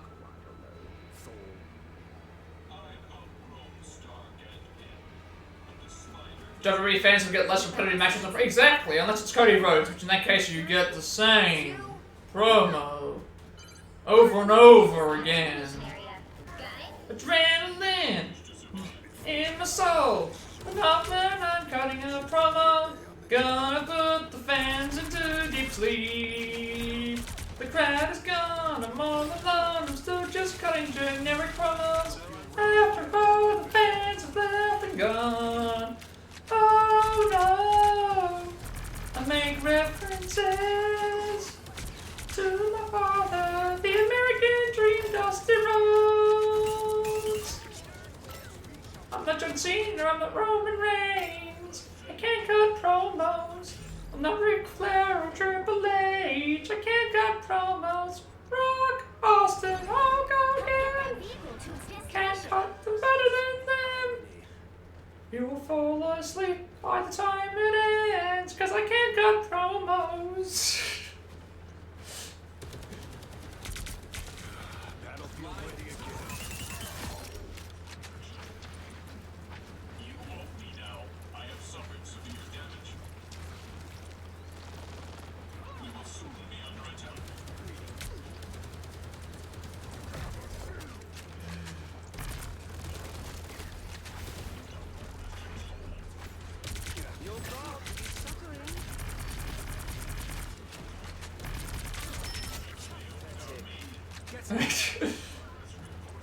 Get the space scoop to the basement. Got it. I respect you, I love you. Oh my god. Everything's accentuated.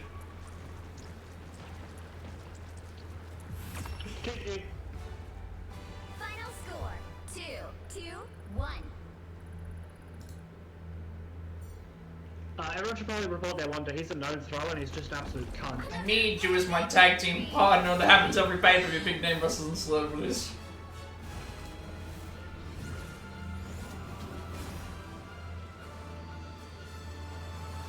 You're high and serenaded with Cody Crybaby music. I mean, yeah. I did say I was gonna do it. I just completely forgot to do it. I wanted to... I've got a terrible singing voice, but still, it's just hilarious that I probably cut a better promo. I probably cut a better promo than Cody Rhodes just now.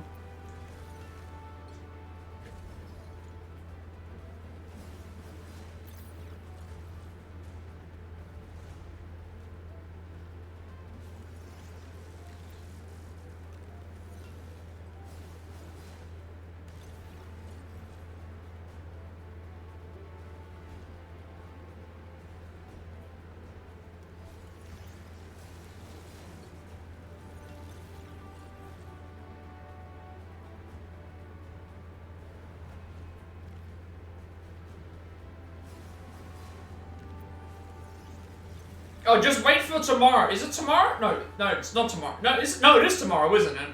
Just wait until tomorrow. Is the show gonna open with what does the show open with? Does the show open with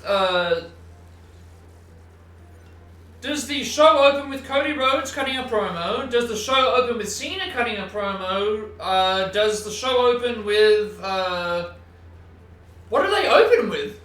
Rollins, Cena, Cody, Lesnar. What do they open with? There's so many things that they have to...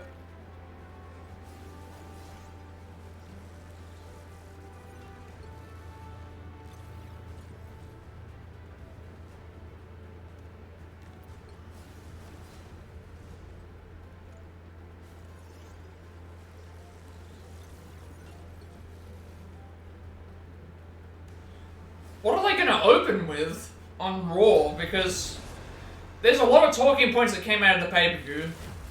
Cena losing, Cody winning, Lesnar coming back, Rollins winning the thing. Punk could cut a promo. Gunther could cut a promo. Like, the Great Khali might come back and spit some rhymes and team up with Cody Rhodes. I don't know. Like. I'm not a hero. I'm the Punisher.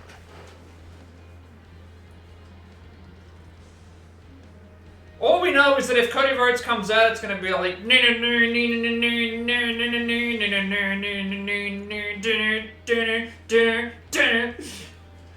so what do you want to talk about?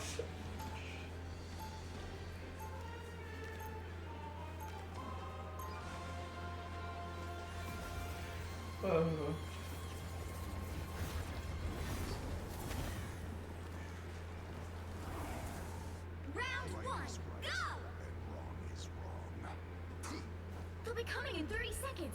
Stay strong.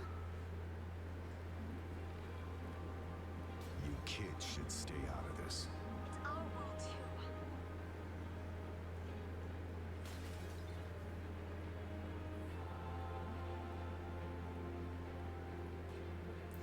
All you know is Drew McIntyre prayed for this and it happened and he loves it. The battle starts in 5, 4, 3. Oh, actually, do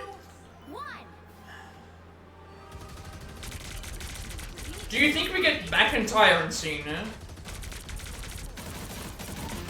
Who's that Pokemon? Do you think we get McIntyre and Cena now? Now that he's a good guy again.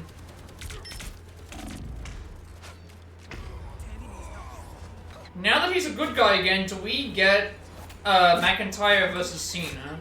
Because I think he wanted that match, didn't he? Because we were talking about potential for heel Cena opponents.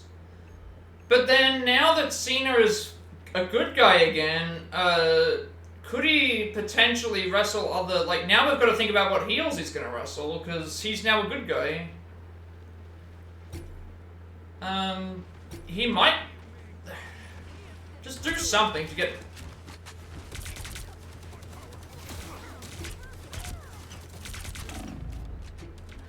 Do something to get, I don't want any more Jelly Roll. This is not over.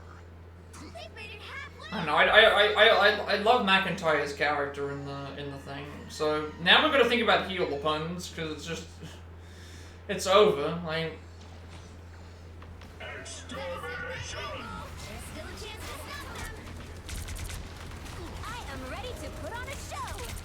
I'll allow that comment.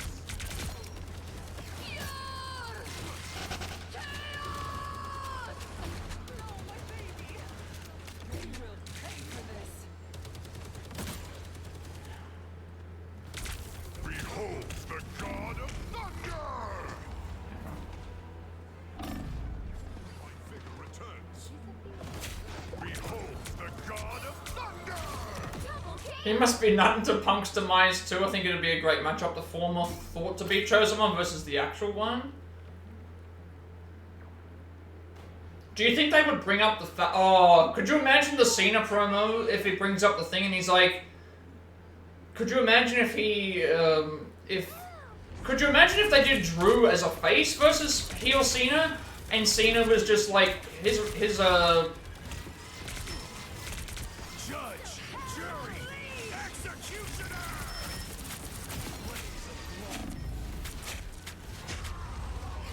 Could you imagine if heel Cena cut a promo on McIntyre, that face McIntyre, and he was like, you know, you're coming face to face with the greatest of all time, you know, the real chosen one. You were just the Timu Cena.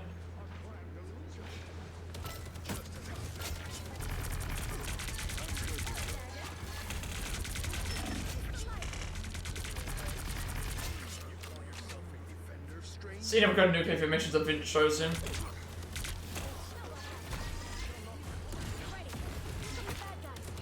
Oh, could you imagine if, like, what if Cena... Why didn't he do that? Why didn't Cena play into the politicking more? Could you imagine if... Why didn't he do that? Cena should have come out in some of those promos and straight up just said, like, oh, everyone here pointing the blame at Triple H or pointing the blame at Vince or something like this for the reasons why people didn't get over. The reason that you didn't get over is because could you imagine if he just straight up just said, like, I was the reason why you didn't get pushed.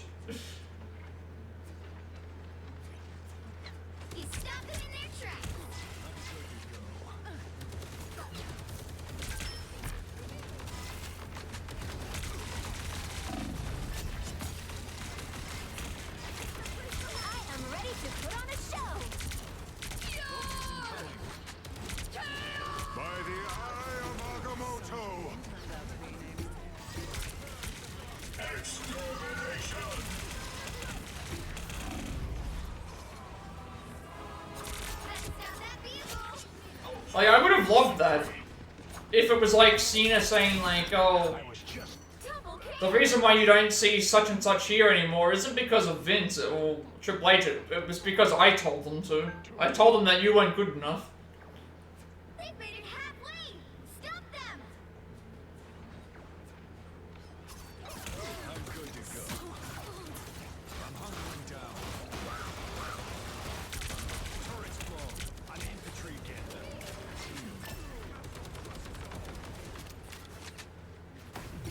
Be wary of this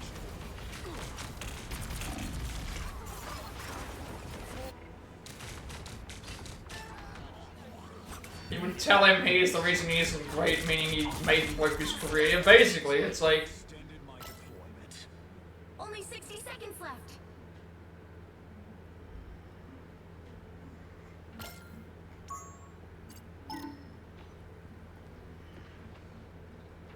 That's like why I like that idea with the Orton promo. Like, I loved the idea that I had for the Orton promo of being like, did you really think after all these years I just, you know, that I'd been waiting for a time to finally, like... they missed a big chance there. I probably know why they did it, but...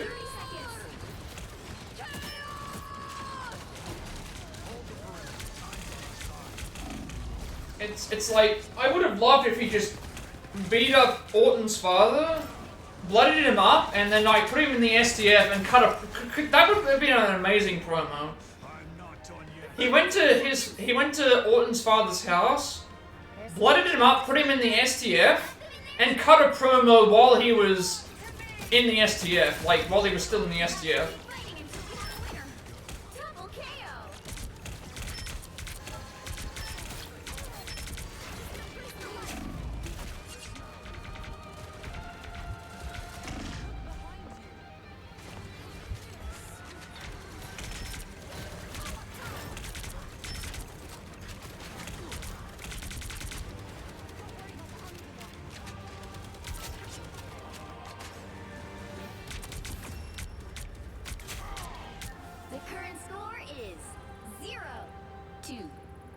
Like, I don't know. I think I would have had him be more vicious. Because you know how people complained about the 2007 Cena? You were a fan of Cena, so you would probably understand what I mean. Because I'm sure people would probably, like, super negative and all that stuff about it, but like, you know, as a fan of Cena, you were probably noticing like he was beating everybody, and it was like all the heels and all the cool people that people liked, he was beating all of them.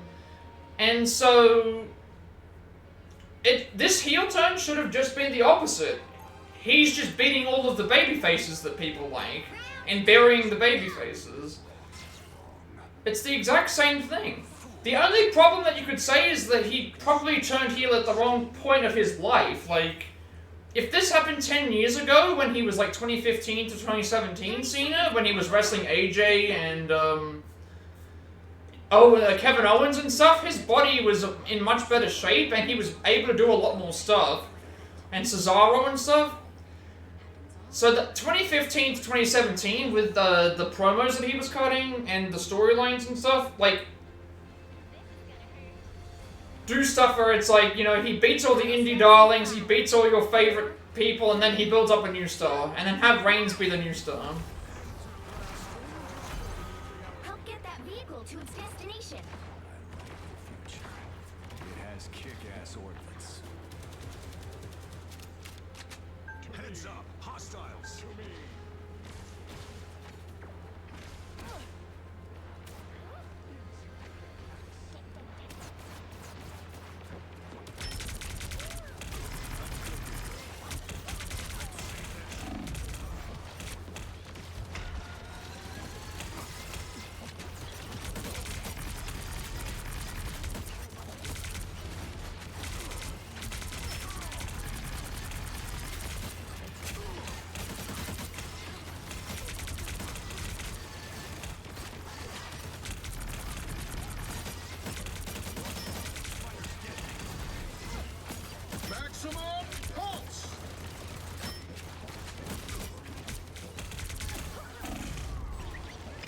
Roxina won? Oh, actually, I'll read that in a second.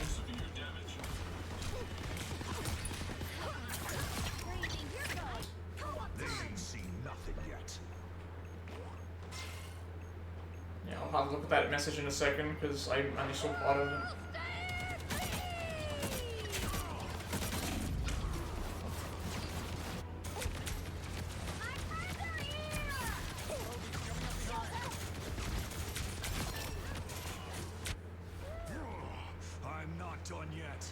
Oh, he should have turned heel after Roxina won. Yes. Yes. So, I think that was the year that, let me read the comment so I can actually see what it says. Extended my deployment.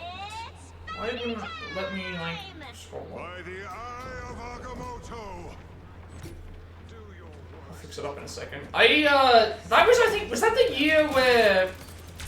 No, that was the year.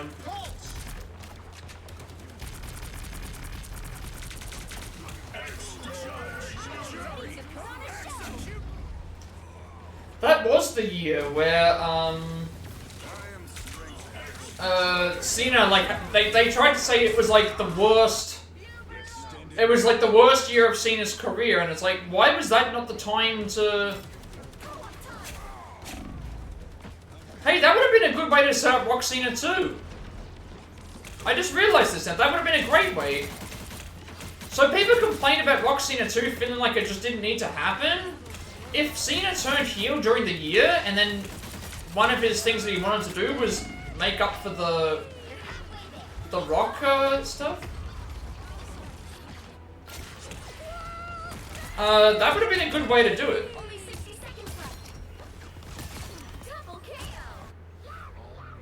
Because the Lesnar match was great.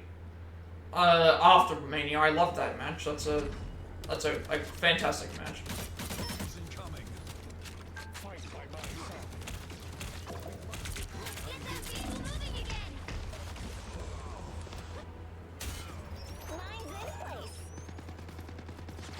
Would have made Roxina too fresh. Gives the Rock the ability to be fully face and Cena embrace the booze. Yeah. And I feel like Cena, as a heel, at that point in time, would have shrugged off the Rock's insults as just, like, not even any good. Like, they weren't even good insults because... I'm not sure if you've seen 8 Mile. could you imagine, like, why didn't they do that? They should have done a promo similar to 8 Mile. If you've seen that movie, the final promo, the final rap battle where Eminem's character delivers the rap, and his whole rap is basically just his whole rap is essentially like making fun of himself and giving the other guy no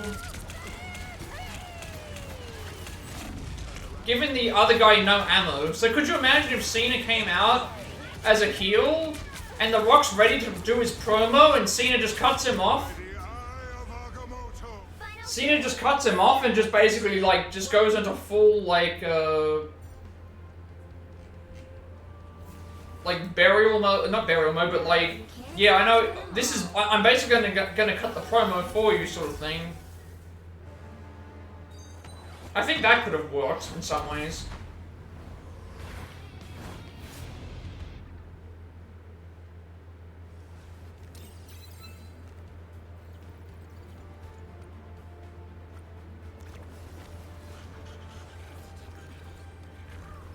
Oh, great. Estimated time unknown.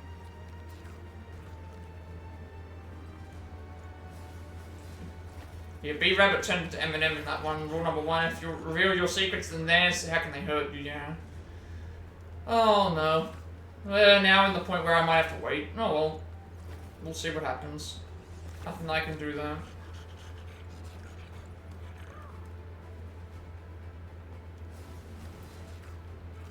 I think I did anything differently, no. So all I did was I just scrolled up the thing, checked that, that was fine, clicked off of that, waited for the thing, and then that's it, yeah.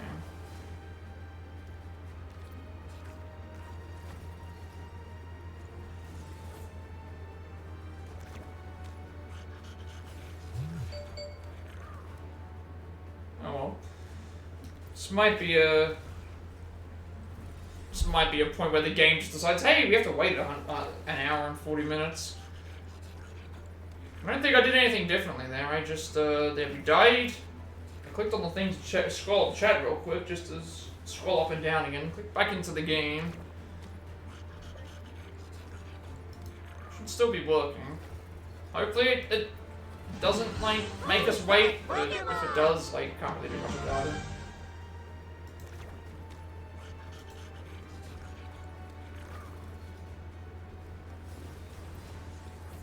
But it was just one of those things that it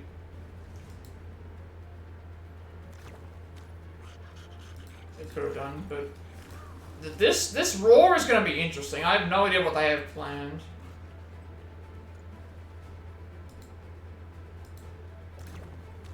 I've got no idea what they have planned for Raw.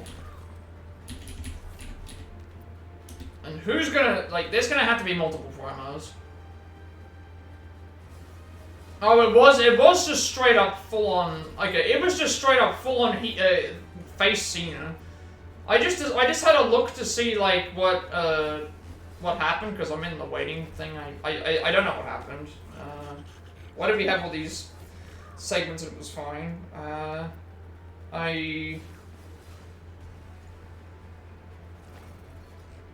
suppose, like, while we're waiting, we can do some talk about SummerSlam and stuff. I just saw the pictures now. Cena raising Cody's hand with the title belt. Yep. Lesnar beating up Cena. Yep. Dominic retained against AJ. Yep.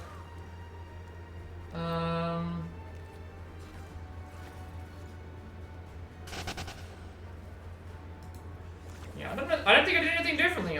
We died. I checked my chat real quick to see if I missed something. Scrolled back down again, clicked back into the game, waited for the thing to appear, and then that happened, so.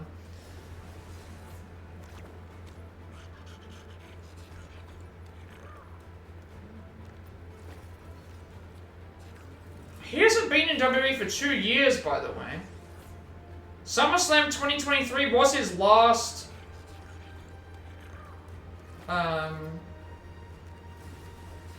It was his last pay-per-view. It was his last pay-per-view, actually.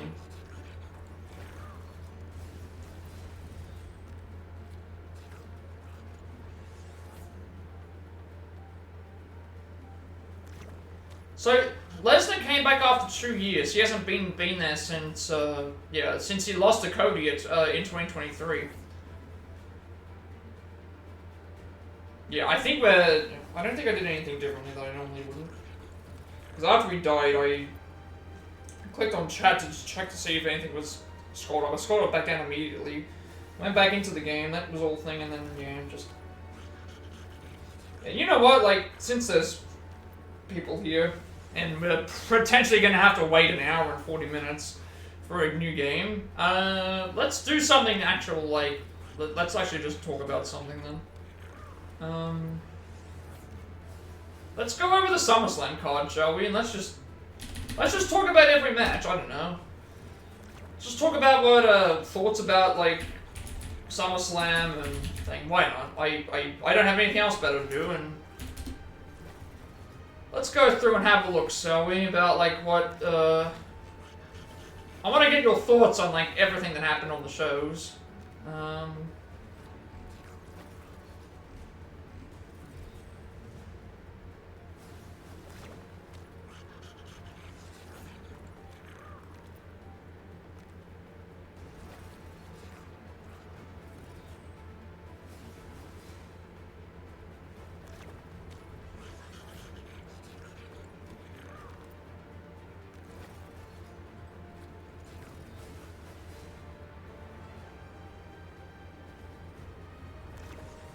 Yeah, this is so...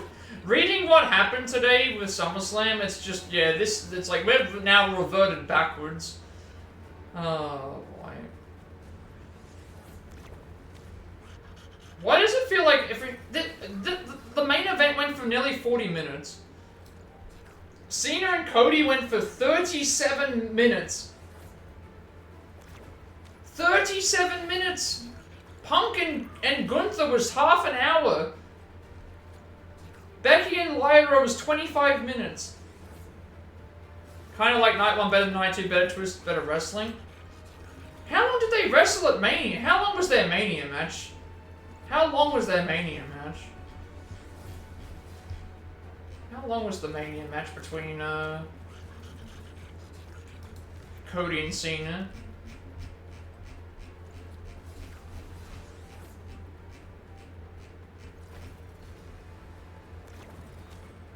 Cody and Cena at Mania was 21 minutes, so they went a long time.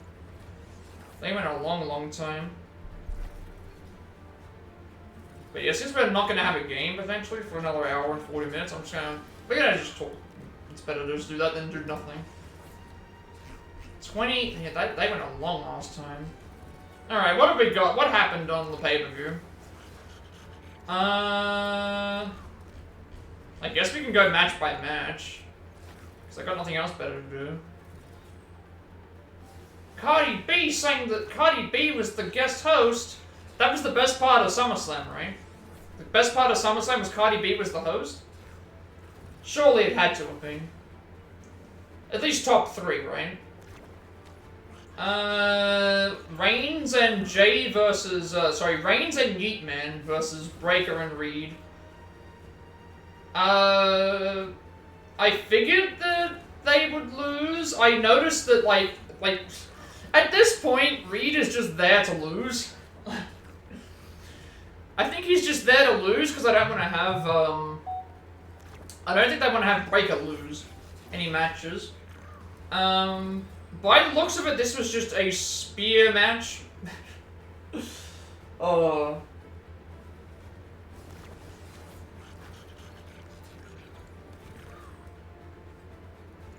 Cardi B A plus Breacher. Yeah. I don't know. Like I would have had. I honestly would have had Breaker and Reed win this match because you could have then not teased something between Roman and Jay, but just teased that like 2 separate individuals shouldn't be able to beat a tag team, I guess. But you could say that Brunson and you could say Reed and Breaker are a tag team, I guess. So I'm always of the mindset that like the tag team should beat the 2 great singles wrestlers. The tag team should always beat the 2 established singles wrestlers, I guess you would say. So Yeah, like Yeet Man and Roman Reigns, which what else did they do? Then Charlotte and Alexa won the tag belts. I'm fine with that.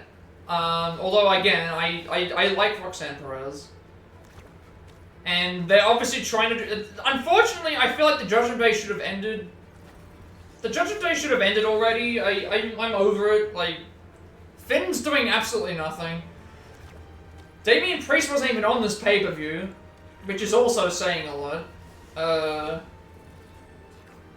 Like, Finn's gone nowhere. Damian Priest had a feud with McIntyre that was really good, but he's... Where is he now? Like, just fighting people on SmackDown. Liv is injured. Dom is... Yeah, we'll get to that later.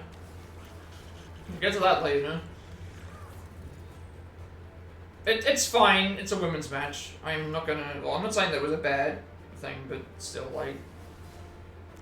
I'm happy that Alexa is doing something, I guess, because people are like, she should come back to the Wyatt family thing. It's like, no more. I don't want anything more to do with that group. Like, it's just a gimmick. It's just a gimmick that exists. I don't want that.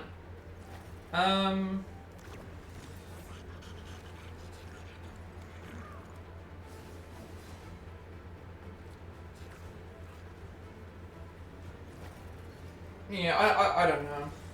Like, Charlotte and Alexa should be fine as tag champions. I don't want Alexa back with the Wyatts, so that's at least something.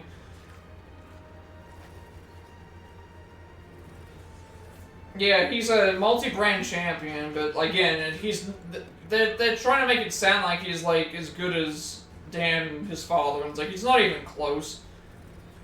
Not even in the same atmosphere, stratosphere, same planet, like.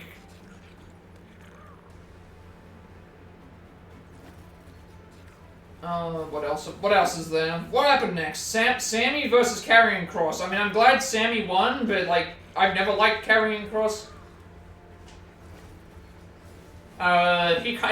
It's so weird. During that whole, like, he got over because he was upset about, like, not being pushed, and then when he gets pushed, it's like, yeah, nobody cares. I feel bad for Sammy getting stuck with this. I feel like he should be doing better stuff than just this match. Like, I saw someone post up on Reddit, like, the greatest trilogy of all time or whatever, and it was like Sami Zayn versus Karrion Kross. Yeah, are we supposed to believe that,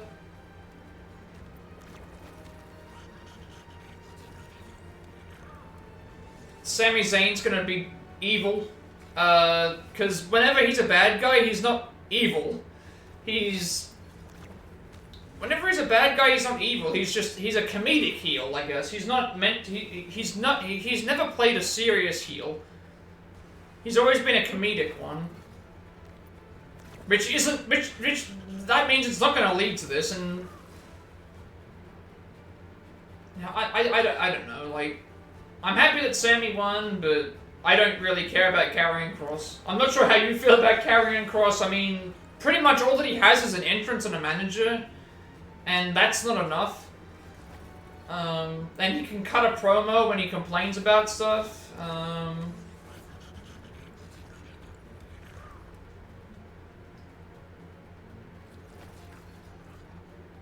I don't know.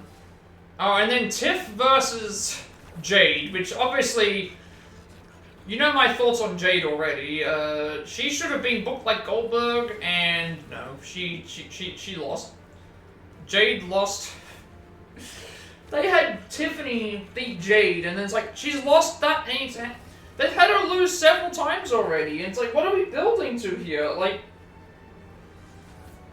I feel like Mania next year should have been Bianca versus Jade.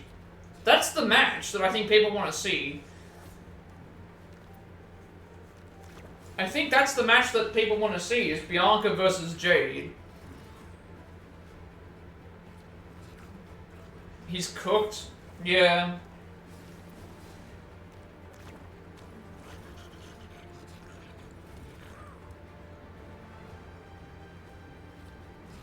Tiff probably should have lost, because now what does Jade do now? She's already finished her feud with Naomi. She's lost to Tiffy time. She lost to Naya. She lost to a few other things. Like, what's next? And what's Tiffy gonna do next? I don't know. Yeah, moving on with that. Let me get the best match of the weekend. The best match of the weekend, Jelly Roll and Orton versus McIntyre and Logan Paul. The absolute best match. Anyone who denies me otherwise is not a real wrestling fan. If you do not like Jelly Roll, if you do not want to see Jelly Roll pin Cody Rhodes at WrestleMania, then I'm sorry, but you're just incorrect. Your opinion is irrelevant.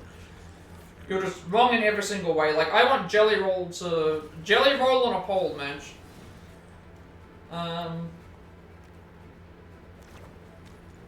Yeah, this was a celebrity match. I do commend Jelly Roll though. At least he seemed like he belonged in the ring, I guess. Like, he did perform moves pretty well from what I'd seen.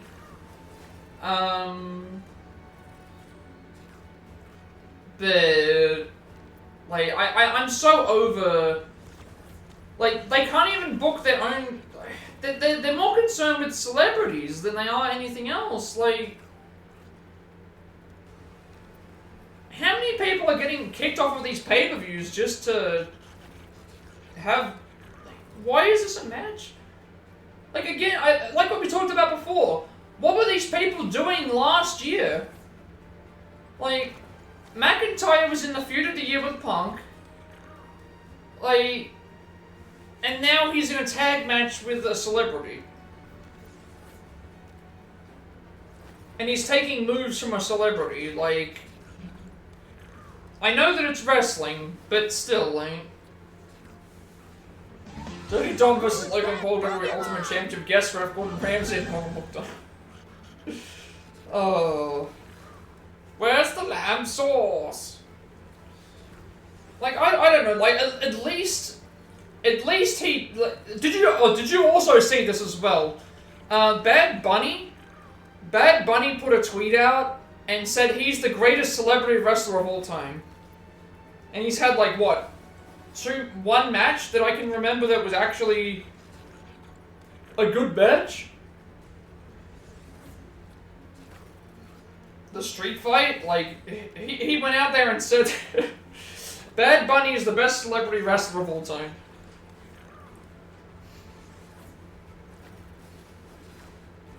Like, I'll give him his props, he did good, but it's like Logan Paul is better than him in terms of wrestling. Like, I know we aren't fans of Logan Paul, but still, like, he's one of the best celebrity wrestlers that they've done. Like, Bad Bunny actually just said, like, yeah, I'm the greatest celebrity wrestler of all time. I'm not even kidding you, like, I wish I was, but, yeah.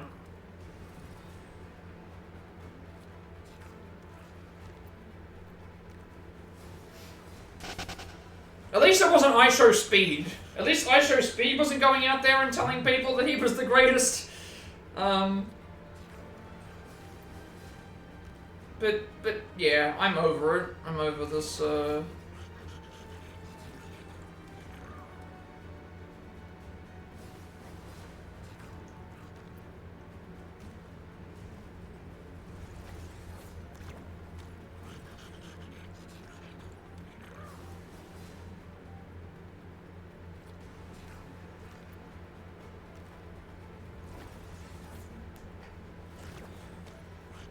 And, I guess that would cover the main event. Like, I haven't seen the show, so I can't comment on the matches. I'm just talking about it in general, because I'm sure you've watched both shows, or you were watching them, but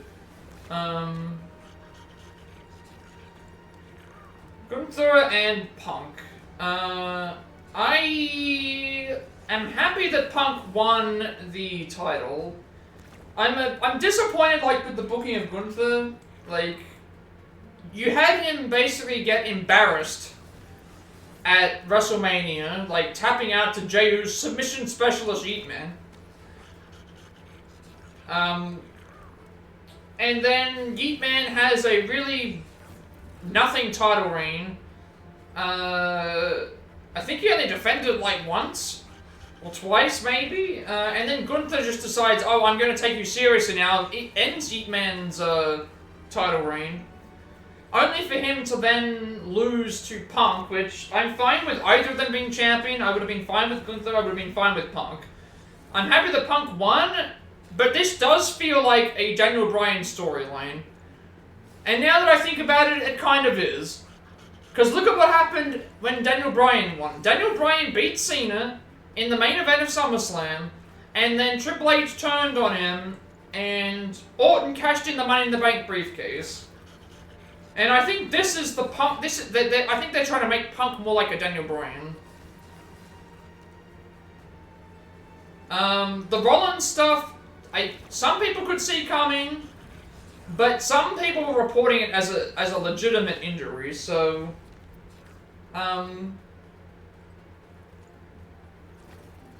I think they kind of stuffed it up, though. I think they kind of stuffed it up. What I would have done instead is I would have had Rollins get in the ring and do the promo in the ring, and as he's about to leave, he swings the crotch at Punk's head. Because I didn't like that he was walking up the ramp and then he took the crutches away and ran back. What I would have done is I would have had Rollins on the crutches, not holding the briefcase. I would have had Heyman with not the briefcase. I wouldn't have had anyone with the briefcase. I would have had Rollins do the promo in the ring, and then as he's about to leave, he swings the crutch, and people are wondering, wait a second, he's not injured, and he's beating up Punk with the crutch, but he doesn't have the briefcase. What I would have done is I would have then had Heyman go under the ring and pull the briefcase out. I would have had Heyman go under the ring and pull the briefcase out from under the ring and then hand it to Rollins and have that be revealed that, like... Because I think it was kind of stupid. It was kind of stupid that, like, he should have... Why leave to go back and then run back out? I would have done the... Because I had an idea for the briefcase myself. I had an idea where a tag team, right? I had an idea where a tag team didn't break up, but they kind of went their own ways. And one of them wins the world title, and the other one wins the Money in the Bank briefcase. And I would have done something where, to kickstart that feud, I would have done something where the guy who holds the briefcase doesn't want to cash in, because the fans think the reason he doesn't want to cash in is because he wants his partner to be successful and be the champion.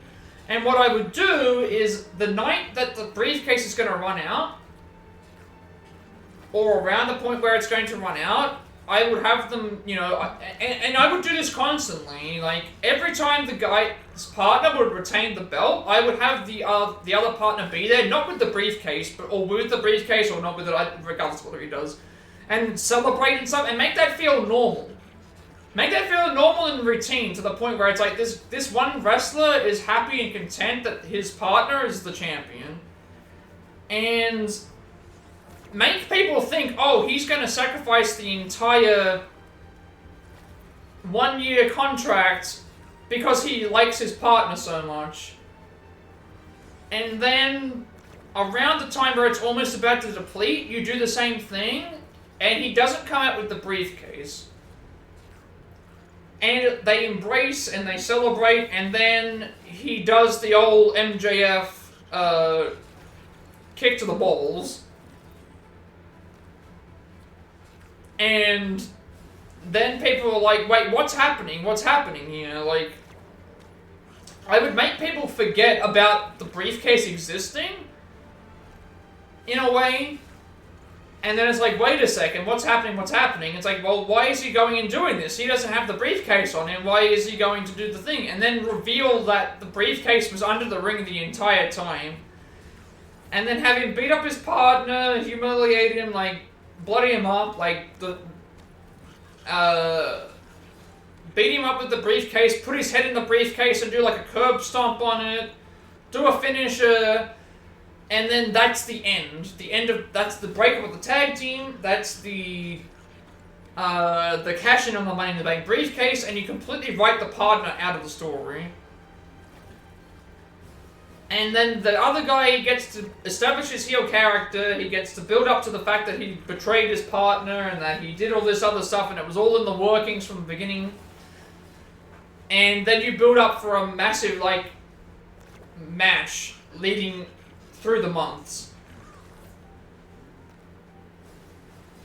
And, like, no one's really done that. I would have liked to have seen something like that done. That would actually work kind of cool.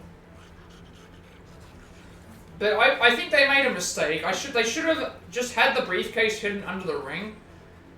And just had I also don't understand why Rollins would come out by himself. And Heyman, I would have had... Well, if you were going to cash in the briefcase in a logical sense, wouldn't you want to have your two lackeys be there as well? Like, they came out to celebrate with him afterwards, but wouldn't you want to make sure that he didn't run away? Wouldn't you want to make sure that...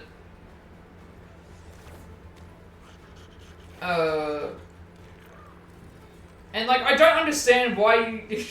You know, the one thing that doesn't make any sense either is, like, you've got crutches, and you decide to drop them and then run to the ring. It's like, you could have just dropped the crutches in the ring and you could have used those as a weapon, but no, they did the stupid thing. They're not thinking like... They weren't thinking like, what do you call it? They weren't thinking like actual normal people would think. So, it's fine with what they did, it's just how they did it. It should have been much more simplified than that. He either brings the lackeys out with them, or he hits him with the crutch, and beats him up down with the crutch, and then pulls the briefcase out from under the ring, cashes in that way. And the only other way that I could see something like that working is... Because it also makes Punk look really stupid. It makes Punk look really stupid that Rollins walked all the way back, and then ran back forward. It's like, I'm thinking to myself immediately, like, I'm the champion, and if I see my opponent, I'm not staying in the ring to fight them, I'm running away. Like, they didn't really have that make a lot of sense.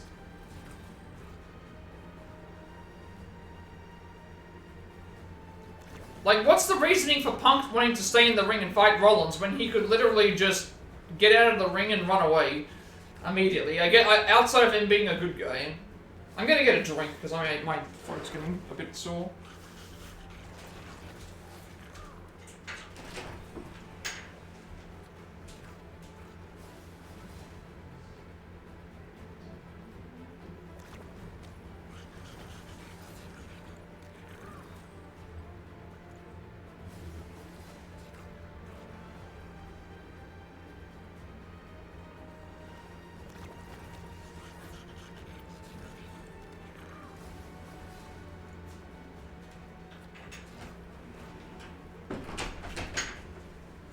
I don't know what's gonna happen. Where does Gunther go from here? Does he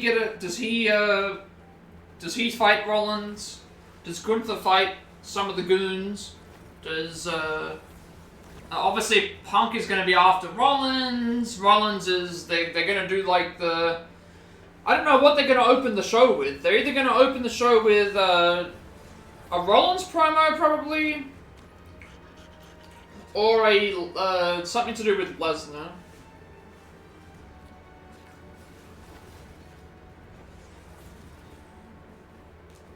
So that's what I'm thinking anyway.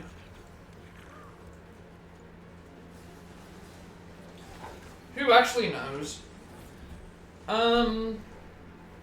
That's night 1 though. That's everything in night 1.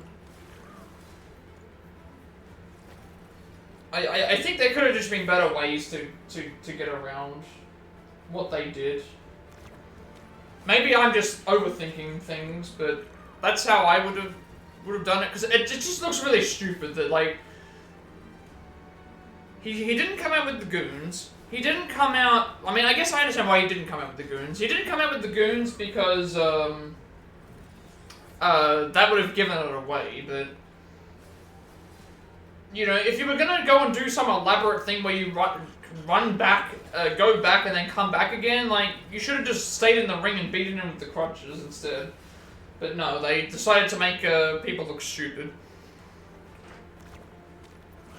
And then Punk looks stupid for not running away, because, you know, I feel like if I was in that situation, and it's like, why am I fighting this guy when I can just get out of the ring and go through the crowd? Like, what's he gonna do at that point? And then maybe you could explain, like, maybe do something where... That would have even been more fun. What if Punk knew and tried to run away, and then, like, all of a sudden he gets speared by Breaker in the crowd? What if that would have been pretty fun to see, like, Punk thinks that he's outsmarted Rollins by running away, and then all of a sudden he just gets speared in the crowd by Breaker, but you don't show it like that. You show it like it looks like Punk's being attacked by someone in the crowd, and then maybe put someone in like a hoodie, and make it look like somebody make it look like someone attacked Punk in the crowd, and then it's revealed like, oh, it was actually a Breaker that did. That could have also worked. I'm trying to think like what else would have been good. Who's that Pokemon?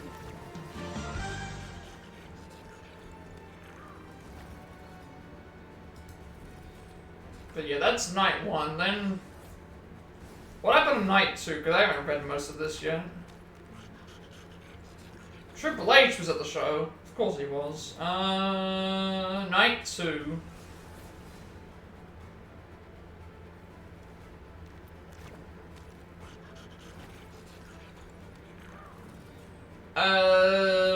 Naomi beat Rhea and Io. And now I don't know what they're gonna do here, because they showed that, like, Rhea had the match won multiple times, but stuff always kept getting taken away. So I think that's gonna be the storyline again, where it's just like, oh, the Rhea's gonna be like, this should have been my even though I lose all these matches, it should have been my it should have been my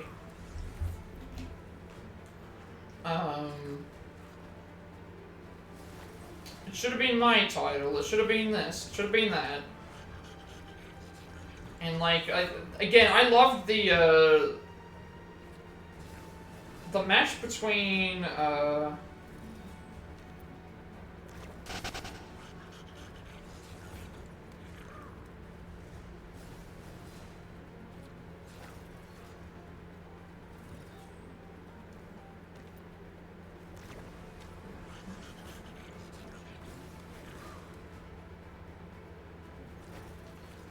so I don't know what they're gonna do with that. I think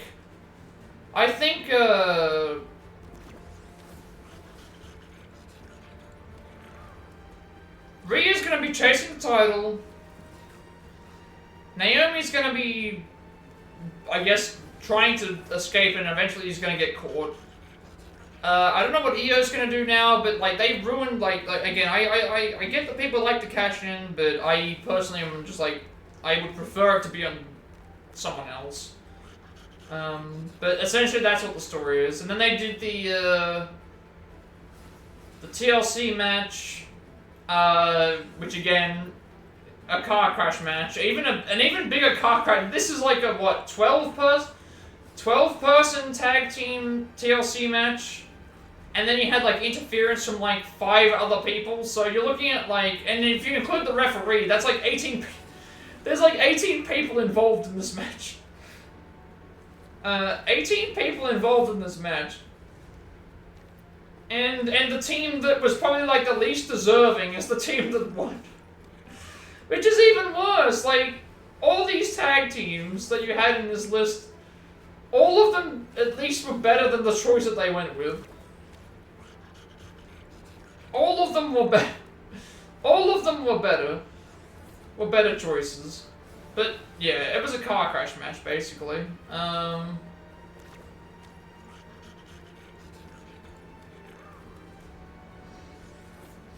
then Becky got new music apparently.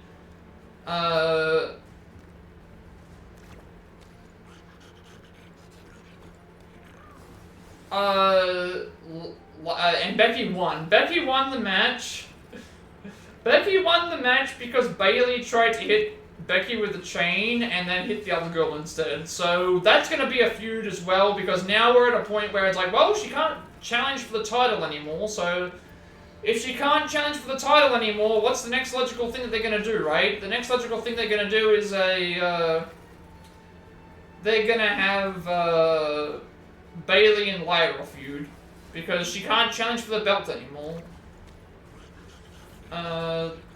So that's the way that is. That's all over.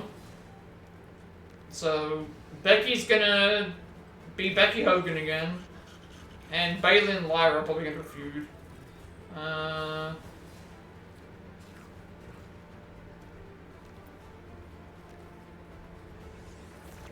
And then what else happened? Solo beat no. Yeah, jeez.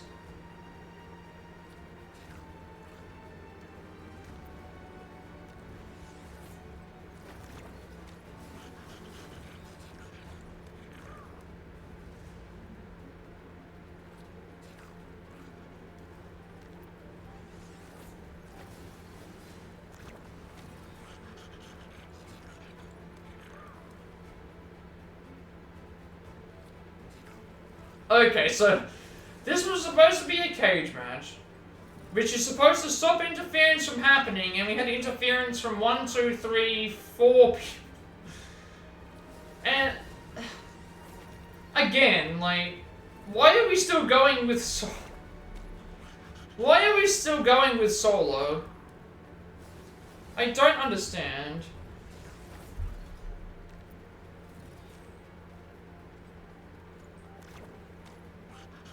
I don't understand why we're going with Solo. Why is Solo Sikoa still a thing? And of course, interference in a cage match, which everybody loves seeing, because that's just the way things are.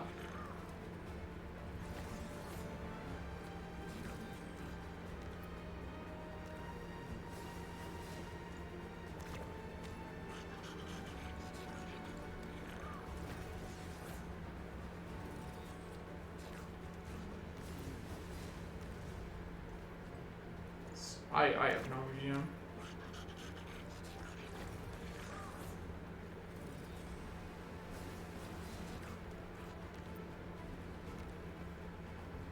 And of course, the interference cost him the match. Like, at least they did the cool handcuff spot where he, like, broke up 3 of the handcuffs. I still think Fatu should have won. He didn't win. And... yeah, like... why are we still... can we just end this? Can we move on to something else? I can't believe that Fatu's first 2 losses in the company were to Solo Sikoa. Like, this is where we're going with this. And it's always been because of interference as well, so... they're eventually going to run out of Samoans before they have to do something different. And then, Dominic beat AJ, which again, if I had a choice, I would try and pick AJ for that, but I guess I understand why they...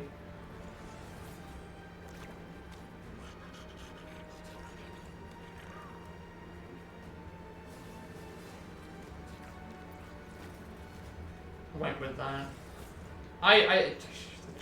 It's just weird. It's very, very weird. And then the main event, Cody beat Cena, which we already kind of talked about already. But Cena didn't seem like he was very heelish, and also for a street fight, that's the other thing as well. I don't know how good it was in terms of a street fight. Like, if you've got two good guys fighting each other, you usually want to have the street fight be like, it seemed like they weren't really doing a lot of like weapon-based stuff. And it looked, and from what I'm seeing, it also does look like there was a lot of, finisher, it was like a finisher fest.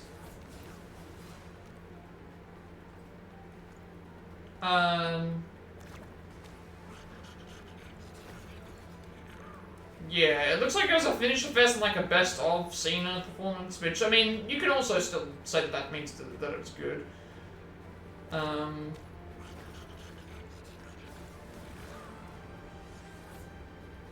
It does feel more like a Cena face performance than a heel one, so that's... And no, like, low blow shenanigans either. Did you notice that there was, like, no shenanigans with Cena at all? He basically fought the match as if it was, like, straight up,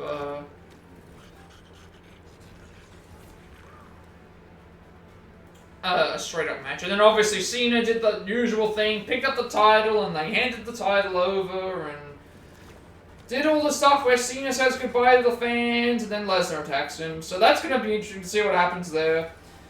Because that's the first time in 2 years that he's appeared. I don't know what Cody's planning. Like, we're going to get more generic Cody promos. Cena's probably going to start cutting some babyface promos. Good God.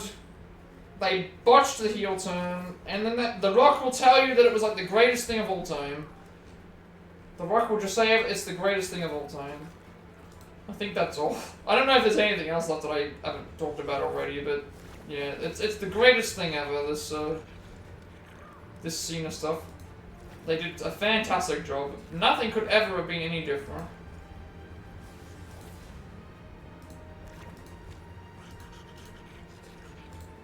Like, none of that stuff could be any different. No one would have changed a thing. Absolutely no one would have changed anything. That was a perfect way to... Nothing was wrong with the booking there. And we're still waiting. It's been 40 minutes. Granted, like, when we first started playing, apparently people had been in there for like 20-30 minute queues, so... Maybe it's just off for us today, but at least this will be the last time I do this for the week. I won't be playing this. Tuesday through Friday will be Ace Attorney, like we started yesterday, with all fully voice acted, all the bad endings, all the trophies, all of the platinum stuff, all of the bad endings, all the pressing locations. I'm not going to split both games up into separate lists because splitting them up wouldn't really make a lot of sense because it's one trophy. But the Final Fantasy ones I split up because those were all 6 separate games. This is 2 games in the one list and one platform, so I figured it would be better to just have them both be counted as that. Because I got to remember when I got to refresh this thing for, I got to do it in a week. So it still gives everyone a lot of time to be able to do that. I'm also got to remember that I want to add another redeem. Gonna add another redeem to the channel. A pineapple pizza redeem. I'm gonna add a pineapple pizza redeem, so for probably like 100,000. Where if someone redeems it, I have to. Well, I'm not gonna. It won't be that day, but every time that gets redeemed, I have to eat. I have to eat a pizza with pineapple on it.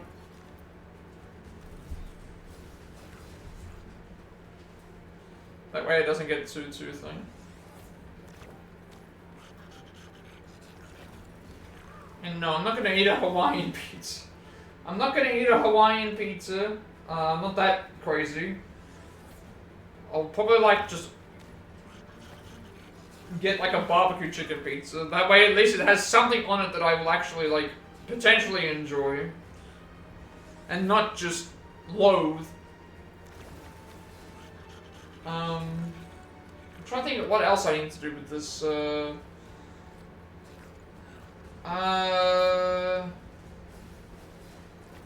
yeah, full guide playthrough as well for thing. Then obviously the week, this will be next week. Every Monday I'm going to keep doing this until I get the next speedrun set up. I'm still working on Dragon Quest 11.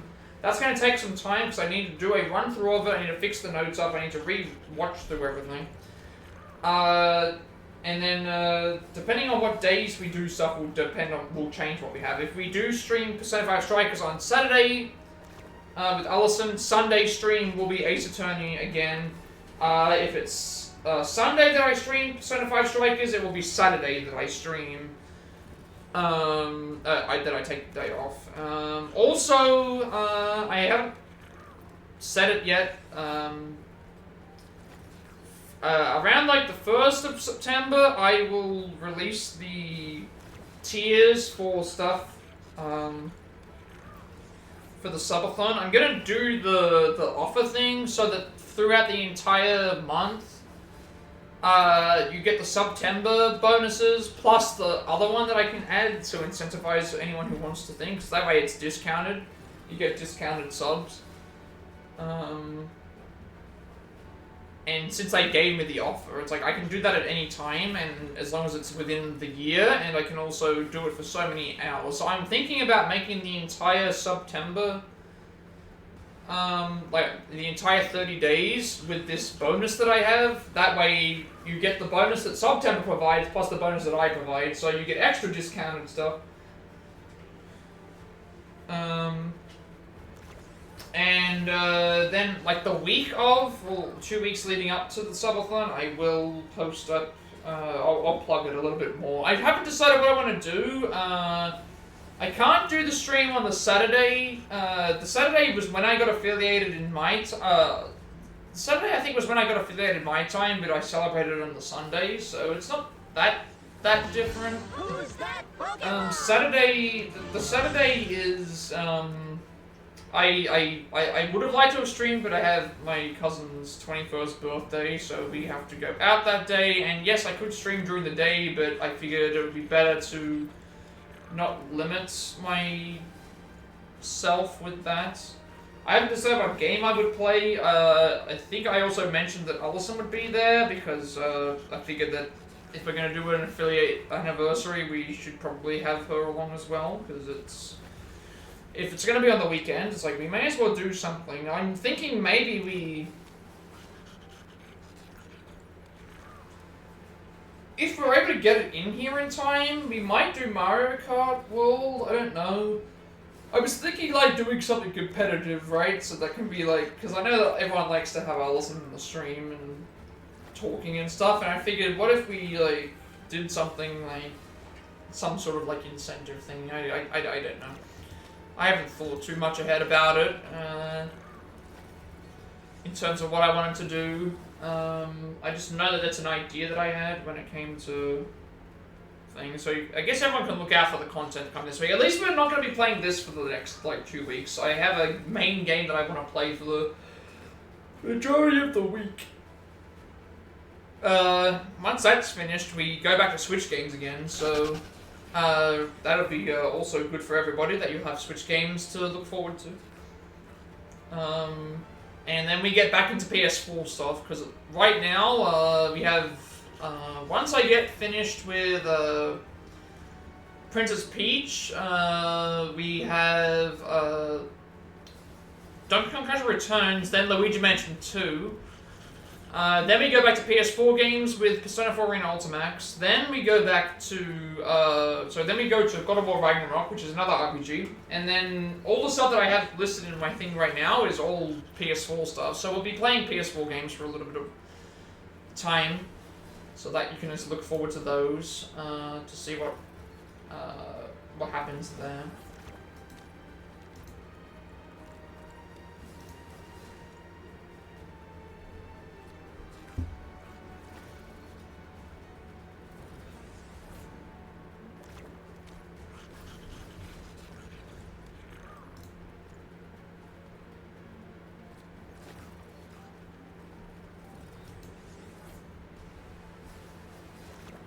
See, I'm not sure. I feel like I'm just talking to myself at the moment, but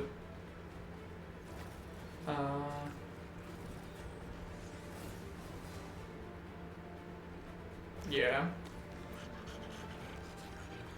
But there's definitely parallels that I noticed between Punk and Daniel Bryan's like stories. But I think that's just what they're trying to do. But it's like it doesn't work as well now because you could at least argue that when they did it with Bryan, he was younger. Like, this doesn't work the same way. Because Punk's older. I don't know if the fans are going to get behind. It's not like Punk's going to suddenly start having a yes. I don't think Punk has a yes chant. Like, he has the CM Punk chants, but that's just a general fan chant for the guy, the person's name. Like, maybe Punk needs to put on the Yeet sunglasses. That's what we need. We need, Jey Uso's gimmick is no longer the... We need Punk to be the Yeet, man. That's how we can get into the main event.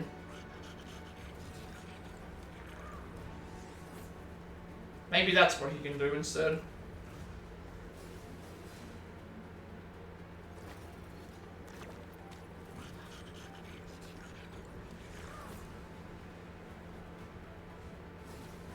Hopefully we can get a game, but we're what, about halfway through the thing now, even after I'd already finished talking about everything I normally want to do.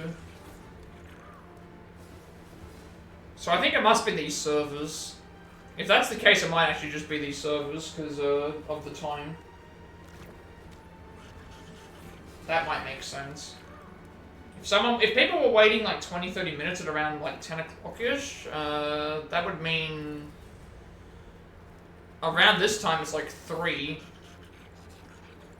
So this would be around the time that school would be finishing for us, because our school days are like 9 till 3.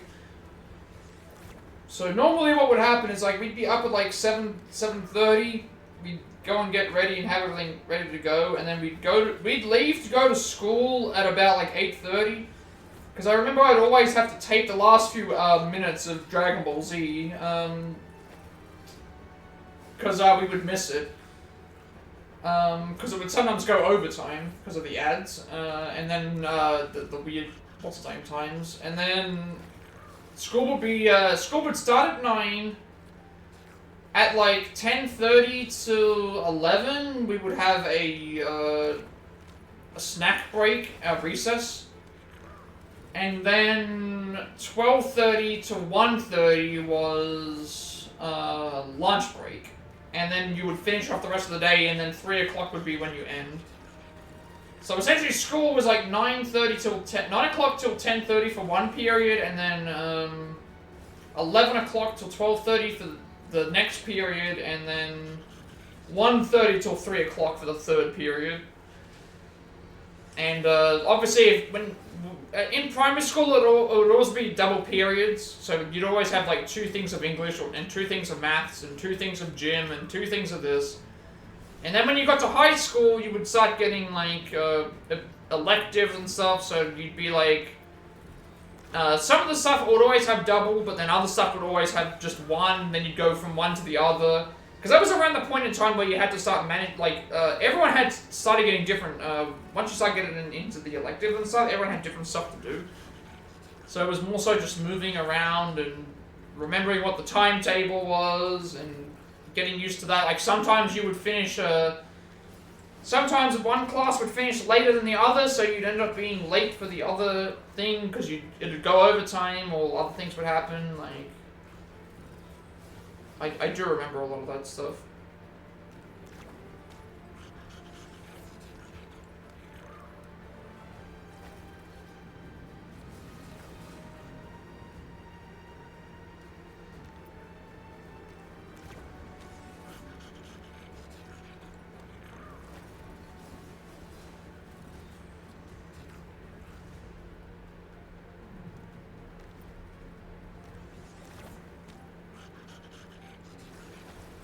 I know it's a lot different for a lot of other places in the world.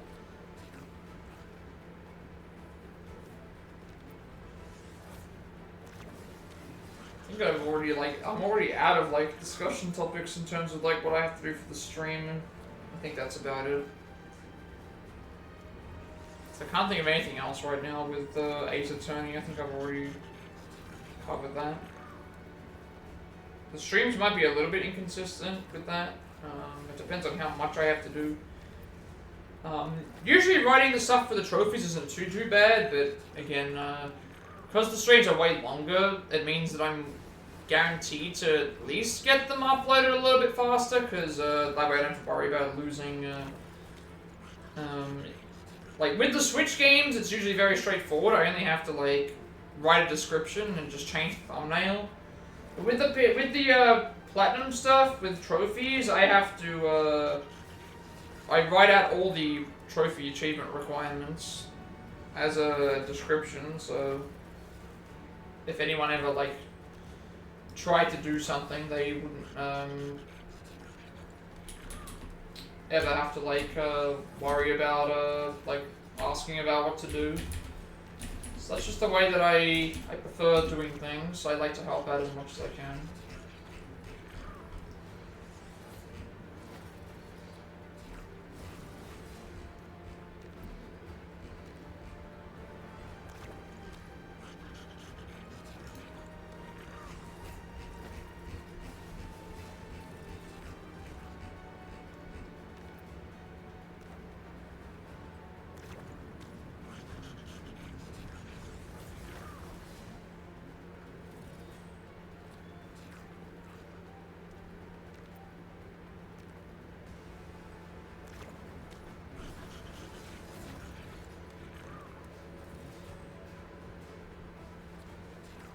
Oh, I didn't even know that that was gonna happen. I'm not sure if you're still here, Supernova, but there's some. I read something like. I didn't even know this was planned. That would have been so bizarre.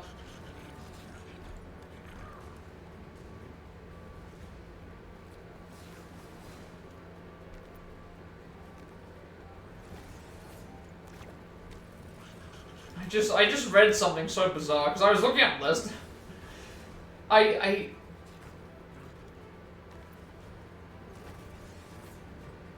The original plan, like the original plan for Lesnar at the 2024 Rumble match was he was supposed to be eliminated by Dominic.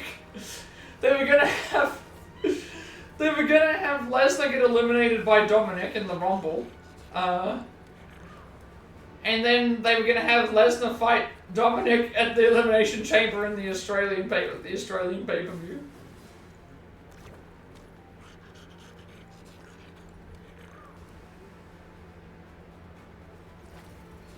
Because he was supposed to fight Gunther last year. He was supposed to fight Gunther last year at Mania for the title.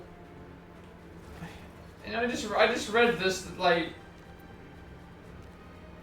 their original plan for Lesnar was to have him get eliminated by Dominic in the Rumble and then have him versus Dominic at the Elimination Chamber. I don't know how that would have worked, but okay. But I feel like that would have just been a slaughter.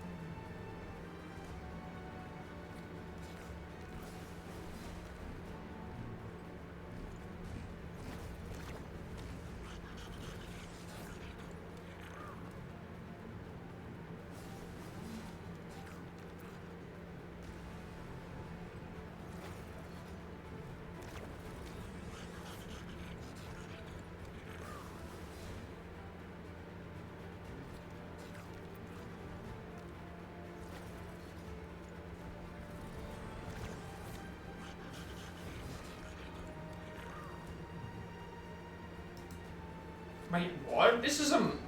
I don't remember this film. I don't remember this film. There was a film where... Excuse me? Like...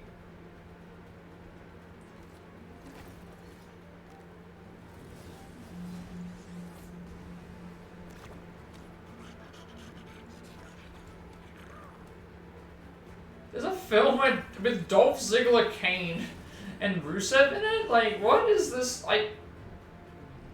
What is this? I don't remember this. I've never seen some of these WWE films. I didn't even know that this was a thing. There's a film where Ziggler is basically like an action hero, and Kane is like Kane is like... I have not seen... I honestly should go back and probably watch like some of these. I've never watched a lot of them. I have not watched a lot of these WWE like movies. I'm sure some of them are bad. I'm sure some of them are pretty bad, but like... I have not seen a lot of these WWE films. What a weird movie, like... What is this?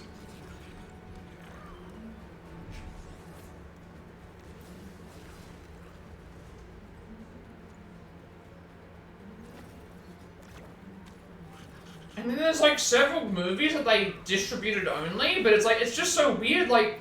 Road to Paloma was like one of Jason Momoa's like first films, from what I remember. Like, it was like, he played Conan first, but he was in a couple other things before that. But it's like Road to Paloma was the first time I remember ever seeing him in anything. Cause I just remember it was like a biker movie, and he directed and wrote it. That's the first time I remember seeing him in anything. I don't think I think I saw Conan, but I wasn't paying attention to that it was him or not, because it's just so, there's so many, like, co-produced and self-produced films that they've done, like, that I haven't even heard of.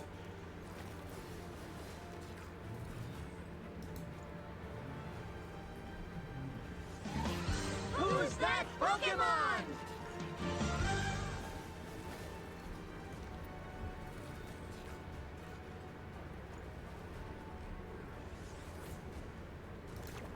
I remember these things being advertised, but I just...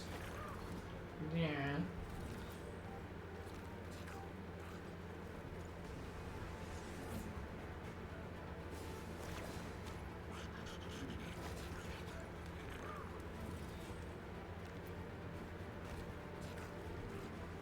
And they're doing a lot of behind-the-scenes stuff as well. That's the other, like, thing that WWE are doing now. They're doing, like, that WWE Unreal show, which...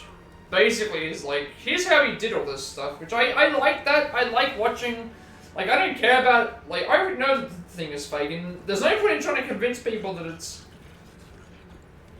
You're back? Oh, welcome back. I didn't realize you had gone. I've just been reading, reading up on stuff.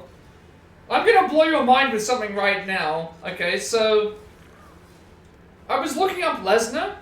This was the plan. So Lesnar was supposed to be, if you remember last year, Lesnar was supposed to be in the Royal Rumble match. The original plan for Lesnar,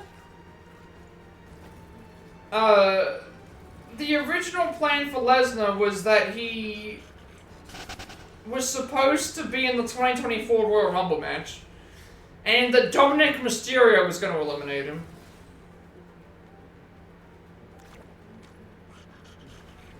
They were gonna have Dominic eliminate Lesnar. And then I'm just reading up on the, I'm reading up on like a whole bunch of these. Yeah, they were gonna, and then that was gonna lead up to a match between Lesnar and Dominic at the Elimination Chamber pay-per-view that happened in Australia. So Lesnar would have been eliminated from the Rumble, he would have fought Dominic, and then he would have fought Gunther at WrestleMania. Yeah. I'm just reading, like, and then I found, like, I was just reading stuff up on WWE Studios. There's, like, a random digital release of a movie with Ziggler and Kane in basically a buddy cop movie. It's Ziggler and Kane play cops. Who got that idea? It's probably Vince, to be honest. Like what? And then it's like, I was just looking at all these other like series and stuff. Like I remember the Big Show show, WWE Unreal getting released, where it's like, I'm gonna turn the light on. Actually, it's getting a bit dark. I may as well just do it. I'm not losing any time here.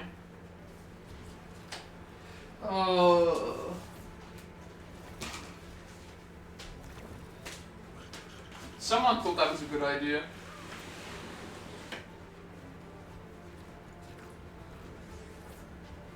I have no idea what they were thinking, but still, I kind of went through the entire card of SummerSlam while I was waiting.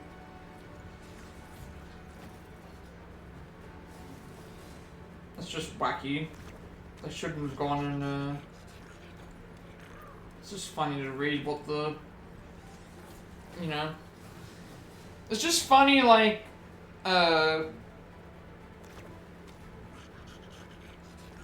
you know, even Vince, when Steve Austin first came to WWE, Vince wanted to call Steve Austin Chili McFreeze.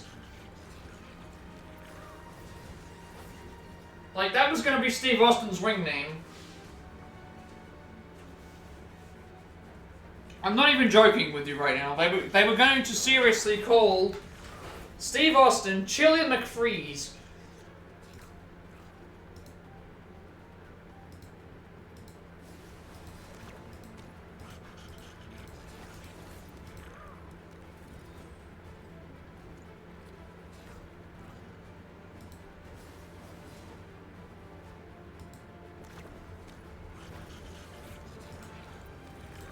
So I have no idea where they got that idea from, but sure.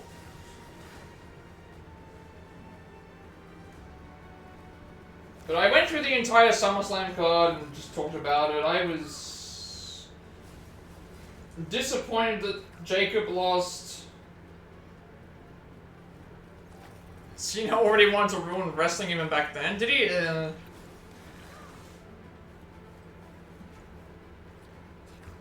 Well, that was the thing. Did he fail? Like, did Cena fail? Like, in terms of the character, in terms of this current day storylines, if we're talking about in the world of WWE, did Cena fail his goal of ruining wrestling, or did he actually succeed? Because we compared both shows, and it's like, did Cena succeed? Because some things fail. I can tell you right now, some things definitely failed. Like during the entire Cena run, like the R-Truth stuff, a big pile of doo-doo that was. Like they failed that completely.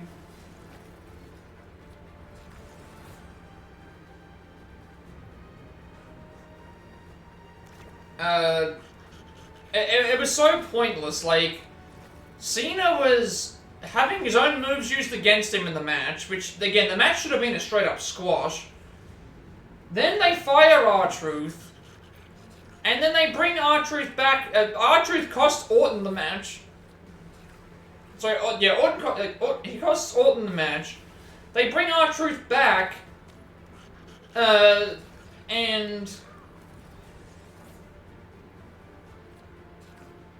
then R-Truth changes his name, and then they still call him R-Truth. That's the other thing as well. He changed his name, and they still call him R-Truth. So it never went anywhere. Like, from what I thought could have been... What could have been the greatest heel turn in the history of the business... Like... This has to be the worst of the major three heel turns. Like, when I say the major three heel turns, I mean the Hogan joining the NWO and the Steve Austin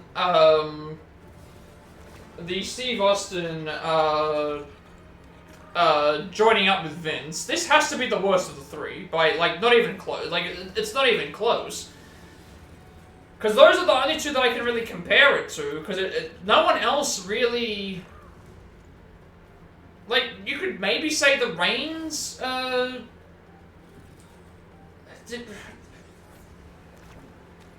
because the problem is that Reigns never really turned. He never really turned heel. He just came back and beat up, like, The Fiend and Strowman, who were not really, like, likable in the first place. So, it's easily the worst of the three. Like, Hogan and Steve Austin's heel turns were way better than Cena's. I can't even really think about anything that Cena's heel turn did that, like...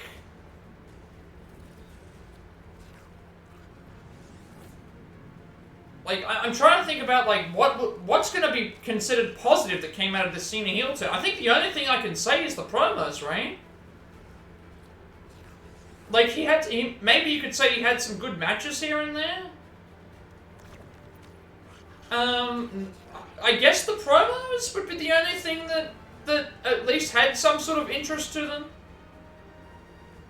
them. That's probably the only thing that I can really say that was super, like, good about it, is the promos. I liked the promos personally. I liked him attacking the fans, and I liked the you know, I liked that stuff, but it still could have gone further. I feel like it's just... I feel like this is something that should have been a year-long storyline, and now it just feels like, it's just died. Like, I think this confirms what you were thinking, though. This confirms what you were thinking, that this December match with Cena is it. Like, that's it. It's over. No more counting down the days, no more extending it to WrestleMania, no more thing. The only thing that I can think of that could salvage it is if the face Cena says, I'm not going to retire in December, I'm going to go to WrestleMania. But I'm not sure if he wants to do that. Because they've already got his last match is set for Boston, so... I don't know. The promos were half-baked in the beginning. He literally had a line like this. No one asked how I feel. Yeah. Yeah. That's why I just don't know. There has to be something that was good. Like, I think the problem is they came off a little bit forced, which is just weird because it's like he's done acting since then. He's done, and he's been a good... Like, complain all you want about the babyface Cena promos. He can cut good promos, he can cut at least entertaining promos, but they're not necessarily, like, great all-time ones. Like, name me, like, all-time great Cena promos from, like, his babyface era. It's more so him just, like, cracking jokes, and if he's in a good promo segment, he's usually, like, the one being attacked in the promo. He's really good at playing, like, the, I think one of Cena's best qualities that I think not a lot of... I think he may very well be the best at this. I'm not sure if you'll agree. I think he's the best, away wrestler, if you get what I mean. Like, you know how, in, like, sports, when teams play and there's like a home team and an away team, I think Cena may be the greatest away wrestler in history. Like, think about Punk in 2011, Bryan in 2013, RVD in 2006, all fantastic performances in ring. But he plays, like, the best, like, away wrestler in terms of, like, nobody is on his side in any of those matches, in any of those environments, and he plays the role of the essential, like, foreign, away-from-home wrestler against the super popular, super, crowd favorite. Like, I think Cena does that better than any other person that you could probably say in history. no one else in a situation where the crowd is completely turned against them. Because look at Reigns. Look at Reigns when he was a good guy, and he could not, like... The fans were super against him. Cena has fans that were super against him, but he performs as if it's like... You know, when you look at Reigns as a face and Cena as a face, and the both of them performing in crowd situations where the crowd are heavily against them, I think Cena does that better than anyone else.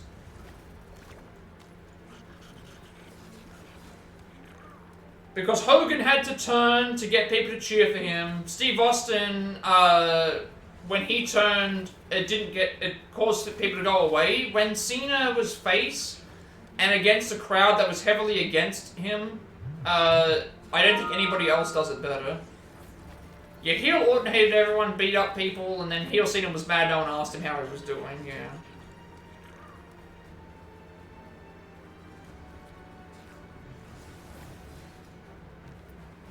Yeah, he killed the crowd when the Rock fans tried to boo him. And people will say, like, he cuts bad promos, but I think he has...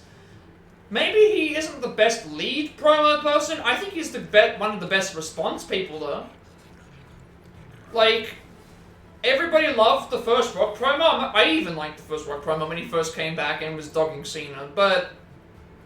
Watch how Cena responded. And I think as time went on throughout the feud, notice how it was like The Rock was regressing and Cena was increasing in his promo skills. So I think he really, like, he's a very good response wrestler. Like, he can judge a crowd and judge a wrestler in terms of their promo and know a good way to respond. Like, I think he does that better than anybody. Like, when you look at Reigns in a situation where he's the good guy and he's getting booed, he doesn't necessarily know how to react to that. When he was, like, 10 years ago, when they were forcing everyone down his throats, he didn't know how to react to that. You know, Cena going into One Night Stand in 2006, the entire crowd were booing, throwing his shirt back and spitting on his shirt and doing all sorts of stuff to it. And he reacted exactly the same. And his, like, responses were, and as it was happening through the match, he started getting more aggressive. He started reacting towards he was listening to the fans and was doing stuff that it was like.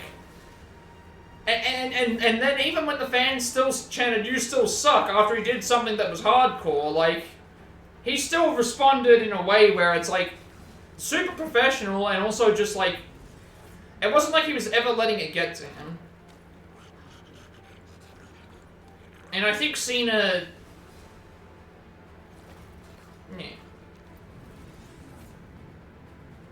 Yeah, Rock came first, but I think that... Notice in, like, the Rock feud, he was cutting funny jokes on The Rock, but that was also, it also made more sense when he was doing that, because The Rock The Rock was always doing that. So I think that's where, like, Cena's funny jokes and stuff come off better when he's responding to someone who's also doing that. And I don't necessarily think just because somebody comes first that means that they're better or not, because I you know...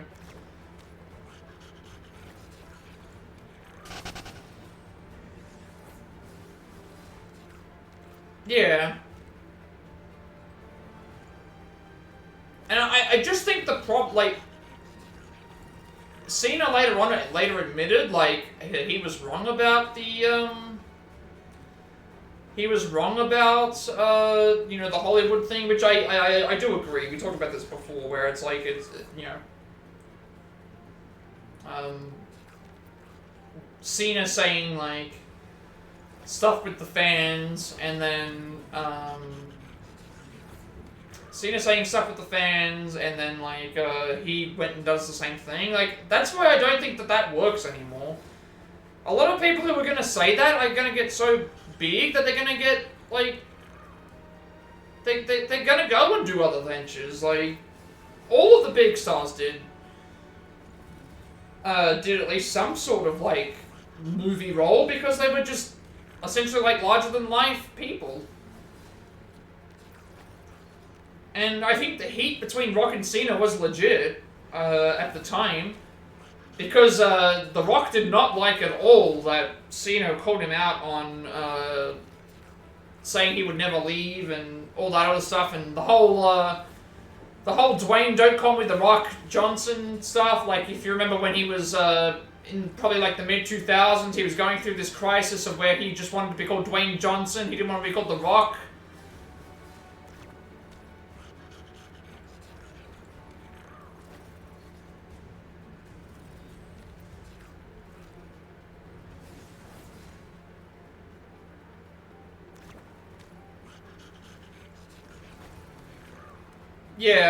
Yeah, there's always a lot of hypocrisy when it comes to wrestling. I think, for sure, like, I can agree that Cena was rude, but it was in response to what, like, The Rock was doing. And also, I think it's, like, it's more so just calling people out for, you know, like, other stuff, I guess. And it's just weird. It's very weird. And like, there's no heat between them now, as far as I know. I think they patched things up, but during the actual feud, like the 2012, 2013 part, like there was legit, like, well, 2011 through 2013, there was like legit. Now I'm thinking, what if Rock brought Rock back?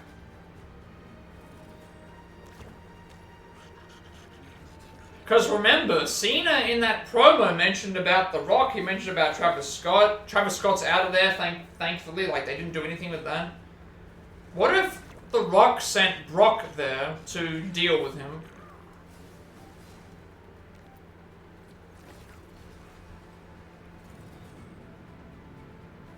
And that The Rock sent basically his hitman to end Cena.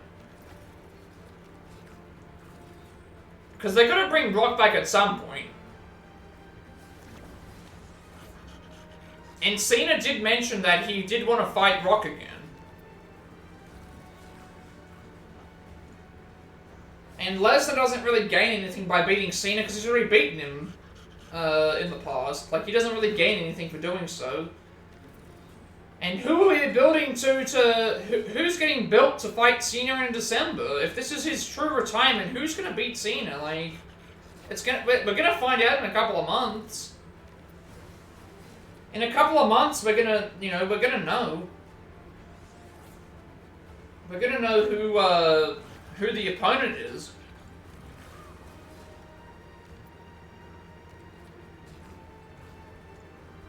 Because I feel like it has to be a young star, but at the same time, it has to be an epic match, I think. It has to be a grand match. And like, if AJ was younger, AJ would have been a great choice. Because I think AJ could pull something out of Cena. You see it like this: Rock has an ego, thinking the business didn't change, didn't know that Cena does improv on opponents. It is his locker at the moment, and Rock had heads with Austin. He was in Cena's position before, so it was weird to get mad. Cena, though, never gave respect to Rock. Didn't know him and what he truly... Yeah. Because if you look at The Rock's peak in terms of, like, popularity, he was only there from, like, 99 until... what, 2000 and... like, because 99 he was the heel, 2000 he was one of the best in the company. Then he left halfway. He left after Mania in 2001, came back at around the halfway point of the year, and then stayed. And then he was already doing movies at that point. So really, like, Rock was only around for like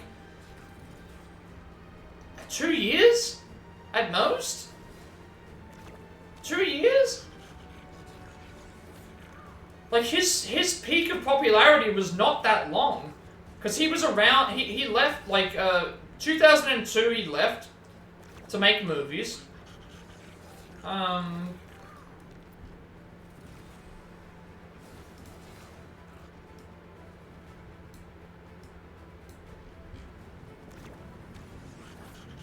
Cody already took the title from the GOAT. The Mystique is ruined. He should have been undefeated until he retired. Yeah, I think so as well. He shouldn't have lost the title.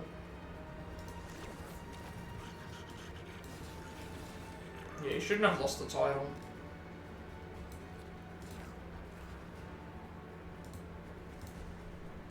It's gone now, because now it's just back on Cody.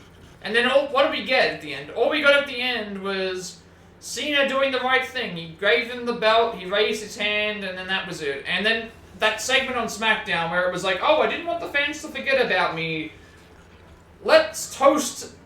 Austin's career was still longer than The Rock's. Like, Austin's main career, 98 until... what, 2001? Granted, he took, like, a bunch of the 2000 off. He took nearly a whole year off in that point. His career is still longer than The Rock's in terms of popularity. So, like, his major peak was, like, 98 until, yeah, all of 98, most of 99. Then, like, 2001 was his last full year. And then from there, he was, like, part-time. So he still wrestled a little bit longer than The Rock did. But they had very short careers, but, like, they were... You know, The Rock was basically there to replace Austin when Austin was injured. And then Austin was there to replace The Rock when The Rock was doing Hollywood stuff. So they kind of, like, filled in for the year when the other wasn't there. And then they obviously both ended their careers, essentially, at WrestleMania together for that last match. It was, you know... So... It was kind of fitting. Yeah, I don't count the later stuff. I mean, Austin's career is also, like, if you count, like, the 2003 stuff, he was still around, like, the entire year, basically, for 2003. Even if he was the sheriff, he was there from, like, February until, like, November. Like, every week on Raw, Austin was there, which I loved all that stuff. I know a lot of people got sick of seeing him, but I loved all that, to be honest. Like... It was always just really fun. Like, Steve Austin was always one of my I liked. That was he was one of my favorites for that era. Because I never watched WWE. I never watched WWE at first. I was always a WCW person, so I didn't start getting WWE stuff until maybe like 2002, 2003-ish. Like, I remember playing SmackDown Shut Your Mouth, and I'm like, who's Shawn Michaels? I didn't know who Shawn Michaels was. Like, I'm pretty sure it was 2002. I had no clue who Shawn Michaels was in 2002. Because I just didn't watch, I'd never seen WWE. Or if I had seen it, I think, because I was mostly watching WCW. I'd never watched any I'd never seen any of the Attitude Era. I never saw any of that live, because I just didn't have free television. I only saw WCW. But I still got to see a lot of stuff from WCW.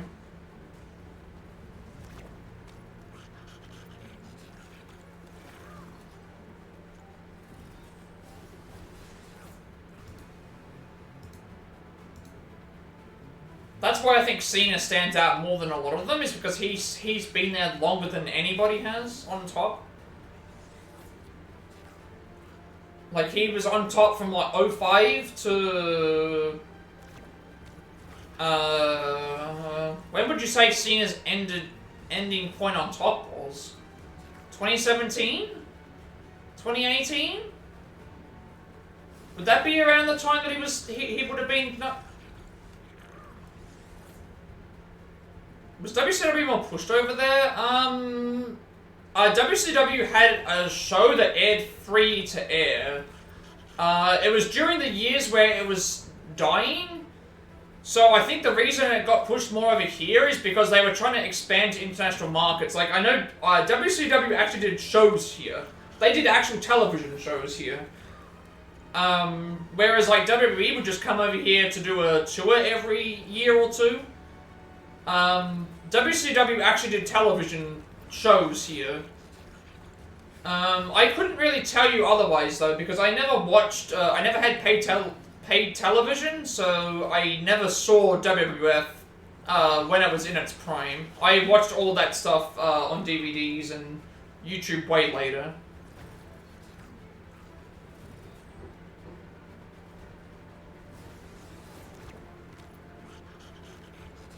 Because, like, Hogan's peak on the main event was, like, 84 till 91, 92, I think. Like, Hogan's main event run, at least in terms of WWE, was, I think, 84 to 91, 92. And then, obviously, if you count WCW, then that extends his main event run, because he was there a lot. Reigns' main event run was, what, 2020 to now, till present? Although now it's starting to die down. Unless you want to count the Force title reign stuff, which, I mean, he's been there longer, but no one can convince me that Reigns is better than Cena. On top. Like, I don't think so.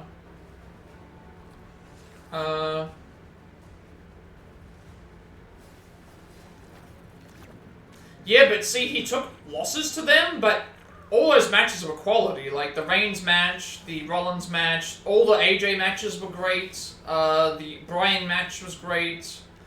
The Owens matches were all great. Like, he was losing and putting people over, but he was at his best. He was at his in-ring best at that point. That's why I said, like, 2015 to 2017 Cena with this 2025 gimmick. Their primes. Rollins' prime was probably mid-2010s. Reigns' prime, I would say, was like when he was the champion. Because he was still, even if you had complaints about the title reign, I would still say his prime was when he was the tribal chief. AJ's prime, AJ's had several points in his career where he's been the best at the top of his game. Who's that Pokemon? 05 to like 05, 06, he was really good. 2014 to 2017, 2018, AJ was really good. Owens prime? Ooh, that's a tough one. I reckon Owens' prime is probably like 05 to... Cena's prime stopped around 2019. I would say probably about 2018. I think it was around the point where he started becoming more part-time that his prime was over. Whenever Super Showdown happened, I think that was 2018. That was the year where he had the 6th move of Doom. I think around that point in time where he said he was going away for a while, I think that point was probably where his prime stopped, because he just wasn't around as much. Owens' prime is hard. That 05 to 07, I reckon. 2010. 2011 might have also been around that point. Orton's prime. I loved 04 Orton. I think 04, 05 Orton was great, but it was just the booking that got in the way. Orton, in terms of like other stuff, I think 07 through 09. Bryan's prime is incredibly difficult. Ooh, that is really hard. Bryan's prime, probably 05.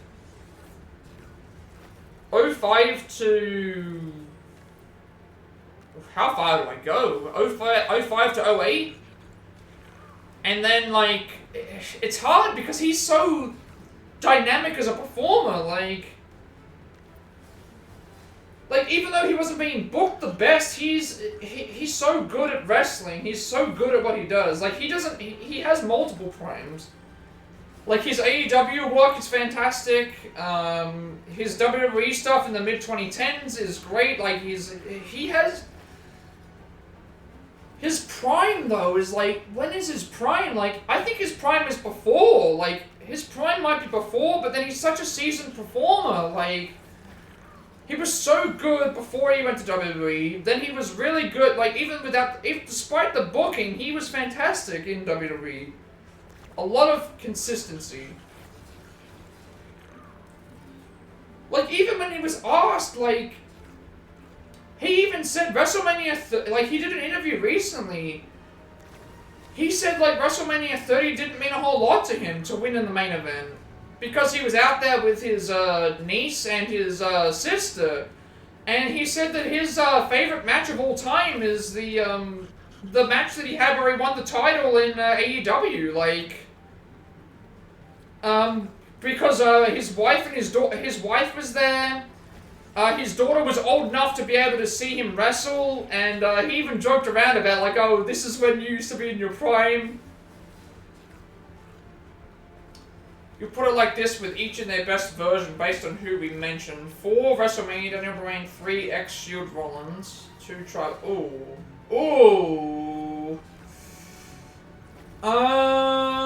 If you're just talking WWE stuff, how would I order this?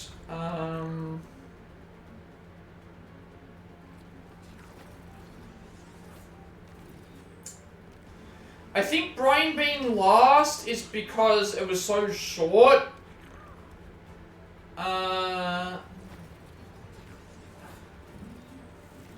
Super Cena? The problem with Cena at that point in time is, like, I don't think Super Cena's era was the best. I think his best era was like 2015 to 2017, when he was just putting out tons of killer matches. Like, I think that was, like, obviously he was on top more when he was Super Cena, but I think his best years as prime was like 2015 to 2017. I think Cena's 2015 to 2017 is better.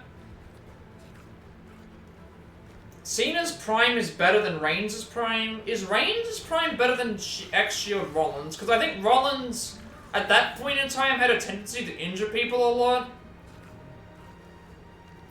But then Reigns was on top for so long, and he had pretty consistently good matches.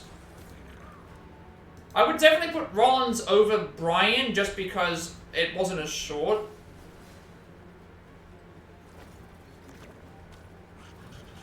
But it's so hard for me to... It's hard for me to attach myself to the WWE Bryan stuff because it's the time that he was the most over, but it wasn't necessarily the time that he was the best wrestler because of what was getting given to him. Like, I've watched all of his stuff prior to WWE, a lot of his stuff from prior, and even the stuff that happened after when he's in AEW, it's like, the guy has no real, like, he never has it, he doesn't turn off, like, there's a reason why he's won, like, the best technical wrestler from, like, 2007 to, like, 20, whatever it was, like, he won, like, there's a reason why, and I'm probably showing my bias here because he's my favorite wrestler, but, like, he's my favorite wrestler. I just don't rate his WWE stuff as highly in terms of the peak because I don't think it's as high as the rest of them. Like, if you're counting his peak from SummerSlam 2013 until, like, WrestleMania 2014, like, there was a lot of crap that happened there. He wasn't wrestling poorly. It was just, the booking was bad. Like, that was the time where they were just, like, I don't know if you remember this. Remember when Orton and Big Show was the main event for one of those pay-per-views? Like, Bryan wasn't even on the card, and sorry, no, he was on the card. It was the thing, but they did that stupid pay-per-view where Orton and Big Show was the damn main event. It was just, they made so many mistakes. Like, and then Bryan was in all those Shield matches that were fantastic. Like there was a lot of stuff that he did. Even when he wasn't necessarily being pushed, like those Shield tag matches with Bryan in them were all fantastic. The Kane Undertaker one, the Ryback and Team Hell No One, you know, like, he works well with all of them, like... I'm gonna put this out here right now, there may be when everything is all said and done, like, I personally think that Brian, in terms of wrestling, in terms of just wrestling, he may be the greatest to ever do it. Like, he may be the greatest ever to do it. I'm putting it out there, like, right now. I think when all is said and done and he retires and give it some time, I think we might be saying that he is the greatest wrestler to ever wrestle in terms of just wrestling. Because of the dynamic opponents and the dynamic matches that he can have. He can brawl, he can do submission, technical wrestling, he can do striking, he can do comedic matches, he can do main event spectacles, he can put over younger talent, he can wrestle big men, small men, you know, any you know, he can do, I feel like he can just do it all. I think he can just do it all. We might actually get some more matches. I just realized the queue's about to run out. We only have about an hour left to go anyway, but I'll queue up anyway. See if we get some more matches. I'm having a fun time just chatting about wrestling. I'm not even really bothered about the gameplay, because it's like, I can't help it if it's like this.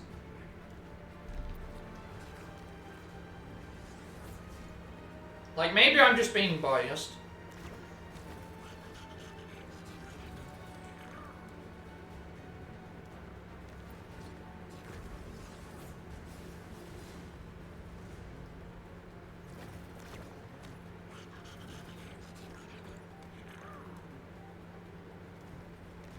Because it's just so hard. I feel like because he's been... And then if he did not get injured...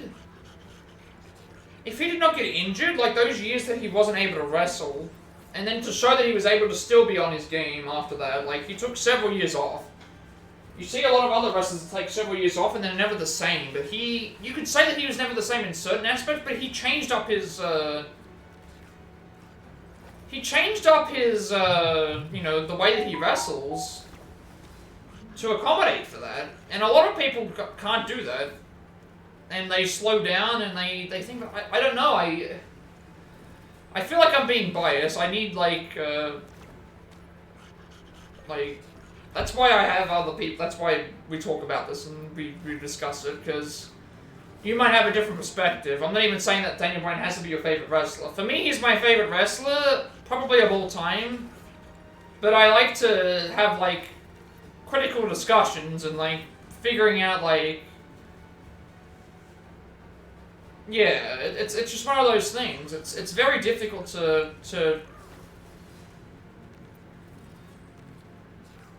You know, I know what people are going to say that he's not good at. They're going to say that he's not good at promos. They're going to say the thing, but it's like... He has cut very good promos in his career. When he's been allowed to. Like, I think he's very good with feuds. He's over with the fans. Like, he, you know, even when he was a bad guy, like... let's narrow it down. Do we talk in terms of era or popularity?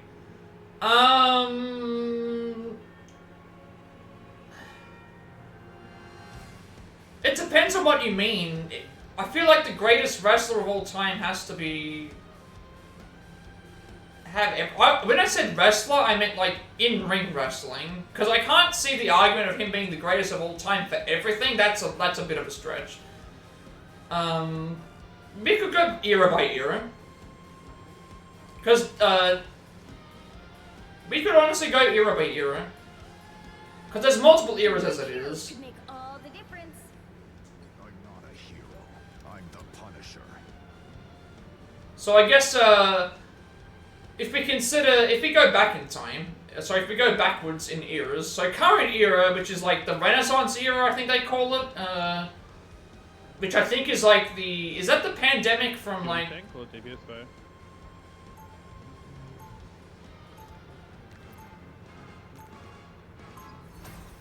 I'm trying to think about like if it's, Round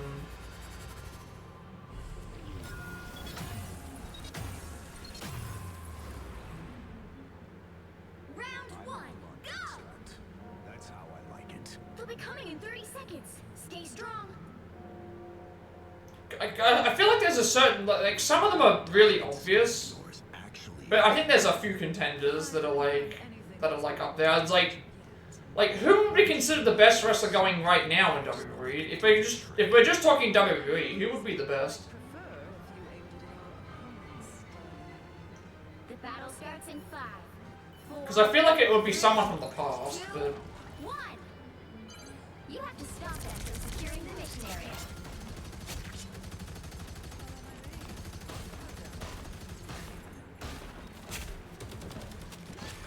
Battlefield's ready again.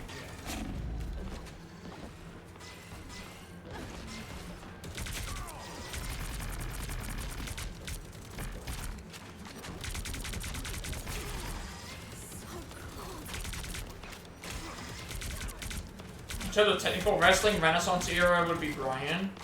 Yeah, I agree. Because 2020 to 2025 is, yeah.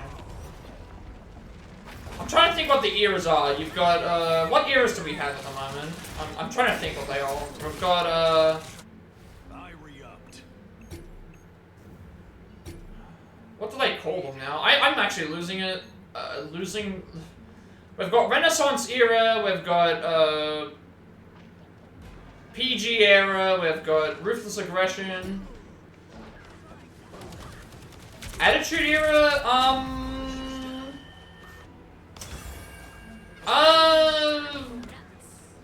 Attitude era. So if the Attitude era counts like 97 till 2000. And back. 97 till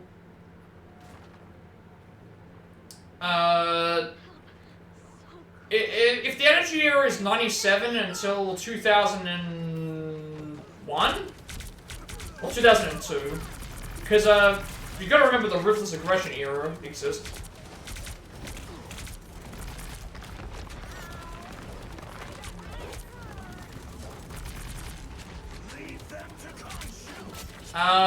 Yeah, there's a lot of contentions there. That's what I said. The Ruthless Aggression era could be Angle, it could be Eddie, it could be Benoit.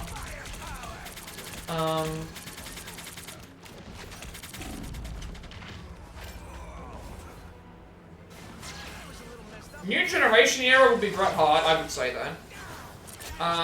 What's the era before Hogan's era? I can't remember what they call it. It's like the Hogan, Warrior... Honestly, I think the best wrestler during that era, like before Bret Hart, would be... probably... Hi, Willem. Can you, maybe give Scorpio a go? Judge! There's still a chance to stop Or them. does anyone else want to fight Tank so I can dodge?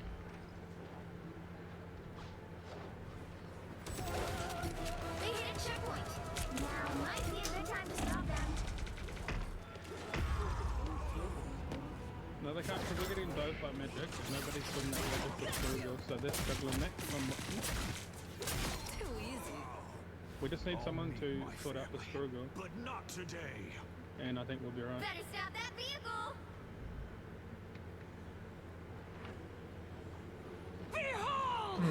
It's so hard to pick. I didn't forget about you. There's like 7 eras. Now or never. Stop them. Battlefield ready again. I unleash the Machete. Looks like bullets break your magic. Can someone help me get Scorpio? Can Yeah, Attitude Era is at 97 to 2002.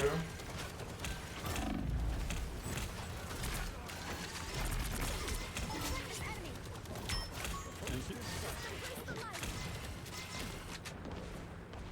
Hey, Scorpio on our left. Look. That's Scorpio. Just right there. Yeah, Attitude Era is 97 to 2002. I think Angle then, in that case, probably. It's either Angle or Benoit, I think.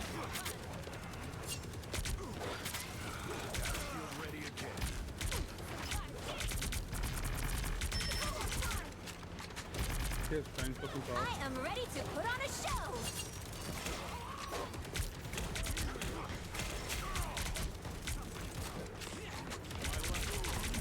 We're gonna shut them up though. By the eye of Agamotto! Executioner! Yeah, I would say Angle. Because Angle was there through 2000, he was there through 2001 and 2002. Whereas Benoit was not there during 2000. He wasn't there long enough, I don't think.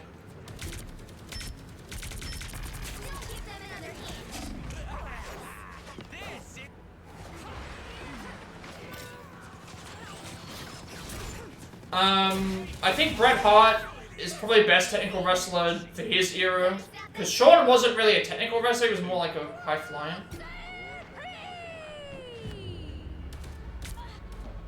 The current score is And then what's the era between after the Ruthless Aggression era? That's like the PG era, right? So that would be... Hey, Punisher or Screw, can you do beauty? I'm not a hero. I'm the Punisher. You'll need a top-notch team to win this one. Freedom's an idea that will never die.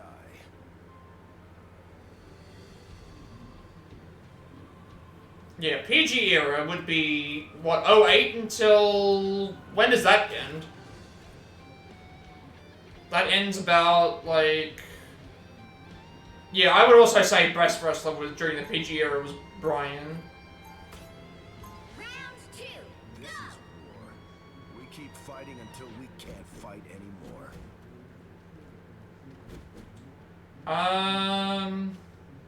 And then there's an era in between PG and Renaissance. I don't know what that's called. I guess that's the pandemic era. get ready. Maybe, I don't know. Have we got all the eras? Because old generation would be like Randy Savage or like Ricky Steamboat or something like that. Ric Flair maybe. New generation's Bret Hart. Attitude era would be, I think, Angle. Let's hope your optimism is not unfounded, my old friend. Ruthless Aggression era would be... 4, 3, 2. Who would Ruthless Aggression era be? That would be... That's like 03 to... Got it?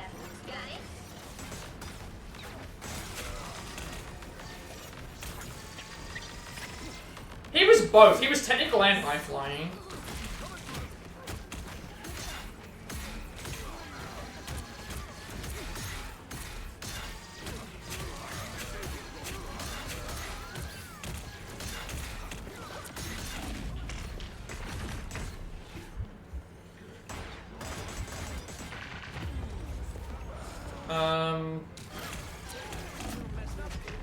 Ruthless Aggression era, that could still be Angle, but he got injured a lot during that point. Benoit.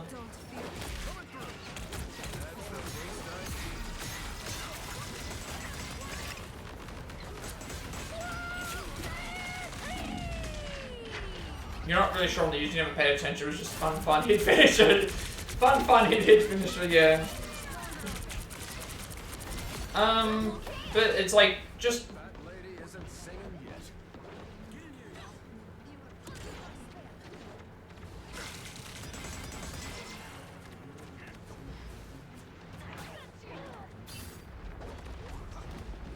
Rocket's beacon is no more.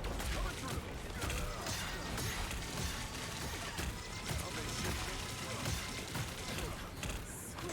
By the eye of Agamotto!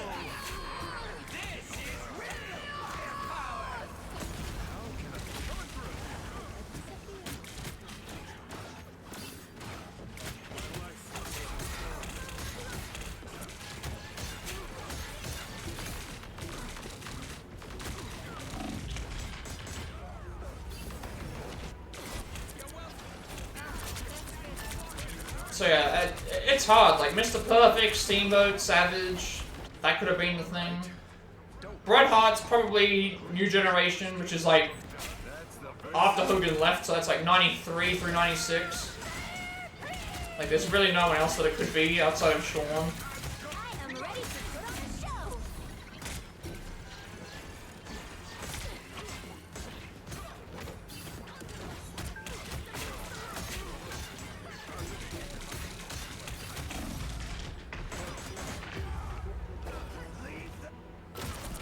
Yeah, Attitude Hero would be Angle, maybe Triple H.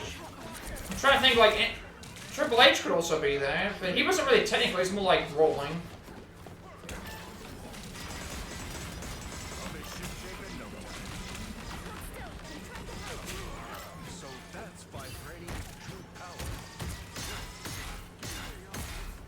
Yeah, they are. Only 60 seconds left. Revenge is sort of my specialty. They are, because of the allegations. That's why. It's because those allegations exist.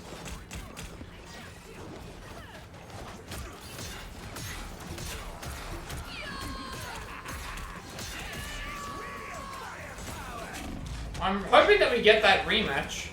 I want to see that Dominic Mysterio and, I want to see that Dominic Mysterio Brock Lesnar match. Live to fight another day. There's no time to wait. Hit them with everything.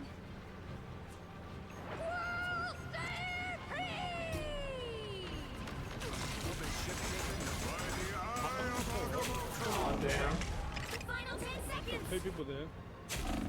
I'll patch you up.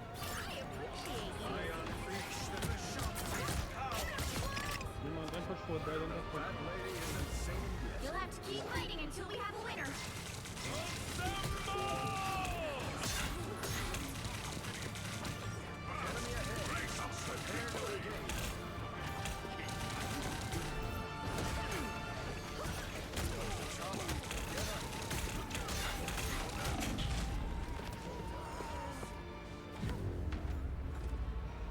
Final score 0-3.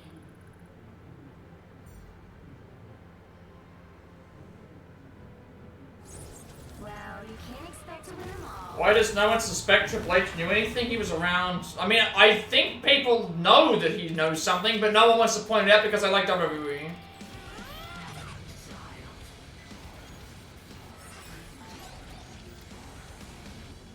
Like, I think that's the problem.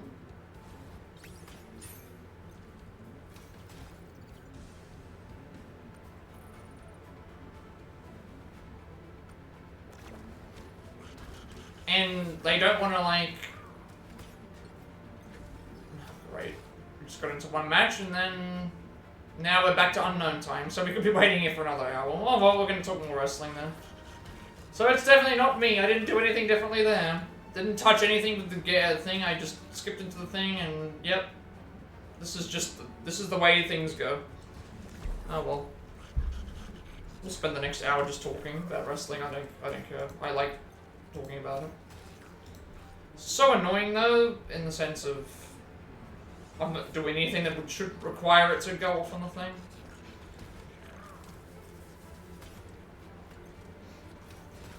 Like, they definitely know something. You can't be that close. Like, apparently the family have, like, disconnected from Vince or whatever. Or so they say, but there's a lot of stuff going on there. I really don't know. I think Vince wanted to be there the entire time, but, you know, we'll see what happens. They brought Lesnar back. People are going to complain anyway. That's just how the world is at this moment. Like, people are going to complain.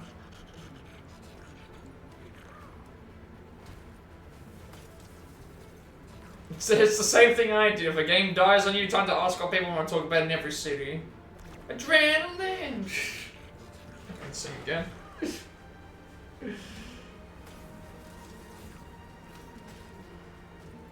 Let's see if we can come up. So we don't know what promo is going to happen on Raw. It could be a Rollins promo with Heyman. It could be a Lesnar promo. There could be a Cena promo. There could be a Cody promo. There could be a Punk promo. There could be a Gunther promo. If Cody Rhodes is going to cut a promo on Raw tomorrow, we have to come up with a promo for him right now. We've got to come up with the promo. So obviously it's gonna start with the and he's gonna come out and do the whoa, and then everyone's gonna do the cheer, and then he's gonna do whoa again.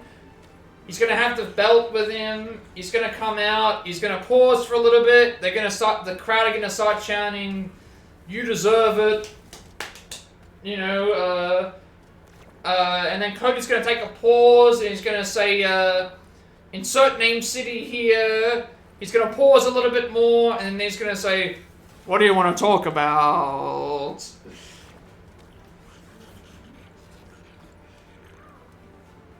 And then it's gonna be like, oh, as you saw in SummerSlam, looks like someone's got a shiny new gold belt around their waist or whatever, and the crowd's gonna cheer, and then it's like, I had a respectful street fight against John Cena, and I fought my hardest, and I want to, you know, I'm getting bored just trying to come up with a Cody Rhodes promo. Like, that's how boring Cody Rhodes promos are now. It's literally the same thing that I don't even want to do an imitation of it anymore. Oh. Oh, yeah, that's what it's gonna be. It's gonna say, I got the real, that'll be the line. I got the real John Cena last night.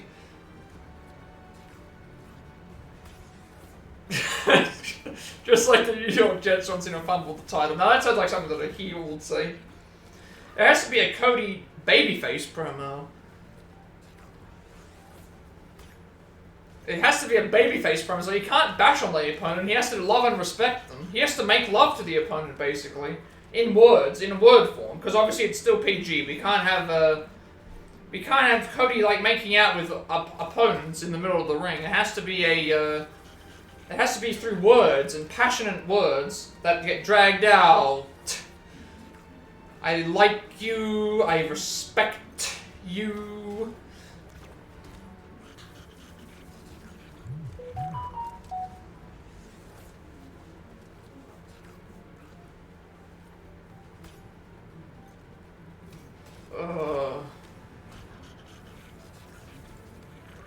Hang on a second. I'm gonna actually.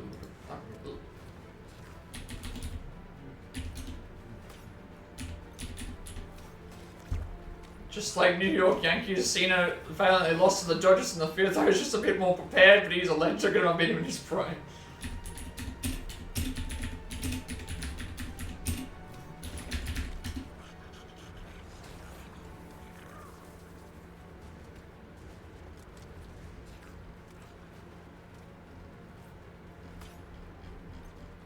Did you fix it? Yes, it was. Although, I want what I want to happen is I want the Great Khali to interrupt the promo. You know, the Indian music plays and then he goes, Cody Rhodes.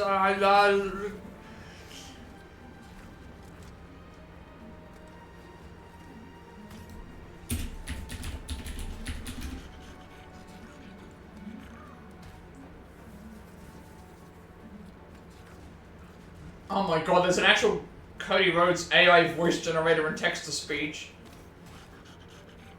Someone actually made this. Oh my god.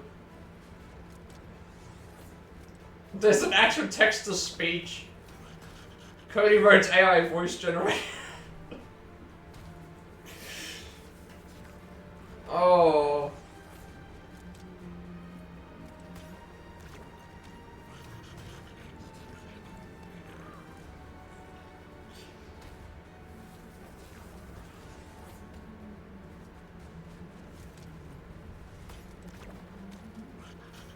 Hang on a second.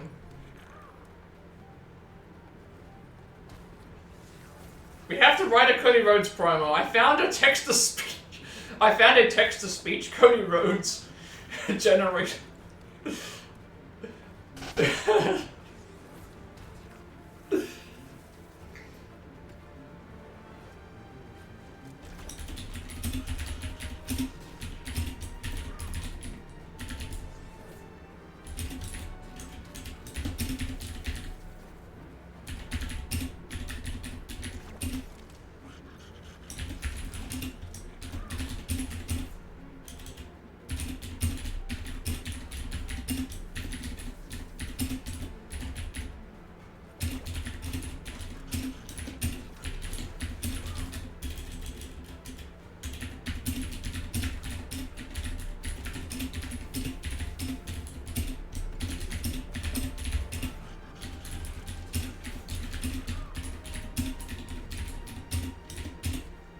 Do you have a Discord chat I've sent to the Arnold version? You can just DM me the Arnold version. I think we are already on, you've DM'd me in the past.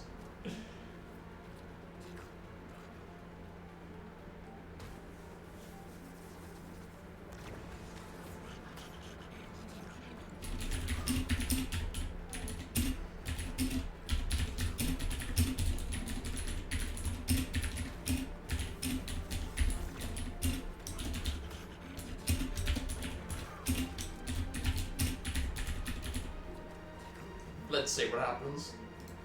Oh my god. Oh, you have to sign in? Oh, you couldn't have just allowed me to do a sample? Oh. You have to sign up? That sucks. Hang on.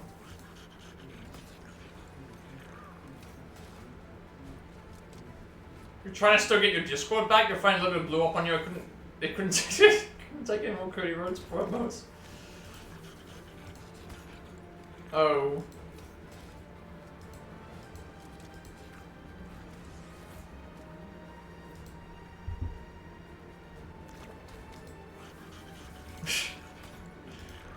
What did we do? What happened?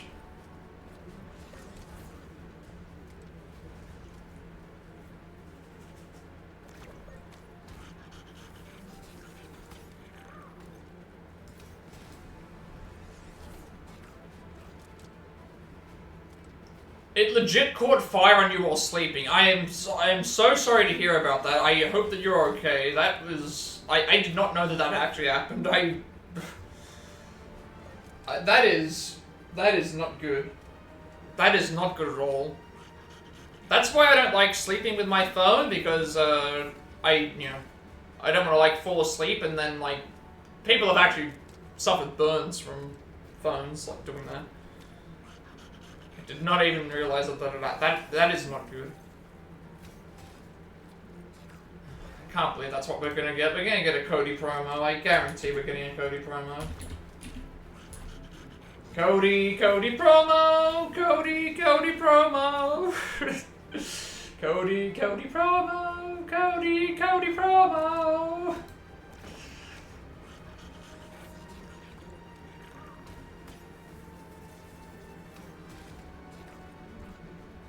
Triple H on Brock Lesnar's return. We're gonna listen to this. They had the press conference. What did he have to say? This is what Triple H had to say about,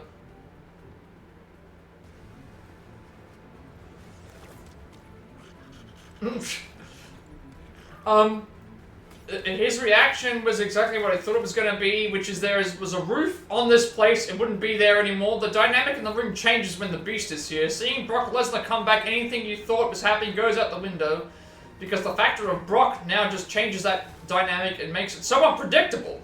So yeah, incredible, just incredible to have him back.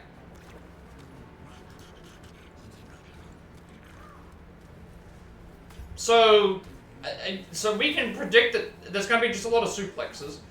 And also, it mentions here that the crowd in the post-show set were chanting Vicarian Cross, and they mistook it for "We Want Brock" chants. And apparently Lesnar was a part of Cena's wish list of final opponents, and so apparently these opponents are on Cena's wish list. Like, they're saying that he wants, it's about John Cena being able to go out there the way he wants to go out to write his chapter, and nobody likes as a performer, yada yada yada yada yada. Okay, yeah. So basically, if whatever Cena wants, Cena gets. So,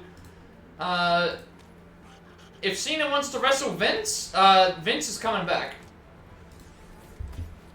That's what it said. It's like if Cena wants his final match to be Nia Jax against Nia Jax, it's gonna happen. Like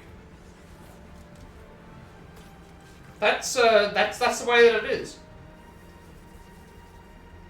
If he wants Dominic Mysterio to pin him in the middle of the ring, 1, 2, 3, that is the match. Like apparently this is why Lesnar came back, because Cena wanted to have him on it was on Cena's wish list. Cena's wish list exists somewhere.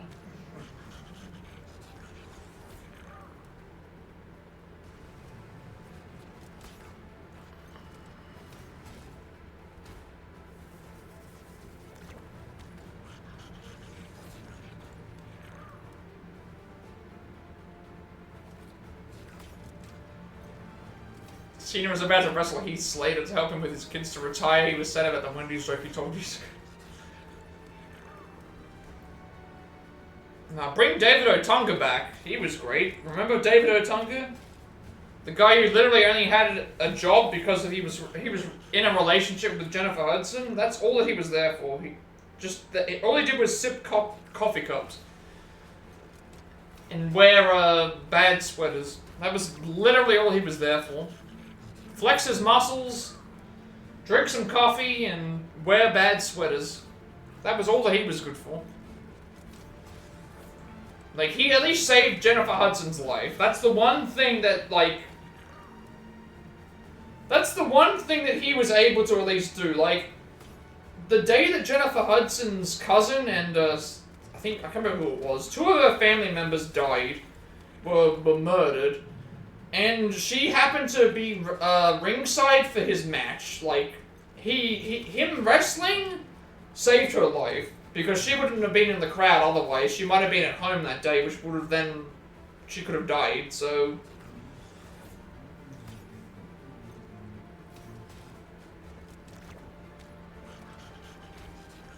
They're gonna bring back Wade Barrett. Wade Barrett's gonna come back. He's gonna give Cena the bullhammer. They're gonna bring the next. That's what they're gonna do. Cena's final match is gonna be him versus the Nexus. They're gonna bring Ryback out. Ryback's gonna come back. That's gonna be. Is that a part of the? Is that a part of the wish list that Cena wants to fight the Nexus again? Are they gonna do Juan Cena? Do you remember Juan Cena? For the couple of weeks where they had like where Cena was fired and it was like, oh, is Juan Cena gonna show up?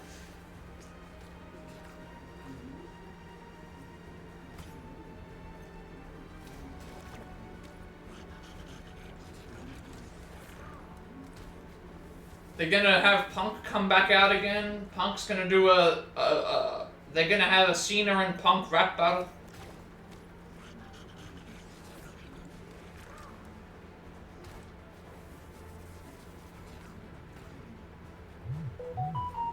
Who knows? Who knows what the hell's happening with these people?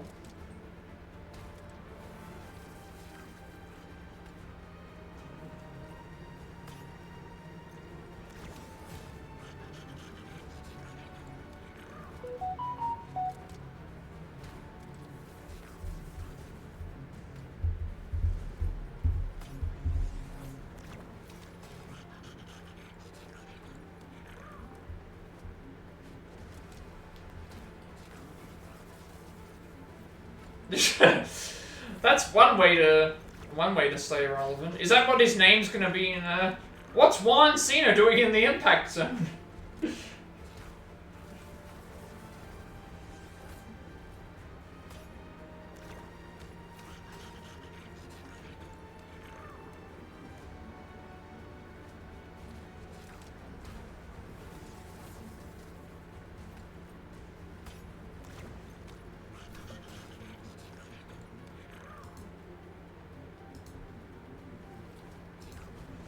I'm now curious, like, if he's got a wish list of opponents, and he's already gone through some of the people in the wish list, who's the final opponent gonna be? Because that happens in December, if they're going by what Cena wants to do, and based on his amount of dates that he still has left.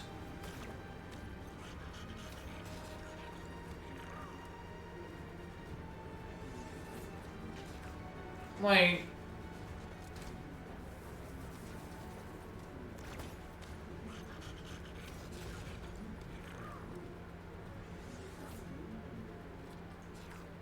We're in August, and if they're gonna do the what is next? What is upcoming?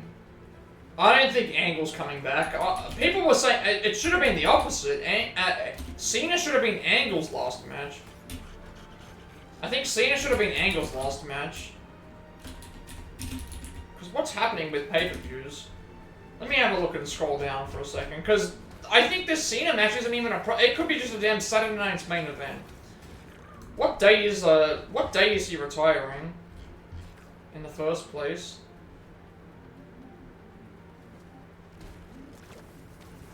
What day is Cena's retirement?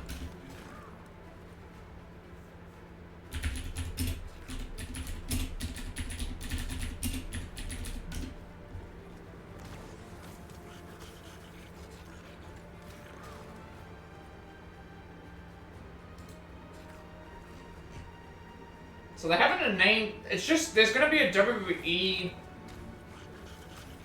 There's going to be an event in December. That's all that it is. He's going to be in. Wait, what? Oh, that's happening here. I forgot about that. I forgot about that. They're doing a whole thing. Oh my god. Why are they doing it there? Like, I would love to. It's too expensive. Oh, like, in October, WWE are going to Australia. And then when I say coming to Australia, they're doing all the shows here. They're doing Raw, SmackDown, and a pay-per-view. But it's in another state, and it's going to be super expensive. It'd be way too expensive. I remember checking the listings for, like, how much does it cost? Let me see. How much does it cost for... I'm not going to go, because it's in another state. How much would it even cost to go to the pay? It's damn Crown Jewel. How much are the ticket packages? Let me have a look and see how much this actually costs.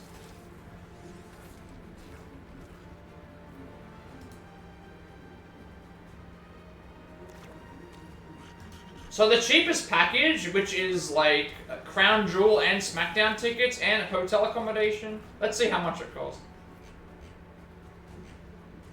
Yeah, about that. $2,643. Let's, yeah.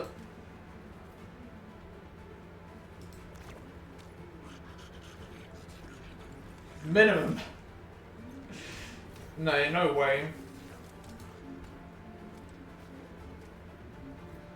If you want the cheapest package that they have, which is SmackDown, the pay-per-view, that's convert. No, I'll convert it now. Let me convert the price.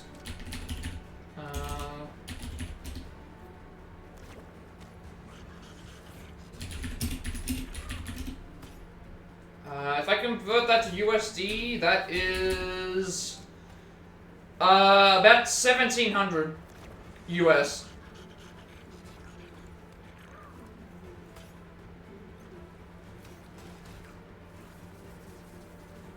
And that's the cheapest.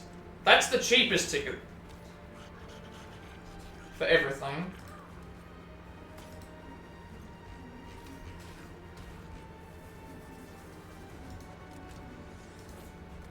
Yeah.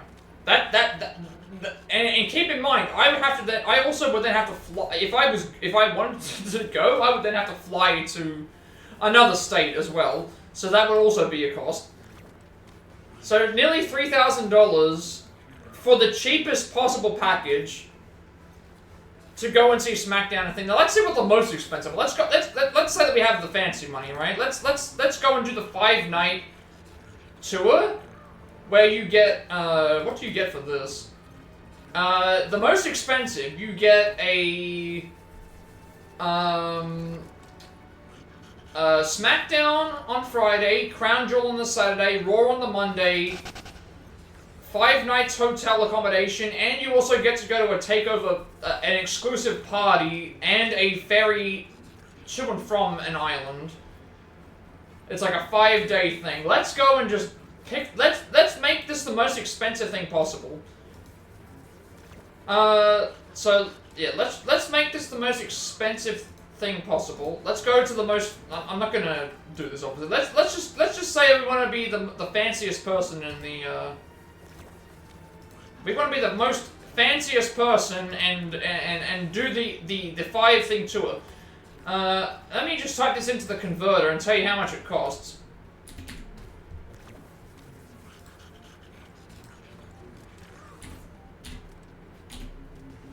So, if I wanted to do the most fanciest thing possible, which is SmackDown on the Friday, Crown Jewel on the Saturday, Raw on the Monday, a 5 nights hotel stay, a takeover Perth party, which is like a thing, and also like a ferry to and from Rottnest Island, That would cost me $7,883 US.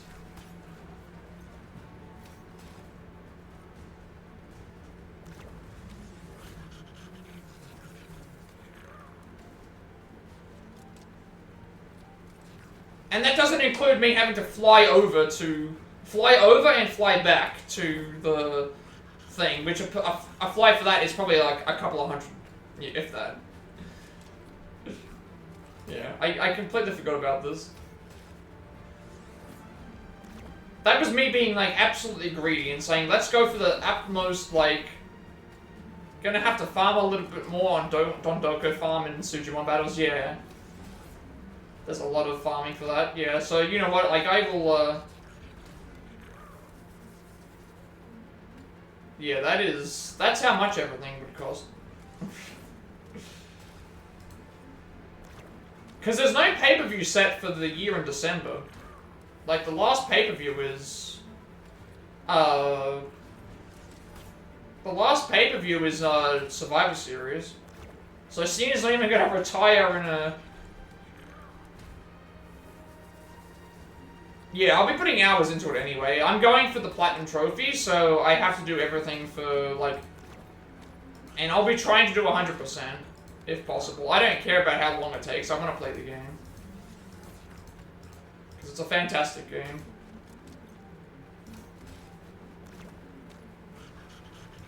Yeah, so I suppose if I really, really wanted to, I could save up for this thing, but no. I would not pay that much amount of money. $8,000, like that's nearly 8,000 US to do all of that. And keep in mind, I even did the cheapest, like, option. How much would it be for if I just wanted to buy a ticket? At the most, you know, thing, I guess. But still, everything's... I've never been to a WWE show. You would stream it every day if you could, yeah. I mean, that's what I'm gonna be doing. Not every day, but once it gets, once I start playing it, I'm gonna be playing, that'll be the main game for... It'll be the main game for, the Tuesday through Friday streams. Like, I don't care how long it takes, I'll be doing all the sub-stories, all the mini-games, all the, story, all the side quests, all the... I'll try and do the completion list, I'll try and do everything. All the Sujimon stuff, all the Dondoko stuff. I wanna experience the entire game. I don't care how long it takes. We're gonna do it.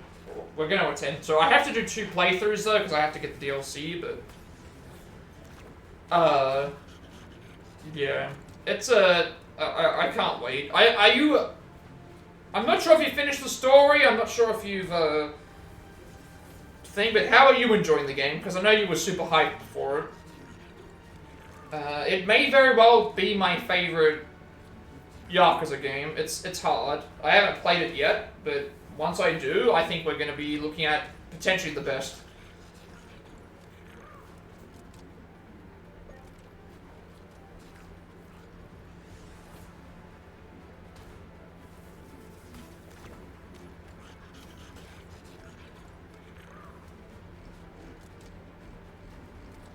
Game is amazing so far, best in terms of minigames. Yeah, some of the minigames are so...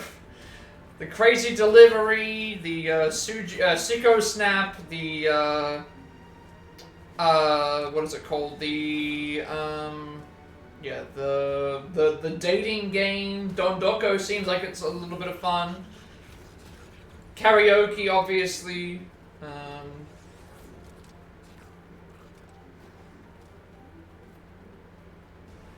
And then all the other normal stuff that you get to do. Sujimon battles. And then you get an amazing story and characters and other stuff. DLC, I don't know how much it is. Majima is a separate game. The Majima game is a separate... It's not even a DLC, it's a completely new game. That's a separate purchase.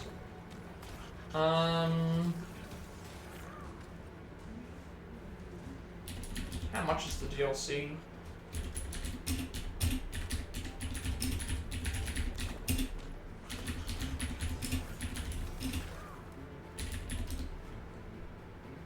DLC for Like a Dragon is 15 US.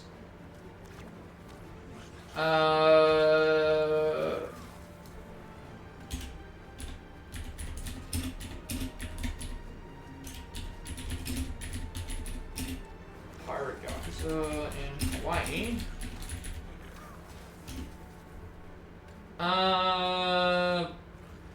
That can't be right. I think, right now, Pirate Yakuza is, 42. It's actually on 30% off right now, apparently. Yeah. Pirate Yakuza, if you were getting the digital version, is currently, 30% off for, like, 10 more days. So it's 42.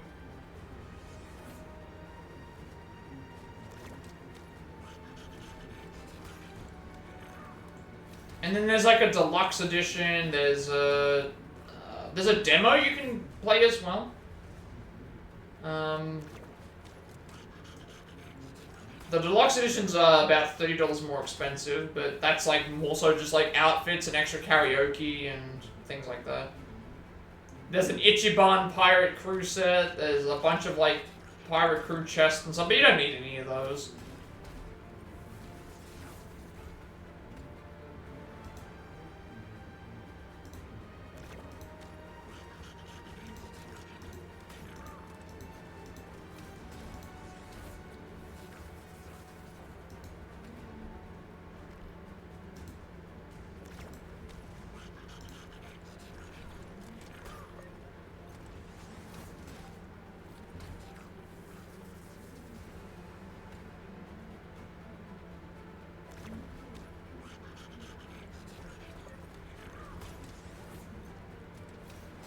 Yeah, Pirate Yakuza in Hawaii is a solo game, yes.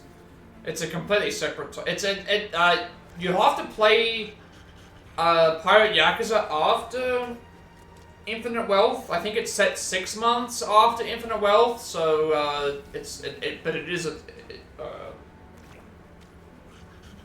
it is a solo game. Back from the ad, yeah. Pirate Yakuza is a solo game. It's set 6 months, I think, after Infinite. Is it 6 months? I can't remember.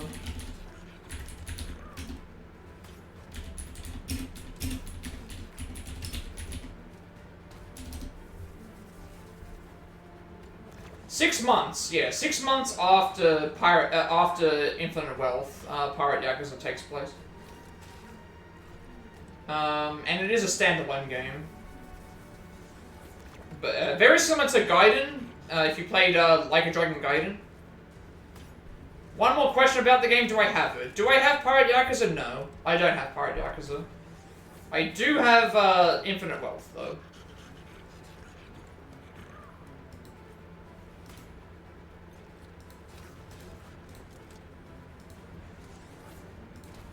I've just got to install it onto the PS4.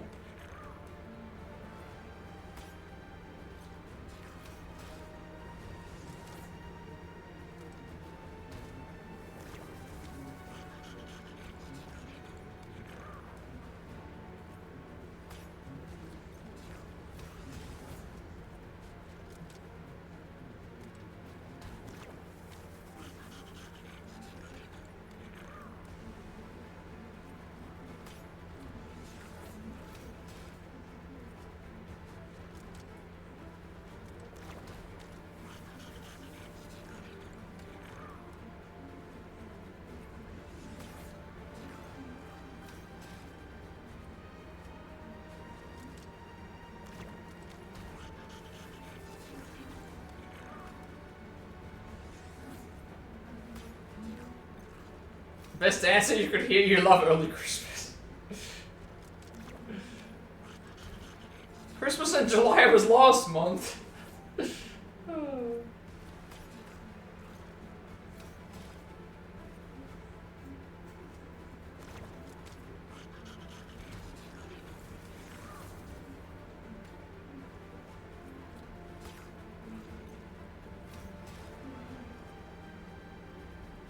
And then that other game hasn't come out yet, which is not a Yakuza game, but it looks like a I'm not sure if you saw Stranger Than Heaven. There's no release date for that game yet. It's not. I don't think it's a part of the Yakuza games, but it very much looks like it looks like it's going to be something like that. That game looks fantastic. Stranger Than Heaven. That looked really, really good. Stranger Than Heaven.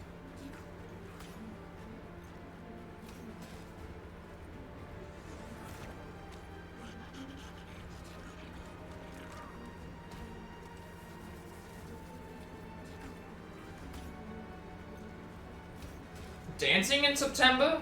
Wait, what?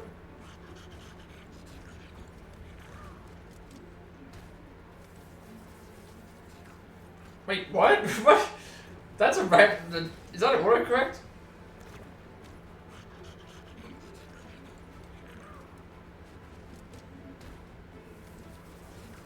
You're playing that game, yeah.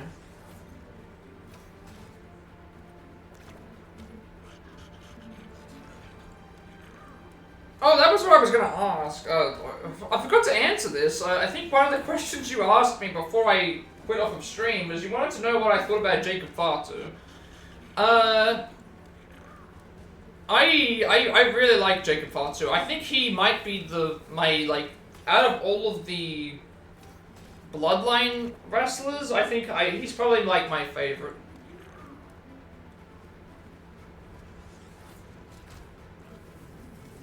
Like out of the Bloodline members that I think he's my favorite of them. In terms of wrestling, like obviously Heyman is not really this thing, and Zayn, yeah. Out of the Samoan Dynasty Bloodline members, I think he's my favorite of the bunch.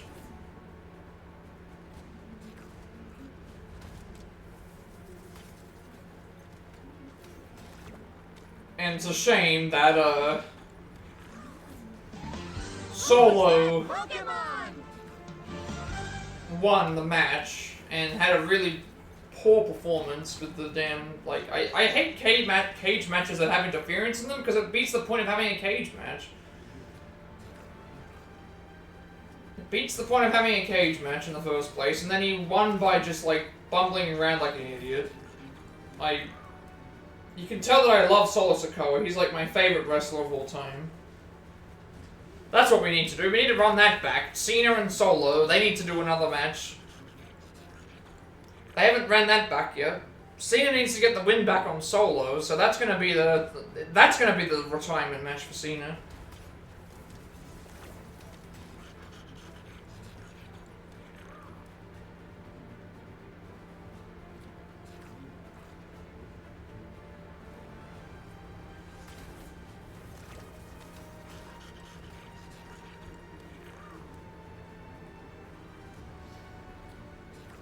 Yeah, I like that part where he, like, he's like, I don't love you, Solo, and then he beats him up. But then it's like, ever since then, it's like, yeah, I get it, like, they're the bad guys, you're not supposed to like them, but it's like, it's just like, this guy has so much talent, and we're wasting time here with,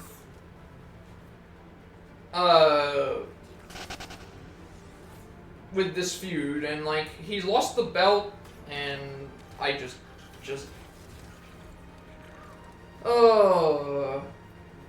like, I don't want to see Solo Sikoa as champion, like, I don't want to see him succeed. I just don't like him. And yes, you're not supposed to like wrestlers, but it, like, still, like, it's just boring. It's just boring. It's just like Temu Bloodline, basically. That's what Solo's group is. It's the Temu Bloodline. Like, Jacob was the only thing that was interesting about that group, and now that he's not with them, it's just Temu. We've got Temu Roman, which is Solo. Then we've got the Temu Usos, which is just the other two, and then we've got Temu Great Khali, which is, you know, the other guy. Like, that's what we've got. It's just the Temu Bloodline.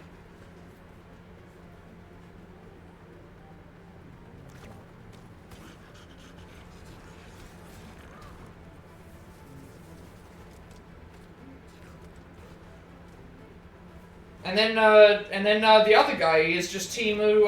I like Jeff Cobb. I like JC Mateo. But like again, he's getting stuck in this storyline where it's just boring. Like he's another. It's just another situation where it's like JC Mateo is more talented than all of the other people that are in that Bloodline group. And he's basically just taken the spot that Far2 was in. Like it's the same problem that we have now. Far2 was the only thing that was interesting about that new group. They've gotten rid of him and replaced him with someone else who's also just more interesting than all the other people in the group. Like, what are we doing here? What are we doing? Why is this happening?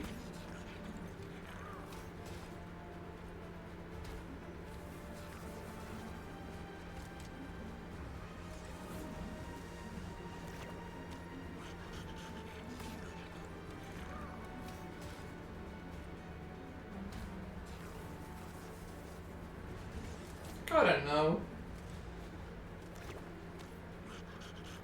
Maybe I should just stop watching. That way I don't complain anymore. They waste LA Knight. Okay, let's evaluate the wasted potential of characters. LA Knight, again, I'm not the biggest fan of LA Knight. I get it though, I get it. He probably should have been a champion. Did he win a title? I can't remember. He beat Logan, right? Yeah, he did. He beat Logan, and then he lost the title to thing. I guess I can understand. I just don't see the appeal. I'm not a big fan of him, but I can understand why other people are. Heel Cena, definitely wasted, but I don't know what it was. Far2, definitely wasted. Orton, I feel like he just got derailed.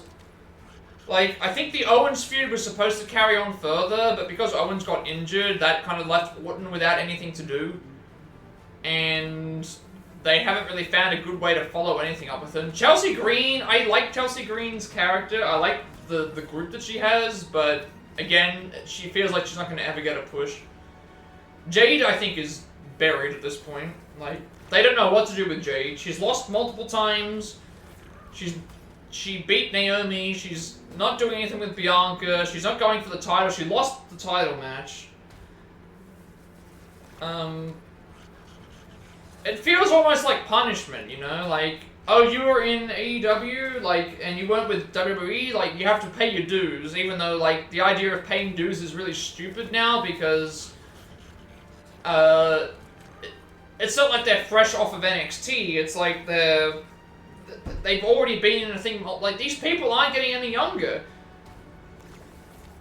Like, I don't get it. And I'm not saying that Tiffany Stratton is like... Solo is like having a brother that once the older brother leaves the school, they think they're all the school now. Basically. That's why I said it's the Timu bloodline. It's the Timu bloodline. Yeah, if we don't get a game in the next, like, 4 minutes, I'm gonna end stream, because otherwise, it's gonna get too late, and, I don't wanna... thing, so... It's weird. It's weird, I hate it. I hate it.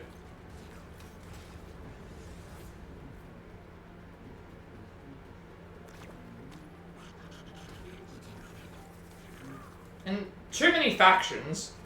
Too many factions, which is the case with AEW. It's a problem with a lot of companies. They get a lot of they get faction heavy. They get faction heavy, and then it's just like. Have you noticed that a lot of the factions now are really large? Like, remember when factions used to only be so many amount of people? Like, you know, it used to only be so many people in a group. Now all these groups feel like they're way too large.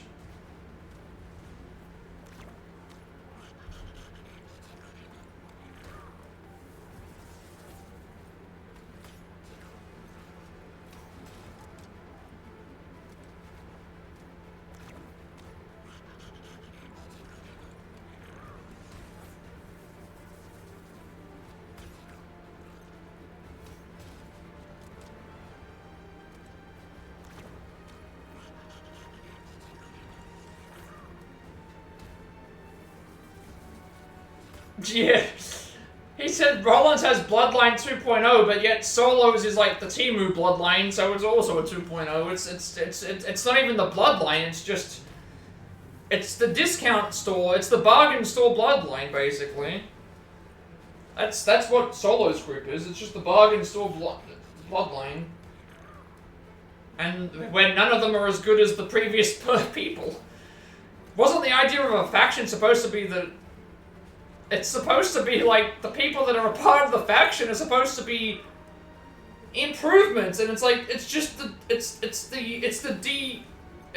like if all of the Digimon formed a faction, and then like all the babies had a faction, and it's that they're acting like they're the cooler than everything else. Like I don't know.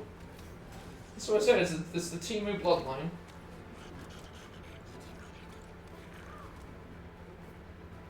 Like, Solo just stands there and just has his thumb out. That's all that he does. He just crosses his hand and then now he has to carry promos himself. He has to carry matches himself. He has to, like, do all this other stuff, and it's like, yeah, it's over. Like, it's over.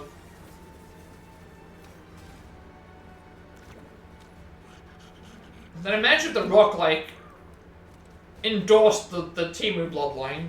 It's like, this is the real, like, these are the real MVPs. But yeah, it looks like we're not going to get a game, unfortunately, so... Factions are supposed to have purpose. Yeah, exactly. Which they kind of do, but kind of don't. They kind of do and kind of don't have purpose. Alright, yeah, we're not going to get a game today, so... Fortunately, this will be where I... end stream for today. I guess, even though we were able to get a few bits of progress here and there, we ended up being in the same rank as before. I'm gonna back out of this, actually, I may as well. I think we're still in the same rank, actually. We had some games as Cloakwork were fine, Cat games were fine, Punisher again was mixed, but I think we lost way more than we won. I don't think anything else changed here. Let me, like, check these for a second.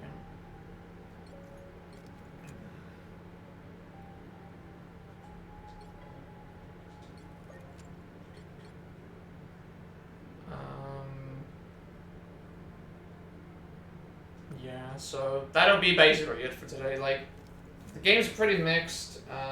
We ended up not really progressing in the pool.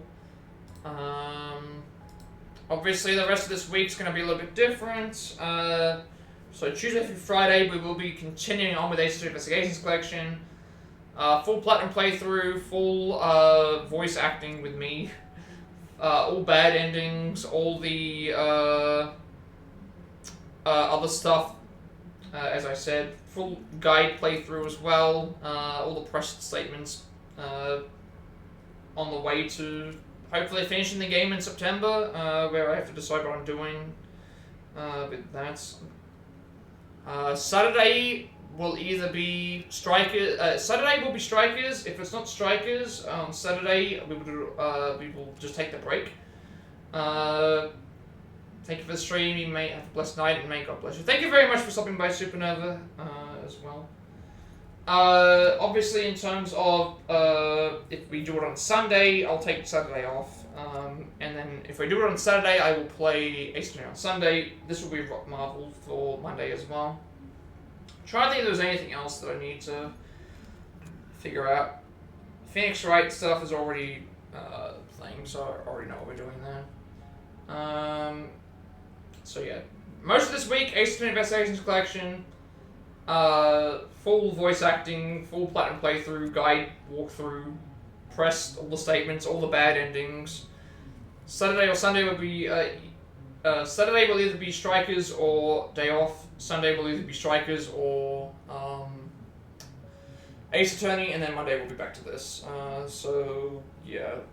With all that being said, be sure to like, comment, and subscribe. Every like, comment, subscription, review on this video gets a post monetization.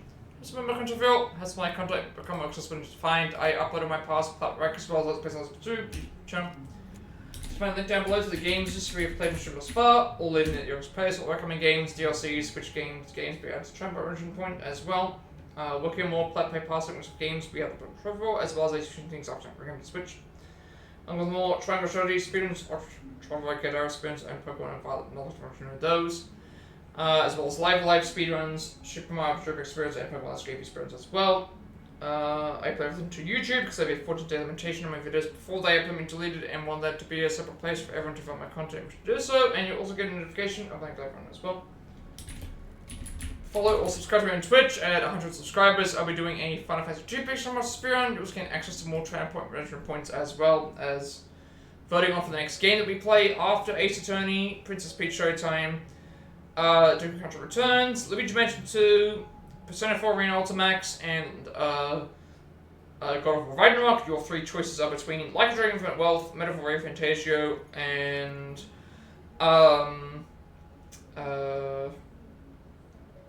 Tomb Raider 1 for 3 Remastered. You're getting access to sub-badges and emotes as well as what you're doing, or you can just watch the ads, get Twitch Turbo, or get ad block. I greatly appreciate everyone's support for the subs, bits, channels, lurks, raids, shoutouts as always, and I will be doing rivals next week, quick matches, competitive mini games if you want to do those as well.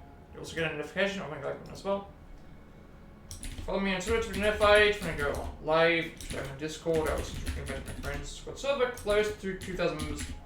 Still going strong. Playing topics and games discussed there as well. I'm very active there, and you'll also get a notification of when I go over them as well. And finally, should know who can my stream over there. That is my Twitch content going forward. You can find a link down below in the description for that as well. So as always, before we go and head off for tonight, let's see if there's anyone online we can raid. If anyone has any raid requests I'd like me to make, I would gladly do so. Otherwise, we'll just see who's currently online right now and go ahead and give them the raid. Let us see who is streaming, if there's anyone right now. Let us see. Twitch. We will raid. Who's that Pokemon? Let's raid Serrata. Actually, they were in here earlier. They're playing Rivals as well. Hopefully they're having better game luck than I am. Let us do that. Yeah, let's do that. Oh, they just started as well, so that would be perfect. So thank you everyone for watching. And with all that being said, have a good rest of the day, night, wherever you are, and I will see you all for the next stream. And thank you, Supernova, for all the chats today as well. It was nice to chat with you about wrestling and stuff as well.